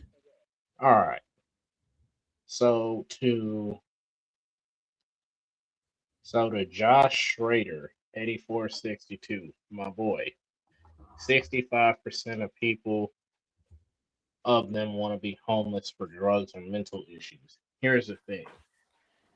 Most homeless people, no, because I was homeless, I know this for a fact. Most homeless people end up turning to drugs because it's that bad on the streets. They want to stay warm. It could be as simple as that. Yeah, majority of homeless people end up turning to drugs. It's only about 5% that actually start off as a drug addict. But he trust me, the experts in the internet, fucking, you got to listen to them because they know everything. He got his degree from YouTube University. I swear to God. And it doesn't negate the fact of what we just said. 174 homeless vets. We're not talking about fucking meth heads. We're talking about people with PTSD that fucking lost their job because they freaked out because they thought a fucking door closing was an IED blowing up. Like, shut the fuck up unless you know what you're fucking talking about, for one. And for two, the sheer numbers of what I just laid out are irrelevant on whether or not they want to be homeless. I guarantee you, if you hand one of those 174 veterans the keys to a $638,000 house, they're not going to be homeless anymore. You stupid fucking swine. God. They rage baited you. I just want to throw that out there. Like, chill. But all right, guys, let's go to get back into it. Well, China. Well, I guess this is pretty much what they're complaining about. We're pretty much doing this whole little trade back and forth with China because, well, I thought we were actually keeping our cheap chips away from them, but I guess we're letting them have them. I'm not really sure where that's going to go further down the line, but hey, we'll see how that plays out. But let's get on to more pressing matters. Like, is Japan done with pacifism? Japan's gonna go fucking annihilate China, Bro, hey, now you see how they even got this lady looking though? She looked like she ready to call some war crimes. Raping Like, Man King literally, 2.0. bro. Here we go. Got her looking sinister She's like, give me that $111 million right now. For our next story, let's turn to Japan. It has approved a record budget for the new year. The budget is worth 122 trillion yen. That's around 785 billion US dollars. 785 billion US dollars. It is the biggest in Japan's history, and it is important for the country's Prime Minister Sanae Takaichi. After all, this is the first budget, and there's a lot riding on it. Japan's economy is slowing down. The yen is weak. That's their currency. The yen is weak. There are higher bond yields, and Tokyo had to balance all of it. We are continuing to increase the budget for important policies, such as strengthening defense capabilities, for which we have secured financial resources and are working on plans over multiple years. In particular, green transformation and semiconductors, we have increased the initial budget by 1 trillion yen within the special account.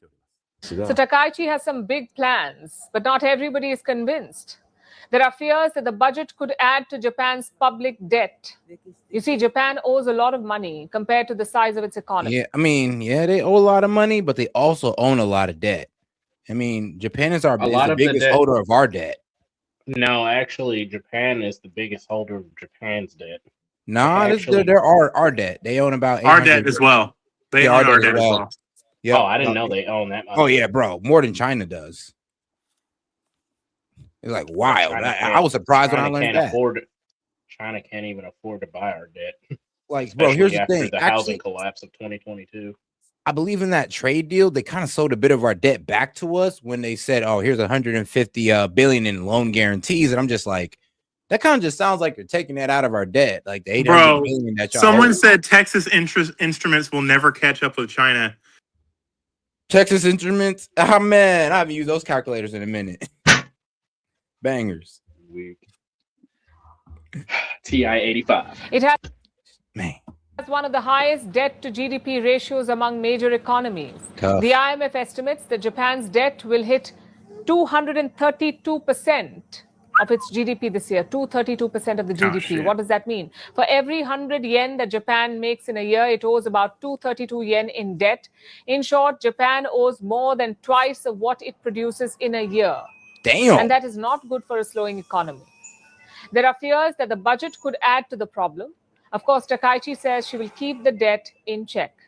Regarding the budget for the fiscal year of 2026, I believe that we have been able to compile a budget that achieves both a strong economy and fiscal sustainability by prioritizing budget for key policies while considering fiscal discipline. Apart from this, the big highlight of the budget is defense spending. Japan has just approved its largest ever defense budget. It's worth 9 trillion yen. That's around $58 billion.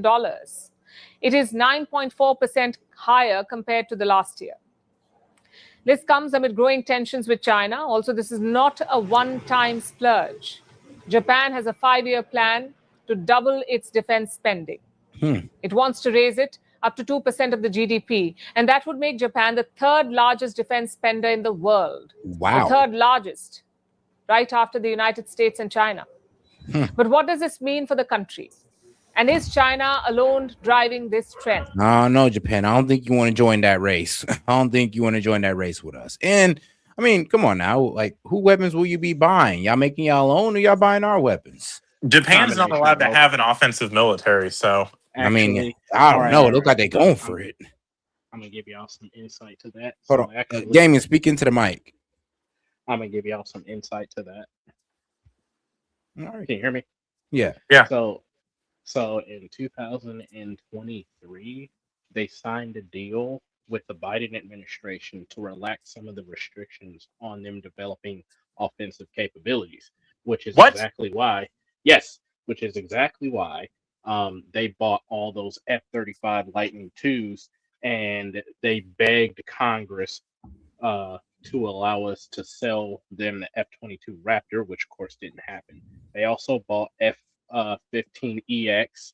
They bought a bunch of FA-18, FA-18 E2G Growlers and Prowlers, a couple of C2 E2C Hawkeyes, a few C-130 and Globe Masters and Galaxies, and then they also bought a bunch of artillery. They're restarting their shipbuilding process. Now they say all of this is for defensive posturing, but it's because the United States relaxed its enforcement of the non-offensive capabilities portion of their constitution, and they're trying to put pressure on the United States to relax it more. It makes sense, because why else would they be upping their military spending if you're not even allowed to have one? I mean, they're allowed to have a defensive military. They are allowed to do that. But since World War II, because they did that whole bomb Pearl Harbor thing, when we fucking stomped them into the dust, we said, all right, you can't have an offensive. The fucking F-35 is an offensive weapon. I don't care fucking who you are. You use that to fucking run missions. Okay, well, that's why that's been confusing me, because like everybody, like word on the global streets is that China has been posturing to be posturing to make a more offensive army. So the reason being for this, and this all happened under the Biden, and it's quietly happening under the Trump administration. Now, obviously, because I'm recently out of the military, I still be hearing stuff through the grapevine. Of course, I wouldn't tell any of you guys anything you're not supposed to know. But what I can tell you is what's being quietly done. You have to look for it, but it's being quietly done where the U.S. is kind of like pulling back and letting Japan. They're looking the other way while Japan is fucking being Japan. Yes. That's why they're bolstering their military presence on the Ryukyu Islands. That's why in Hokkaido they're planning on doing some. They're planning on building up more defenses there. That's why you see all of this money coming in. They're spending more money because they need to build more ships. They already have all the materials, and they've been stockpiling materials for years. Yeah. But the good thing is they're on our side now, and we don't have to fight the Emperor of Japan if this stuff ever gets used against us. Man, so pretty much Japan out here stocking up like Rambo, and we just whistling by watching him do it. Don't fuck with my man Japan over here. He knows what the sun looks like. I mean, Japan over there just loading up in the armor, and we're just walking past like, damn, when did you start doing this? Yeah, that's also why Italy signed a defense pact with Japan, is basically to supply them with Euro Typhoon fighters to masquerade as their primary defensive warplane, when they secretly at the same time bought, and I'm not joking, 2,000 F-22 Raptors on order. Japan ain't fucking around. Yeah, and so that's why you see China trying to flex its muscle. It's flexing its muscle because the minute that the United, and I meant what I said on the very first live I got on, we are really the only thing that's keeping Japan from fucking up China. We're really the only stabilizing force in that region of the world. This is how great American fucking might is. We don't even need to be the country that goes to war with you. Our excess supply can fuck you up. Basically. And so so Japan is just kind of waiting for the all clear. Japan's ready to fight for democracy. What on God's green earth is happening? You ever play Helldivers? All right, guys, hold on. Back to the video before we get off topic. First, look at what the budget includes. And we'll divide this into 3 layers. The first layer is deterrence. Japan is pouring $6.2 billion into long-range missile capability. It will use $1.3 billion to buy and upgrade TP-12 surface-to-ship missiles. These can strike targets up to 1,000 kilometers away. Let me put that in context. 1,000 kilometers away, several parts of the Chinese mainland will be in that range. But Japan insists. That was a fucked up way of putting it. Like, look, let me put it in context for you. China. Half of China. Let me put it in context for you. So yeah, China, that's most of you guys. You know, here's my opinion, right? Instead of Japan buying stuff for their military, I think it should be Japan is basically buying us as a security force so we can expand our military and expand our fucking capabilities and rent it out to Japan. I think that's how it should be. Yeah, unless we're, Does that make sense? Yeah, like American fighter pilots but are going to sit in these F-22s. American fighter pilots are going to sit in these F-35s. But Japan has control over them. It's like, hey, go fuck China up for me. I don't know about that. Let's say China choose down one of those jets, then that's damn near like asking to drag us in. No, because it would be an American, yes, but it's a Japanese fucking operation. It'd fly the Japanese flag, but it's an American asset. It'd be like the police department renting a police officer to Walmart for the weekend. I got to hear that one again. That was actually kind of funny. Targets up to 1,000 kilometers away. Let me put that in context. 1,000 kilometers away, several parts of the Chinese mainland will be in that range. 7 parts of the Chinese mainland. I mean, way to fear mom. You're muted. No. Hold on. Can you hear me? Set. Yeah, I can hear you. Okay. All right, cool. Just Monty. Then. Set. You're muted. Yo, Monty. Monty. I think you might be the one muted. Set. Monty. I can hear. Set. You're muted. Wait. It's just you, bud. Yeah, I think it's just you. I think you might have lost. Come back. I think you might have lost connection there. But yeah. So what was I? Yeah, go ahead. So the fun fact: the United States has a program called Rapid Dragon, and so what it's basically is they're gonna load up. Basically, what it is you take 12 or 14 pallets of the LRASM and the JSM missiles, stick them on the back of a C-130 cargo plane, and then fly just outside of China's ballistic missile defense, and then just drop a bunch of payloads of missiles into the airspace of China, and those can hit every coastal city on China's coast. Okay. Oh, damn. That's tough. But the way she presented that, all right, I like what you said right there, but yeah, the way she just presented that kind of let us know that, yeah, I can see why China's kind of side-eyeing Japan right now, because I would too. It's like, hold on, you're building missiles that could hit my mainland? And I mean, you're an ally of America, really, so let's not play stupid here. I mean, China did kind of, I don't know, threaten them on multiple occasions. I mean, true. Them and Taiwan. True. Well, maritime interdiction missions. I mean, but Japan insists this is only for deterrence. The second layer is coastal defense. Japan has a long coastline. It stretches more than 29,000 kilometers. It has thousands of islands. It also has an aging population, which means it is hard to maintain high troop levels.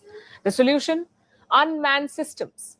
Tokyo is investing $640 million into unmanned aerial drones, sea surface drone ships, and underwater. Wow, way to solve a man problem. Say, yep, we're just gonna get into AI, and we're just gonna start having AI flown ships, AI driven boats, guided missiles. Everything just gonna be AI. I mean, Patriot missile system. Anyone? Japanese dome. Japanese dome, bro. The rice dome. Oh wow, that's racist. or the Sun Dome. You know, land of the rising sun. It rose Surveillance twice, drones. 3 times that day. Yep. All of them will be integrated into a defense network called the Shield. It is set to. Yo, Monty, can you hear us? Now I can. I couldn't hear you at first. I saw you talking. I didn't hear anything. But Oh, Tell me why I feel like the FBI tapped all of our phone lines. Was like they're talking about Somali. we're just doing the investigative research for them. They're just gonna watch this video and be like, "Oh, I know that address. Hold on."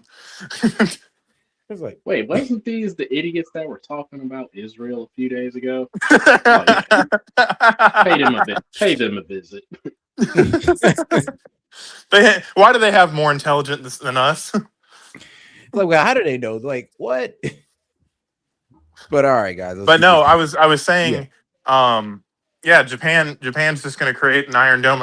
I said that before she said that, and I was like, wait a second, yeah, it's just going to create a fucking a missile system over Japan, and they don't need a population. They just have War Machine. Oh, and shout out to my man Maine Harbor. Shout out Maine. He says Japan's samurai, right? Samurai were boss to Pearl Harbor. Wait, were they even still around that time? Yes. So the Ishimaru or whatever, the mercy killing. Yeah. Yeah. That was a part of the. That was you were talking about seppuku. Bro, man, what are they doing? Cutting bullets? No. Like it was very, very close. Like the samurai had ended, but the warrior mentality of the samurai lived. The warrior class lived within the Japanese army, and that's why they didn't surrender. Because they were still dealing with an emperor. Good point. And let's be real, like it is like a whole warrior class thing, especially when it comes to samurais. Dying was an honor. That's why you had kamikaze drones. Yeah, it was like complete dedication to your what was it? I mean, what was it the time? In order to get Japan to go to the grassroots. In order for Hitler to match Japan's aggression, he had to give his fighter pilots meth. Man, bro, Japan crashed out for everything. Like Japan, they're a better ally than enemy. Yeah, that. That is exactly why we had to put restriction on them, because they do entirely too much. But Japan loves America now. Yeah, I mean, I would love the guy that unleashed the sun on me twice too. I mean, let's be real. Sun rose people 3 days. People love Japan for like what? Sushi, anime. Yeah, anime. I was about to say that, like anime. Women with anime titties. I'm done. Hey, but to and all Nintendo. Yeah, Nintendo's going down the drain. But come on, I still love Nintendo. They made their money. They're retiring. Literally. No, Nintendo gonna sit up here and talk about we can deactivate your Switch now. We are gonna sue this gaming company for making a game that's like our game, but actually better without all the BS patents, and it makes it work with our system. Oh yeah, by the way, that if you try to pirate any of our games, even though we deactivated our console and interconnectability for said game, we're just gonna sue you. Well, damn. Yeah. So you don't own a Switch. You own a license to play with the Switch. The hardware is not what you're buying. You're buying the license to play the Switch, and the hardware comes for free. Yep. All right. To go live by March 2028. And the third layer we're talking about, is eyes in the sky. We're talking everything from GPS to cargo spacecraft and intelligence gathering satellites. Wait a second. So why Hold on. unveil this? You ever watch Pacific Rim? I see where this is going. You know what I'm talking about, right? They're like, oh yeah, we used weather satellites to and ocean buoys to see where people were at. Gotta watch the movies, man. They be telling it. Mm-hmm. Record defense budget now. It's because of China, of course. Japan's national security strategy labels China as its most serious strategic challenge. And recent incidents have proved that. Chinese aircraft have locked radar on Japanese jets. Chinese aircraft carriers were spotted near Japanese waters. China has been conducting naval drills near Japanese islands. Bold. All because of one What'd I tell statement you? by Prime Minister Senator Kaichi. She said, if China attacks Taiwan, Japan could get militarily involved. Oh. And that statement has sparked. Oh, yeah, I did the same thing if I was G. I was like, wait, well, what this lady say? All right, bet. All right, cool. Well, we'll just Nah, do the but same see, thing we're okay, doing to so I Taiwan. We're going to do the same thing that we're doing to Taiwan. Military intimidation. I can understand why Japan is doing it, because this isn't the first time that they've been doing this. This is like, you know, the 14th, 15th time they've been doing this to Japan. And Japan has been asking the US to step in. So finally, we take our hands off and it's like, yo, now China's trying to flex its military, which I think is stupid. They have widespread corruption. They haven't been in a fight since the 1970s. And Yeah, when China's they did never get into, fought. And when they did get into a fight in the 1970s, you know who they lost to? Take a guess. Don't Google it. Take a guess at who they lost to. Afghanistan? No. They Wait, who? lost to China on the books, lost to a reserve force, a part-time warrior class force from the Viet Cong. And we were fighting the Northern Vietnam's A team. They got the Z team. Well, fuck. They lost to the weakest class of people. They lost to the China. National Guard. Basically, not even the weekend warriors. Every single piece of military hardware they have sent Pakistan, they have sent Afghanistan, they have sent Iran, has failed spectacularly. That's true. That is true. They don't want the smoke with Japan, let alone the US. Because they haven't used their actual people to battle test anything. They've just sent it off to faraway countries, and we've just blown it up in 2 weeks. So you know what else is crazy? That Chinese soldiers, when compared to American military in terms of training, most of them couldn't even get through the first week. Like how we train our military personnel, Just they fucking can't get through. They can't get through Air Force basic training. They Well, can't they're get not through the any biggest of them. guys. They can't get through any of the training because It's all to quote calisthenics. So if they're not the biggest guys, they should be fine. It's all hybrid no, athleticism. it's not even that. It's the mental drain that it puts on you. That's so true. Like how when you go through boot camp, it mentally drains you because they gotta break you back, they gotta break you down, break that mentality to make you a service member. Well, a lot of Chinese soldiers, for their version of like Air Force, Army, Navy, Marine Corps, and whatever they call the Space Force, a lot of them have to have mid-training morale boosting events where they bring in girls or whatever to like sing and dance and stuff like that. They have to like let them off base to participate and all that. I'm like, bro, I just get shouted at. If I'm sad, I get and we make fun of our Air Force because they fucking that's fucking hilarious. I did not know that.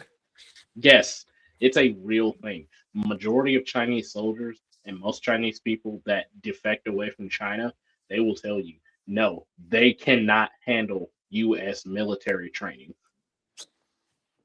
So just on a mental aspect of it, we're stronger than China.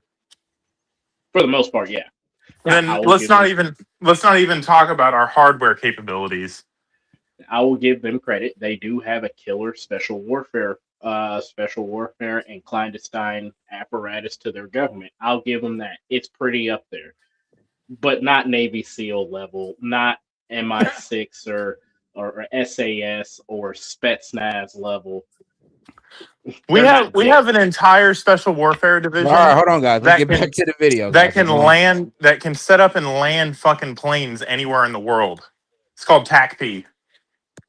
All right. Outrage in Beijing. It was followed by diplomatic and economic retaliation. Japan did not walk back the statement because Tokyo insists combat controllers, my bad, not quote TACP. unquote no policy change. Although this budget clearly tells a different story. So has Japan given up pacifism?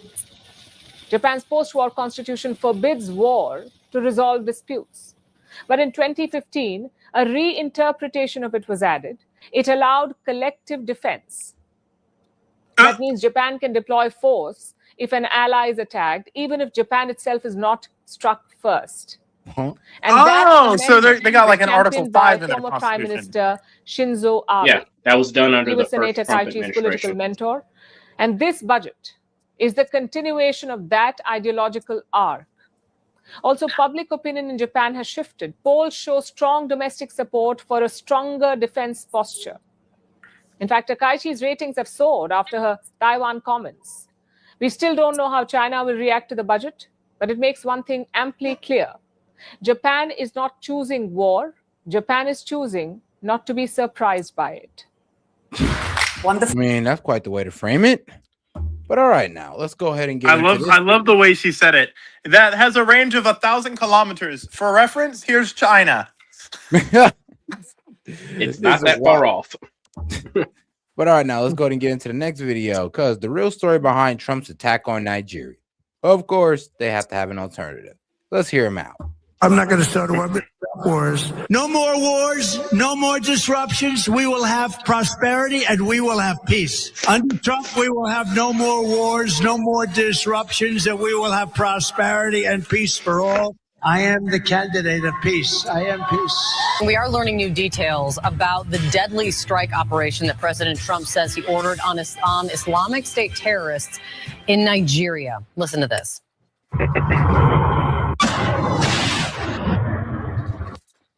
Yeah, we'll get into all of the claims that they've made. But Donald Trump, the peace president, has once again delivered peace, or at least pieces of people and buildings blown apart by our weapons in yet another country around the world, because the peace president seemingly can't go more than 2 or 3 weeks without starting another foreign conflict.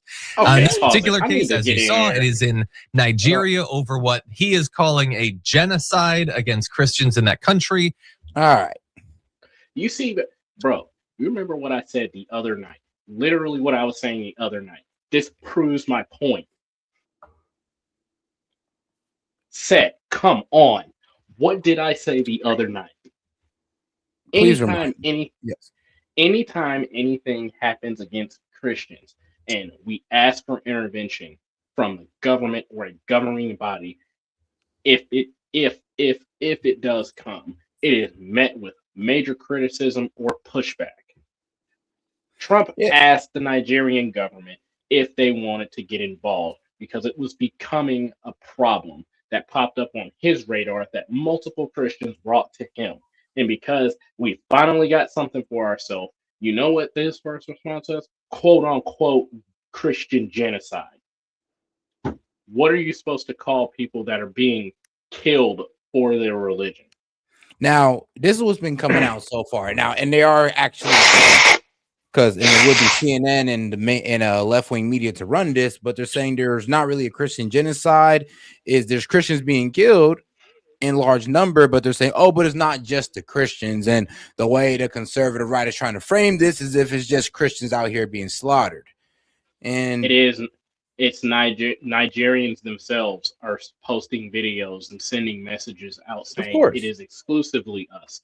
So why would I believe CNN? But this is what I was saying the other day. Whenever we say something, it's not taken seriously or it's brushed under the rug. No, actually, what they're bringing up is that, and this is a petty point, but they're bringing up, but they're not wrong in a way, because there are other people being killed. There are Muslims being killed as well. Those who actually speak out against Boko Haram are also get kind of, the execution as they continue to carry out their onslaught on the Christians. And any Muslim who speaks up or even tries to get in the way gets taken out by them.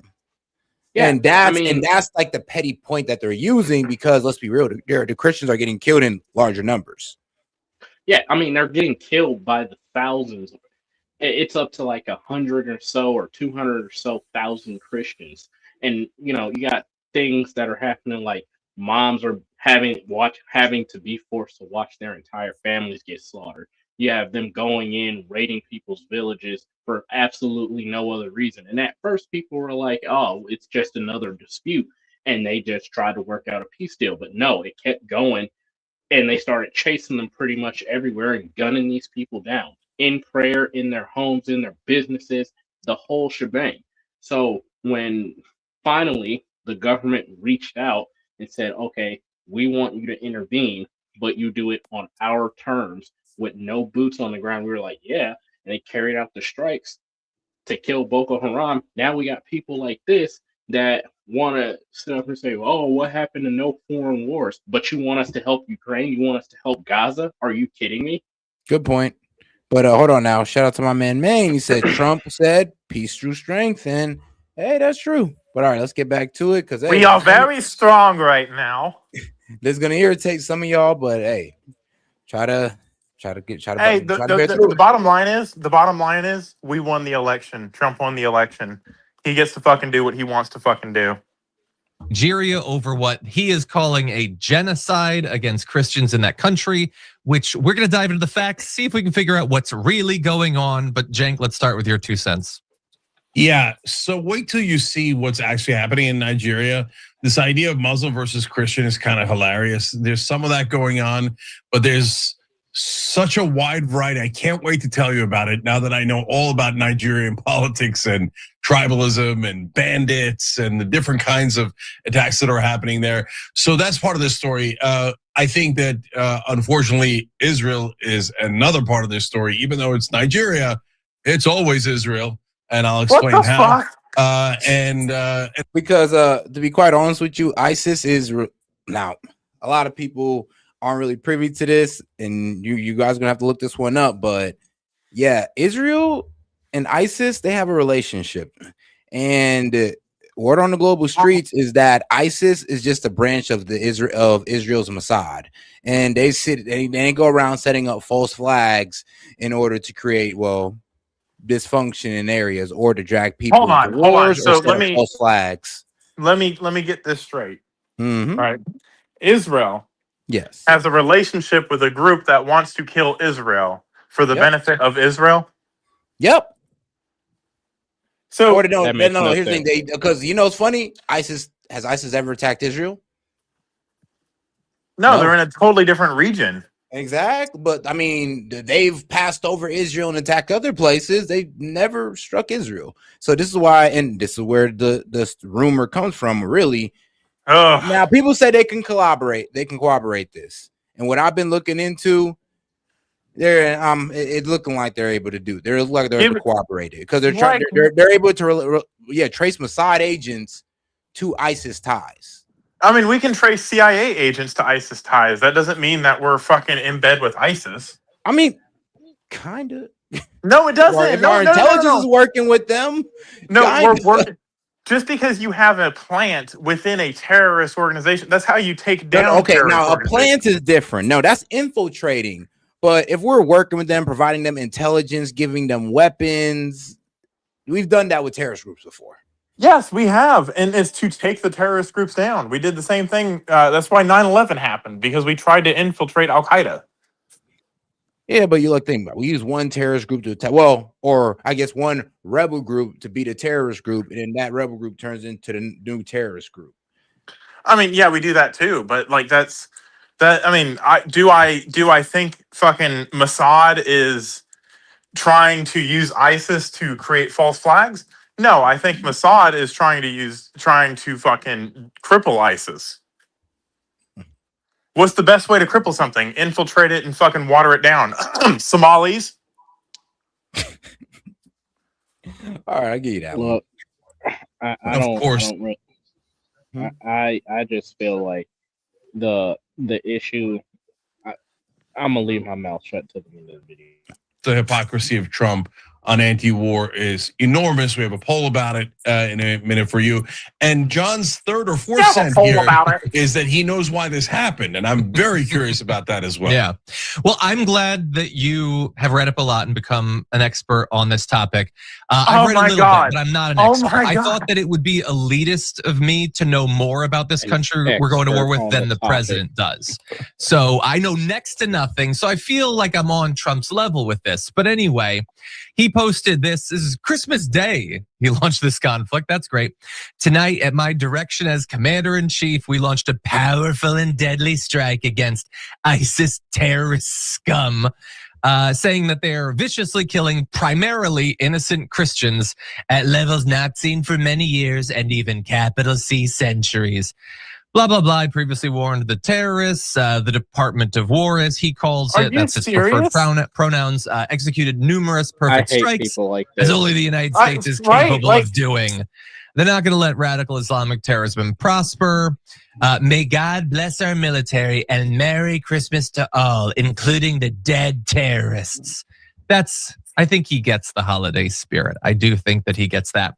So, look, we're going to dive into the facts about the supposed genocide. Also, bear in mind, we're going to talk about the facts about this being ISIS terrorists, because that's not necessarily as cut and dried as he would have you believe either. A lot of this feels pretty dishonest. But let's see if we can rewind a little. Yeah, I don't want to hear anything else this guy has to say. I swear to God, he's being disingenuous and he's not actually reporting. So this guy, the guy he's interviewing, has suddenly, over the past couple of days, become an expert on all of the tribalism and knows everything there is to know about something that's been going on for hundreds of years, and more recently in fucking more recent geopolitics, decades. He read about it, and now he's an expert. Do you hear the self-aggrandizing fucking? I mean, to read about it and then call yourself, all right, I read up, I'm an expert now. Okay, but call yourself an expert is wild. I'll give you that one. And now I'm well read. The fact I'm well read. And good I know God, I watched a YouTube video. I know that particular freaking that particular guest he has on, dude. That dude is from the Young Turks, a freaking unfactualized, constantly wrong news organization where the female co-host left because they were constantly saying stupid stuff and their ratings started plummeting. His version of I'm an expert is reading a freaking New York Times biased news article. Yeah, but you gotta let the guy finish, though. But no. But he knows. I mean, wait. Only let the man speak for 3 minutes and y'all going off. I mean, y'all kind of you can hear it. Set. If I just sit back and I call you an idiot for fucking 20 minutes, are you gonna listen to me, or are you just gonna fucking mute me and kick me off? I mean, think about it like this. I listen to guys I disagree with all the time, no matter how vehemently I disagree with them. I kind of let people get hurt out on all sides. So even if I disagree with them, I'll stick it out and I'll see if they can. Now, maybe I agree with something they say further down the line. Who knows? I don't. This is part of looking at both sides. Just play the first 30 seconds back again. Your biggest, just fucking mocking him. Oh, I don't claim to know more than the president. That would be elitist of me. But I think I know enough. Like, God, that's really all come off. Him saying that he knows he's an expert. First of all, in order to be an expert in why a president, was it 10,000 hours? Can we at least hear what he's talking about, though? Nah, let me get this off.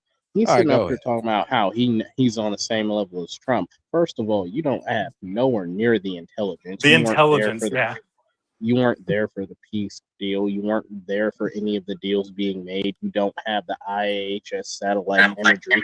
You don't have any of the firing capabilities. You don't know what their firing solutions or protocols were. You don't know who was doing what or what any of the surveillance they had at the time showed. So you're not an expert. You're just a douchebag on YouTube. He read it. He read an article in the New York Times. Don't you understand? The New York Times never gets anything wrong. Totally reliable. I hear you guys, but he genuinely believes he's the authority on the matter, and we should all listen to him. That's brain rot. That's brain rot. No, let's be real. We understand he's being cocky about it, but we also understand. All right, look, we're gonna hear you out because I'm not just gonna assume everything you're gonna say is bullshit. You at least read into the situation, so I'm gonna take the spin out of it, and we'll just take it from there on what he's saying. Every time someone talks, like a news anchor, particularly, you know how you say you only get like 5 milliseconds to make a first impression? I give, every time someone comes on and is talking about something new, I give them the chance to remake a first impression. And in the first 30 seconds, all they did was sit here and act like the fucking elitists they're claiming they're not, and say they know things about things they couldn't possibly know. Oh, I read up on it. Okay. All right. Well, but well, let's hear this guy out. I'll hear him out, but I mean that's where our impression, and I think Gamer would agree with me. That's where my impression is right now. Yep, understandable. But figure out how we got to the point that the United States is launching what, were it to happen to us, we would label it obviously as a war. For some reason, when the United States bombs a country, it's just like a cool thing you do on Christmas Day. It's not warmongering or anything.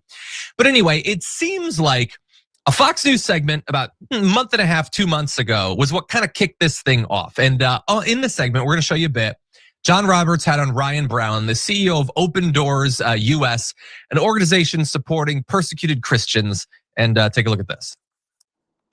Yeah, Open Doors keeps track of Christians who are killed around the world in religious violence. Here's your statistics for 2025. 4,476 Christians murdered so far worldwide.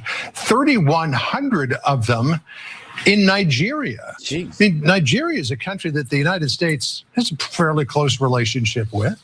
Does this president need to step up and do more, or does the United States at large need to do more? I mean, what could the U.S. do to try to stem the killings? Pause. I want to interject my fucking 2 cents. Now, this guy's claiming to be an expert, and now watch as he tries to dismantle someone that has actually done research and actually has numbers. I love the distinction he makes between the president doing more and the United States doing more. Like Donald Trump's going to fly over there and deal with it single-handedly or something. But anyway, they're obviously they're hoping to get the United States military involved. More conflicts, good for Fox News, good for the defense industry, and all of that. And almost immediately after that segment aired, which Donald Trump was obviously but we need watching to go to we need to go to not we need to go watching to TV. fucking He posted Ukraine. this onto Truth Social, saying that if the Nigerian government continues to allow the killing of Christians, apparently the Christians are the only ones that need to be protected. The other people dying there, it doesn't matter. The USA will immediately stop all aid and assistance to Nigeria, and this is going to be a literal verbatim quote in case you're listening, and may very well go into that now disgraced country guns a-blazing, the president of the United States says, to completely wipe out the Islamic terrorists who are committing these horrible atrocities. He's saying basically there's cherished Christians, warning, the Nigerian government better move fast. So he waited about 6 weeks. I guess that's something. And they did these strikes, killing at least 5 people, leaving over 30 seriously wounded. And I think at this point, Jake, we should probably get into the conversation around this, because the reason that he seems to be interested in this is the reason that Fox News was interested in it, is that they can spin a very selective interpretation of the conflict to make it seem as if this is people hunting down Christians. And of course, the right is always looking for opportunities to feel that they are an aggrieved minority. That's why they are saying this about Nigeria. It's why they have pretended there's this genocide against white farmers in South Africa. On the damage report this morning, I pointed out they also think it's convenient. Now, hold on. There was genocidal language being used against them. Let's not sit here and play dumb. But no, it's not dumb. It's not playing dumb. It's being disingenuous. Gamer was right. It is disingenuous. He's putting a red herring into the argument and changing it for what it is and spinning it the same exact thing he's accusing Fox News of doing. He is outright, overtly doing, and the people that watch this and eat this shit up are like, yeah, I like funny Trump voice man too. And the crazy part is they are being systematically hunted. And it's like I told you the other day, you have voices that are loud like this who get millions of followers, and we get gaslit as Christians and told that it's not true, quit complaining, shut up, and sit down. And if we were to start acting like how you guys act, then it would be a problem. 15 million Christians, and when we say, hey, we're being killed, no one believes us. But BLM and Islam and Ukraine and Israel and everybody else gets their 15 minutes of fame, but we're forced to sit in the corner and shut up and take it. And pay for it on top of it. Right. We're a single dad with 10 kids, and we're in an abusive relationship with some woman the Democratic Party, that just fucking takes all of our money and blows it on stupid shit. And then, like, the whole family is just dysfunctional as fuck. And it's like you're painting this intentionally visceral picture, saying like, oh, you know, killing a few, and then there are some that were seriously injured. Why are we calling terrorists some? So wait, are the evangelicals? Are the evangelicals? Would you consider those Christians? I don't care.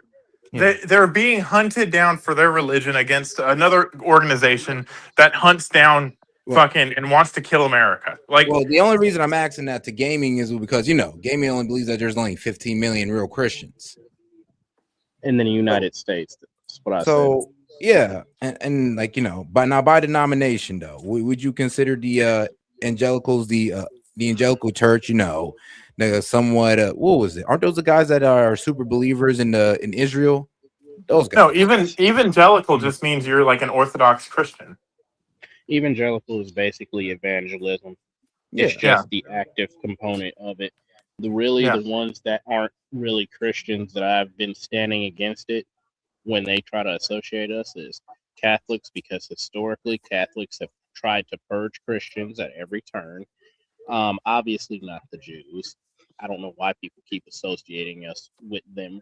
They are not Christians. They, in fact, do hate us with a burning passion and want to kill us. What are the other ones? Mormons, they're not Christians at all. They're actually a cult. Yeah. And what was the other one? Jehovah's Witnesses. Latter-day Saints. Or that's Mormons. Jehovah's Witnesses. Yeah, they're also a cult, by the way. They're no better than the Church of Scientology. Yep. So Lutheran, so all these different other ones, like you have Baptists, you have evangelicals, you have what's another one? Lutheran. These are ideologies that are based off of different interpretations and the way you should go about following the Bible. They all keep the same commandments, that Jesus Christ is Lord and Savior and God at the same time. They have that same tenet, but the difference is, for some, it's okay. Do we baptize, or when God says baptize, do we baptize or do we sprinkle? For others, it's do we do exactly every single thing, word for word, direct verbatim that the Bible says, without giving any type of like context to where we live, or do we take what the Bible says and take it into its proper context for how our society functions today? But I mean, nonetheless, people dying, period, is a problem, right? So people dying is a problem. Everybody agrees on that. Whether it be Muslims, whether it be Jews, whether it be fucking Christians, whatever flavor of Christianity you want to sprinkle onto it, or whatever flavor of cult, people dying to people who want to kill that specific group of people is a genocide. That's what it is. Like the Holocaust was a genocide. They were specifically sought out for what they were and killed because of it. Now, whatever it takes to get this president to say, "Oh, well, that shouldn't happen," and try to put a stop to it, doesn't fucking matter. And that's the red herring that I'm talking about, that this guy's putting into the argument. He is completely blowing past the fact that people are dying and the United States is doing something about it, just to say that, oh, their cause is not more worthy than Ukraine's cause. Their cause is not more worthy than Gaza's cause. Their cause is not more worthy than X, Y, and Z, because I'm the elitist that did 5 minutes of research on YouTube and learned something about it. That's what's pissing me off about this. All right, well, let's see if he even gets there. But in the meantime, shout out to my man Maine. If I kill 12 mosquitoes, is it a war? Oh, yes. Yeah, absolutely, Maine. Yes. I am constantly, when I go to the South, I'm constantly at war with the mosquitoes. You catch 12 of their homies, man. They on your ass the whole trip, bro. Bro, they're fucking you up. Convenient to them to have these narratives at a time when they've probably begun to feel, after a couple of years of what's going on with Gaza, kind of feel Like maybe they're on the wrong side of this whole thing. These people sticking up for Palestinian kids who are being killed certainly look like the good guys in this story. Wouldn't it be good if they had a conflict they could pretend puts them on the right side of calling out genocide? So what do you know? What is a fairly complicated civil conflict in Nigeria gets reinterpreted as a genocide against Christians, which is more palatable for their domestic audience. You see the fucking gymnastics you just had to do? Hold on. A fairly complicated civil conflict. You know what a civil conflict is? Me and you disagreeing about something. Not hosing down your entire I'm like, community bro, like because unless you we're have a talking about a particular belief. Chinese conflict, where millions of people die over a conflict, I think you might be using that word wrong. A fairly complicated civil conflict is what he just labeled that as. And you know what's crazy? I'm gonna lay out the entire conflict. Boko Haram was actually being propped up by ICE for years and years and years. They would abduct these children, train them in the ways of, and this is from them, train them in the ways of Islam, like the jihadists, and then they would drop these freshly recruited, trained kids off in Nigeria, close to these Christian villages where they knew there were Christians at. And when they became of age, they started smuggling weapons from Yemen through Djibouti into northern Nigeria. And so when the time came and they were given the order, they started killing all of the freaking Christians. I know this because in 2022, there was a lot of weapons smuggling into Djibouti to northern Nigeria when I was deployed. Those are the facts. Gaming. It's a fairly complicated civil conflict. Yeah, my brothers and sisters in Christ are being slaughtered. I ain't trying to hear those words. Exactly. If you guys are so rock hard to send money and boots and American soldiers to die for Ukraine, we can spare a couple tomahawks at the bare minimum. And here's the thing, I think it's pretty unfair for him to say, "Oh well, we were sitting silent during Gaza." I mean, bro, I've been pretty vociferous about Gaza for a minute. Like we all have. We all say what they're doing in Gaza is bullshit. So you just sit there and say that, oh, you guys are just mad about this because you didn't want to talk about Gaza. I'm like, bro, cut the bullshit. Bro, you know what I've said? Fuck Israel and fuck Gaza. I don't give a fuck about either one of them. They're not America. True. And that's been my fucking stance. I've tried to fucking sit in and get on board with the Palestinians. I've tried to sit back and get on board with the IDF and the Israelis. I see corruption and fucking evil in both of them. So fuck both of them. Not fuck the Jews. I'm not fucking anti-Semitic. I think the Jews should have a fucking peaceful fucking life. I feel like they've dealt with enough during fucking modern history. But I also don't see the fucking Zionist terrorists as some fucking freedom fighters that they want to paint them out to be. So fuck them both. I don't have an allegiance to either one of them. But what I do have an allegiance to is fucking Christianity. And Christians are being killed in a fairly complex civil conflict. You mean a genocide? Nope, civil conflict apparently. But all right, let's see how they round this out. Hold up. Imagine if they said the same thing about the Palestinians or the Jews. The fairly complex civil conflict. Which would be crazy to say. Like, or wow. Ukraine. Ukraine is just a special military operation. According to Russia. like, do you hear the fucking stupidity in what you're saying? No, because he thinks he's a self-proclaimed fucking expert. Which is more palatable for their domestic audience. But what do you think? Yeah, so we're going to play a series of macabre, fun games here about this. Okay, he said macabre because fun all games. This is disastrous, okay. But we're going to nevertheless do a poll about it, and I'm going to poll John, and he doesn't know the geography of Nigeria apparently as well as I do, so that'll be fun, and you can play along as well. The first poll is on TYT.com, and we're asking, when Trump said he was anti-war, what did he mean? A, I'm going to bomb Iran. B, I'm going to bomb Nigeria. C, I'm going to bomb Venezuela. D, I'm going to bomb every country I can think of and see if I can still get people to believe I'm anti-war.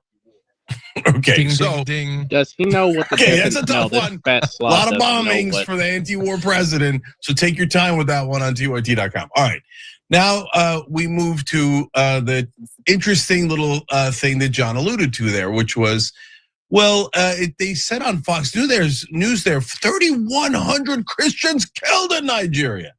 And they didn't say who killed them. Oh, that's interesting. So we're going to come back to that in the midst of this quiz and give you a sense of what's happening in Nigeria. First of all, quick fun facts about Nigeria. Split nearly evenly between Christians and Muslims, about 53% Muslim, 45% Christians. Anytime there's a split like that, you're going to have trouble no matter what the religions are or the backgrounds or the ethnicities are. And there has been some trouble among those clans. But that is not the only thing dividing Nigeria. In fact, Nigeria is a gigantic country, largest in Africa, 230 million people, 300 different languages spoken. And that's going to play a big role in what we're going to describe here. All right, so John, So there are several different areas of Nigeria. Pause. I'm So sick they of want. these people talking already. I was gonna say he's throwing all these useless factors in there. You want to know what's crazy? Nigeria is so close to Arab, Saudi Arabia and Yemen, and the Arab-speaking countries, that the primary language there is Arab and French. Wait. Anyway, but think about what we did for the 2,800 American citizens that died in 9/11. We're a country of roughly 300 million people. Almost 3,000 of us die in a terrorist attack. And we go and fuck up half the fucking world for 20 years. So sit here and say, oh, it's only 3,000 people in a country of 200 million, blah, blah, blah, blah, blah, blah, blah. The amount of grandiose fucking holier than thou fucking thinking that you see on this guy's face. He's literally looking down his nose at the camera in this freeze frame that set fucking when he paused it. He's literally looking down his nose at you. And we're just supposed to be like, oh yeah, this is the expert on foreign affairs we've always needed. The guy from the Young Turks that fucking puts fucking red herrings in arguments. And secondly, Nigeria is actually a bit more Islamic than it is Christian. Yeah, it's like 53 to 47. And the only Christian part of Nigeria is in the middle. Northern and southern Nigeria are actually Muslim. So now we have a minority, because that's what they are, is a minority being fucking genocide, or whatever the word is, fucking having genocide committed against them. But all right, and we're just supposed to sit back and say, oh yeah, no, it's not a big deal. Devil's advocate time then. Well, let's let it play out, because he did say he was going to try to make this make sense, because apparently we're missing who actually killed it, and he killed these Christians. He's pretty much trying to say that Fox News is misleading the public on it. So let's see how he rounds this out. Let's see, because he went to college and got really good grades. I don't know that, but who knows? Who knows? No. If anybody knows what I'm talking about, just put Nathan in the chat. The Northeast, where there's Boko Haram, a very dangerous Muslim fundamentalist terrorist group. Okay, so they're a big problem in northeastern Nigeria, often attacking the Nigerian government. The Nigerian government has Muslims and Christians in it, but it's, again, a majority Muslim country. Nevertheless, Boko Haram is attacking within that country, as Muslim fundamentalists tend to do, right? Mm-hmm. When they go in the jihad violent direction. Okay, so then we've got in the Southeast a massive separatist war that occurred that killed nearly 1 million people. And so a lot of Christians died there. Now, it's Christian separatists that have done that war, so take that for what it might be. Now we go to the Northwest. In the Northwest, there's bandits. And so the bandits are of different varieties, tribes, clans, etc. And they do a lot of different kind of crime. It originally started as a vigilante group, but then developed into basically a mob mentality, which is usually what happens once you go towards violence. So they started doing different crimes, including kidnappings. And there they have kidnapped 52 Christians out of a Catholic.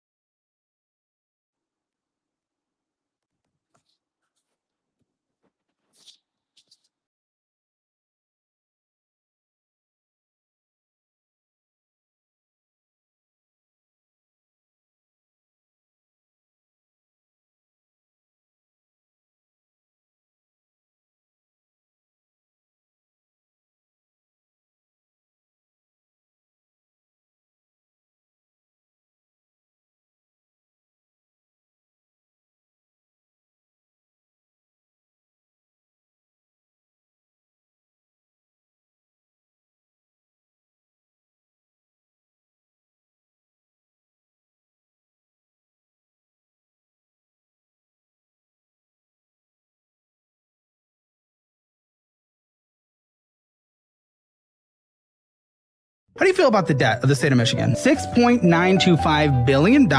We've paid off a lot of debt, and I'm proud of that. But, you know, my job is I'm the governor of Michigan. I got to show up and fight for the people of Michigan. We got $950 million in pork spending, like $5 million Special Olympics.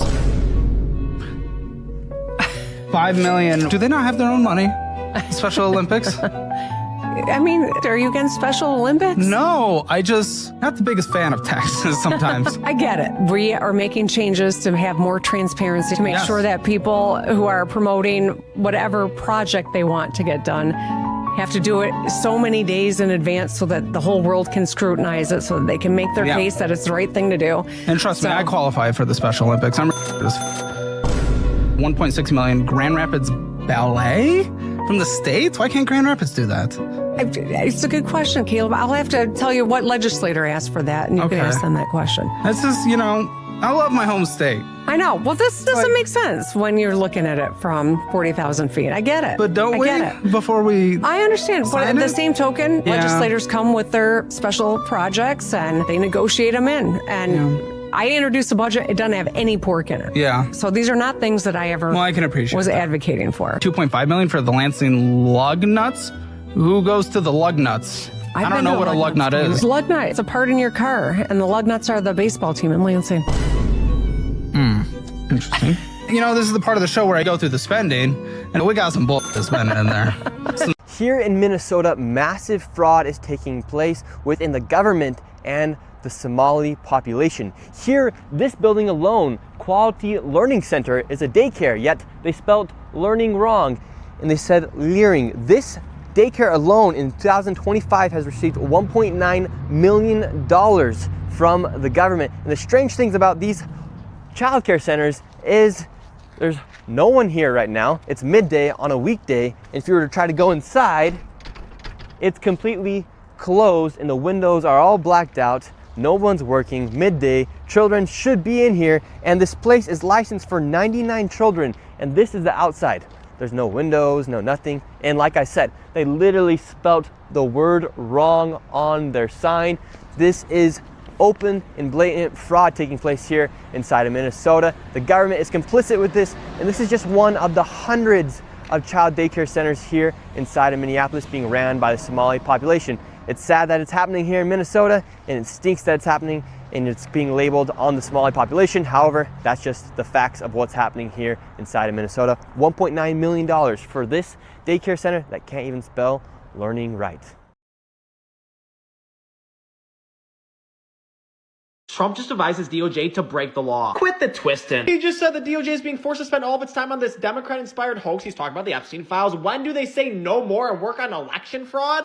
Must I remind you that Congress nearly unanimously passed the Epstein Transparency Act that Trump signed into law that requires the release of all files. So sorry, Trump, you can't just randomly say no more. Well, he never explicitly said stop releasing the files, but what? Use your context clues. But as I was saying before I was rudely interrupted, I hear his point. The DOJ just found 1 million more Epstein pages to add on to the hundreds of thousands they still have to release. The issue is this requires hundreds of DOJ attorneys to spend countless hours reading and redacting victims' names from each and every page. Is this really the best use of our country's top lawyers? How about they prosecute the cases of current sexual predators whom arrests are up 10% this year? Again, because it's the law, according to a file, there's at least 10 co-conspirators to Epstein's that have never faced charges that have not yet been named. According to Representative Thomas Massey, the victims say this number is closer to 20. So if we're going to be a country serious about going after predators, let's set a precedent that just because you're rich, you can't get away with it. Yeah, I hope that gets released, but the majority of the millions of pages are nothing burgers that just waste the time, focus, and energy of our country and cause division, especially when the pages are unsubstantiated random FBI tips during the 2020 election from clearly crazy people that some in the media run with as factual. Look, it's good that stuff like that gets released so people can look into it, but regardless, it doesn't matter. The release of the files is the law, but now Trump is encouraging his DOJ to break that? Great. I don't think that's what's happening. Use your freaking eyes. He just wants our country's focus on things that will make our country thrive, not this incessant focus on dead pedophiles whom the Biden DOJ agreed there was no other evidence for new indictments. Sure, says the guy all over the files, but if that's true, he should have vetoed the bill. The Epstein Transparency Act has his signature. Great. This is all just really great for the long-term prosperity of our country. Yeah, accountability is. Yeah.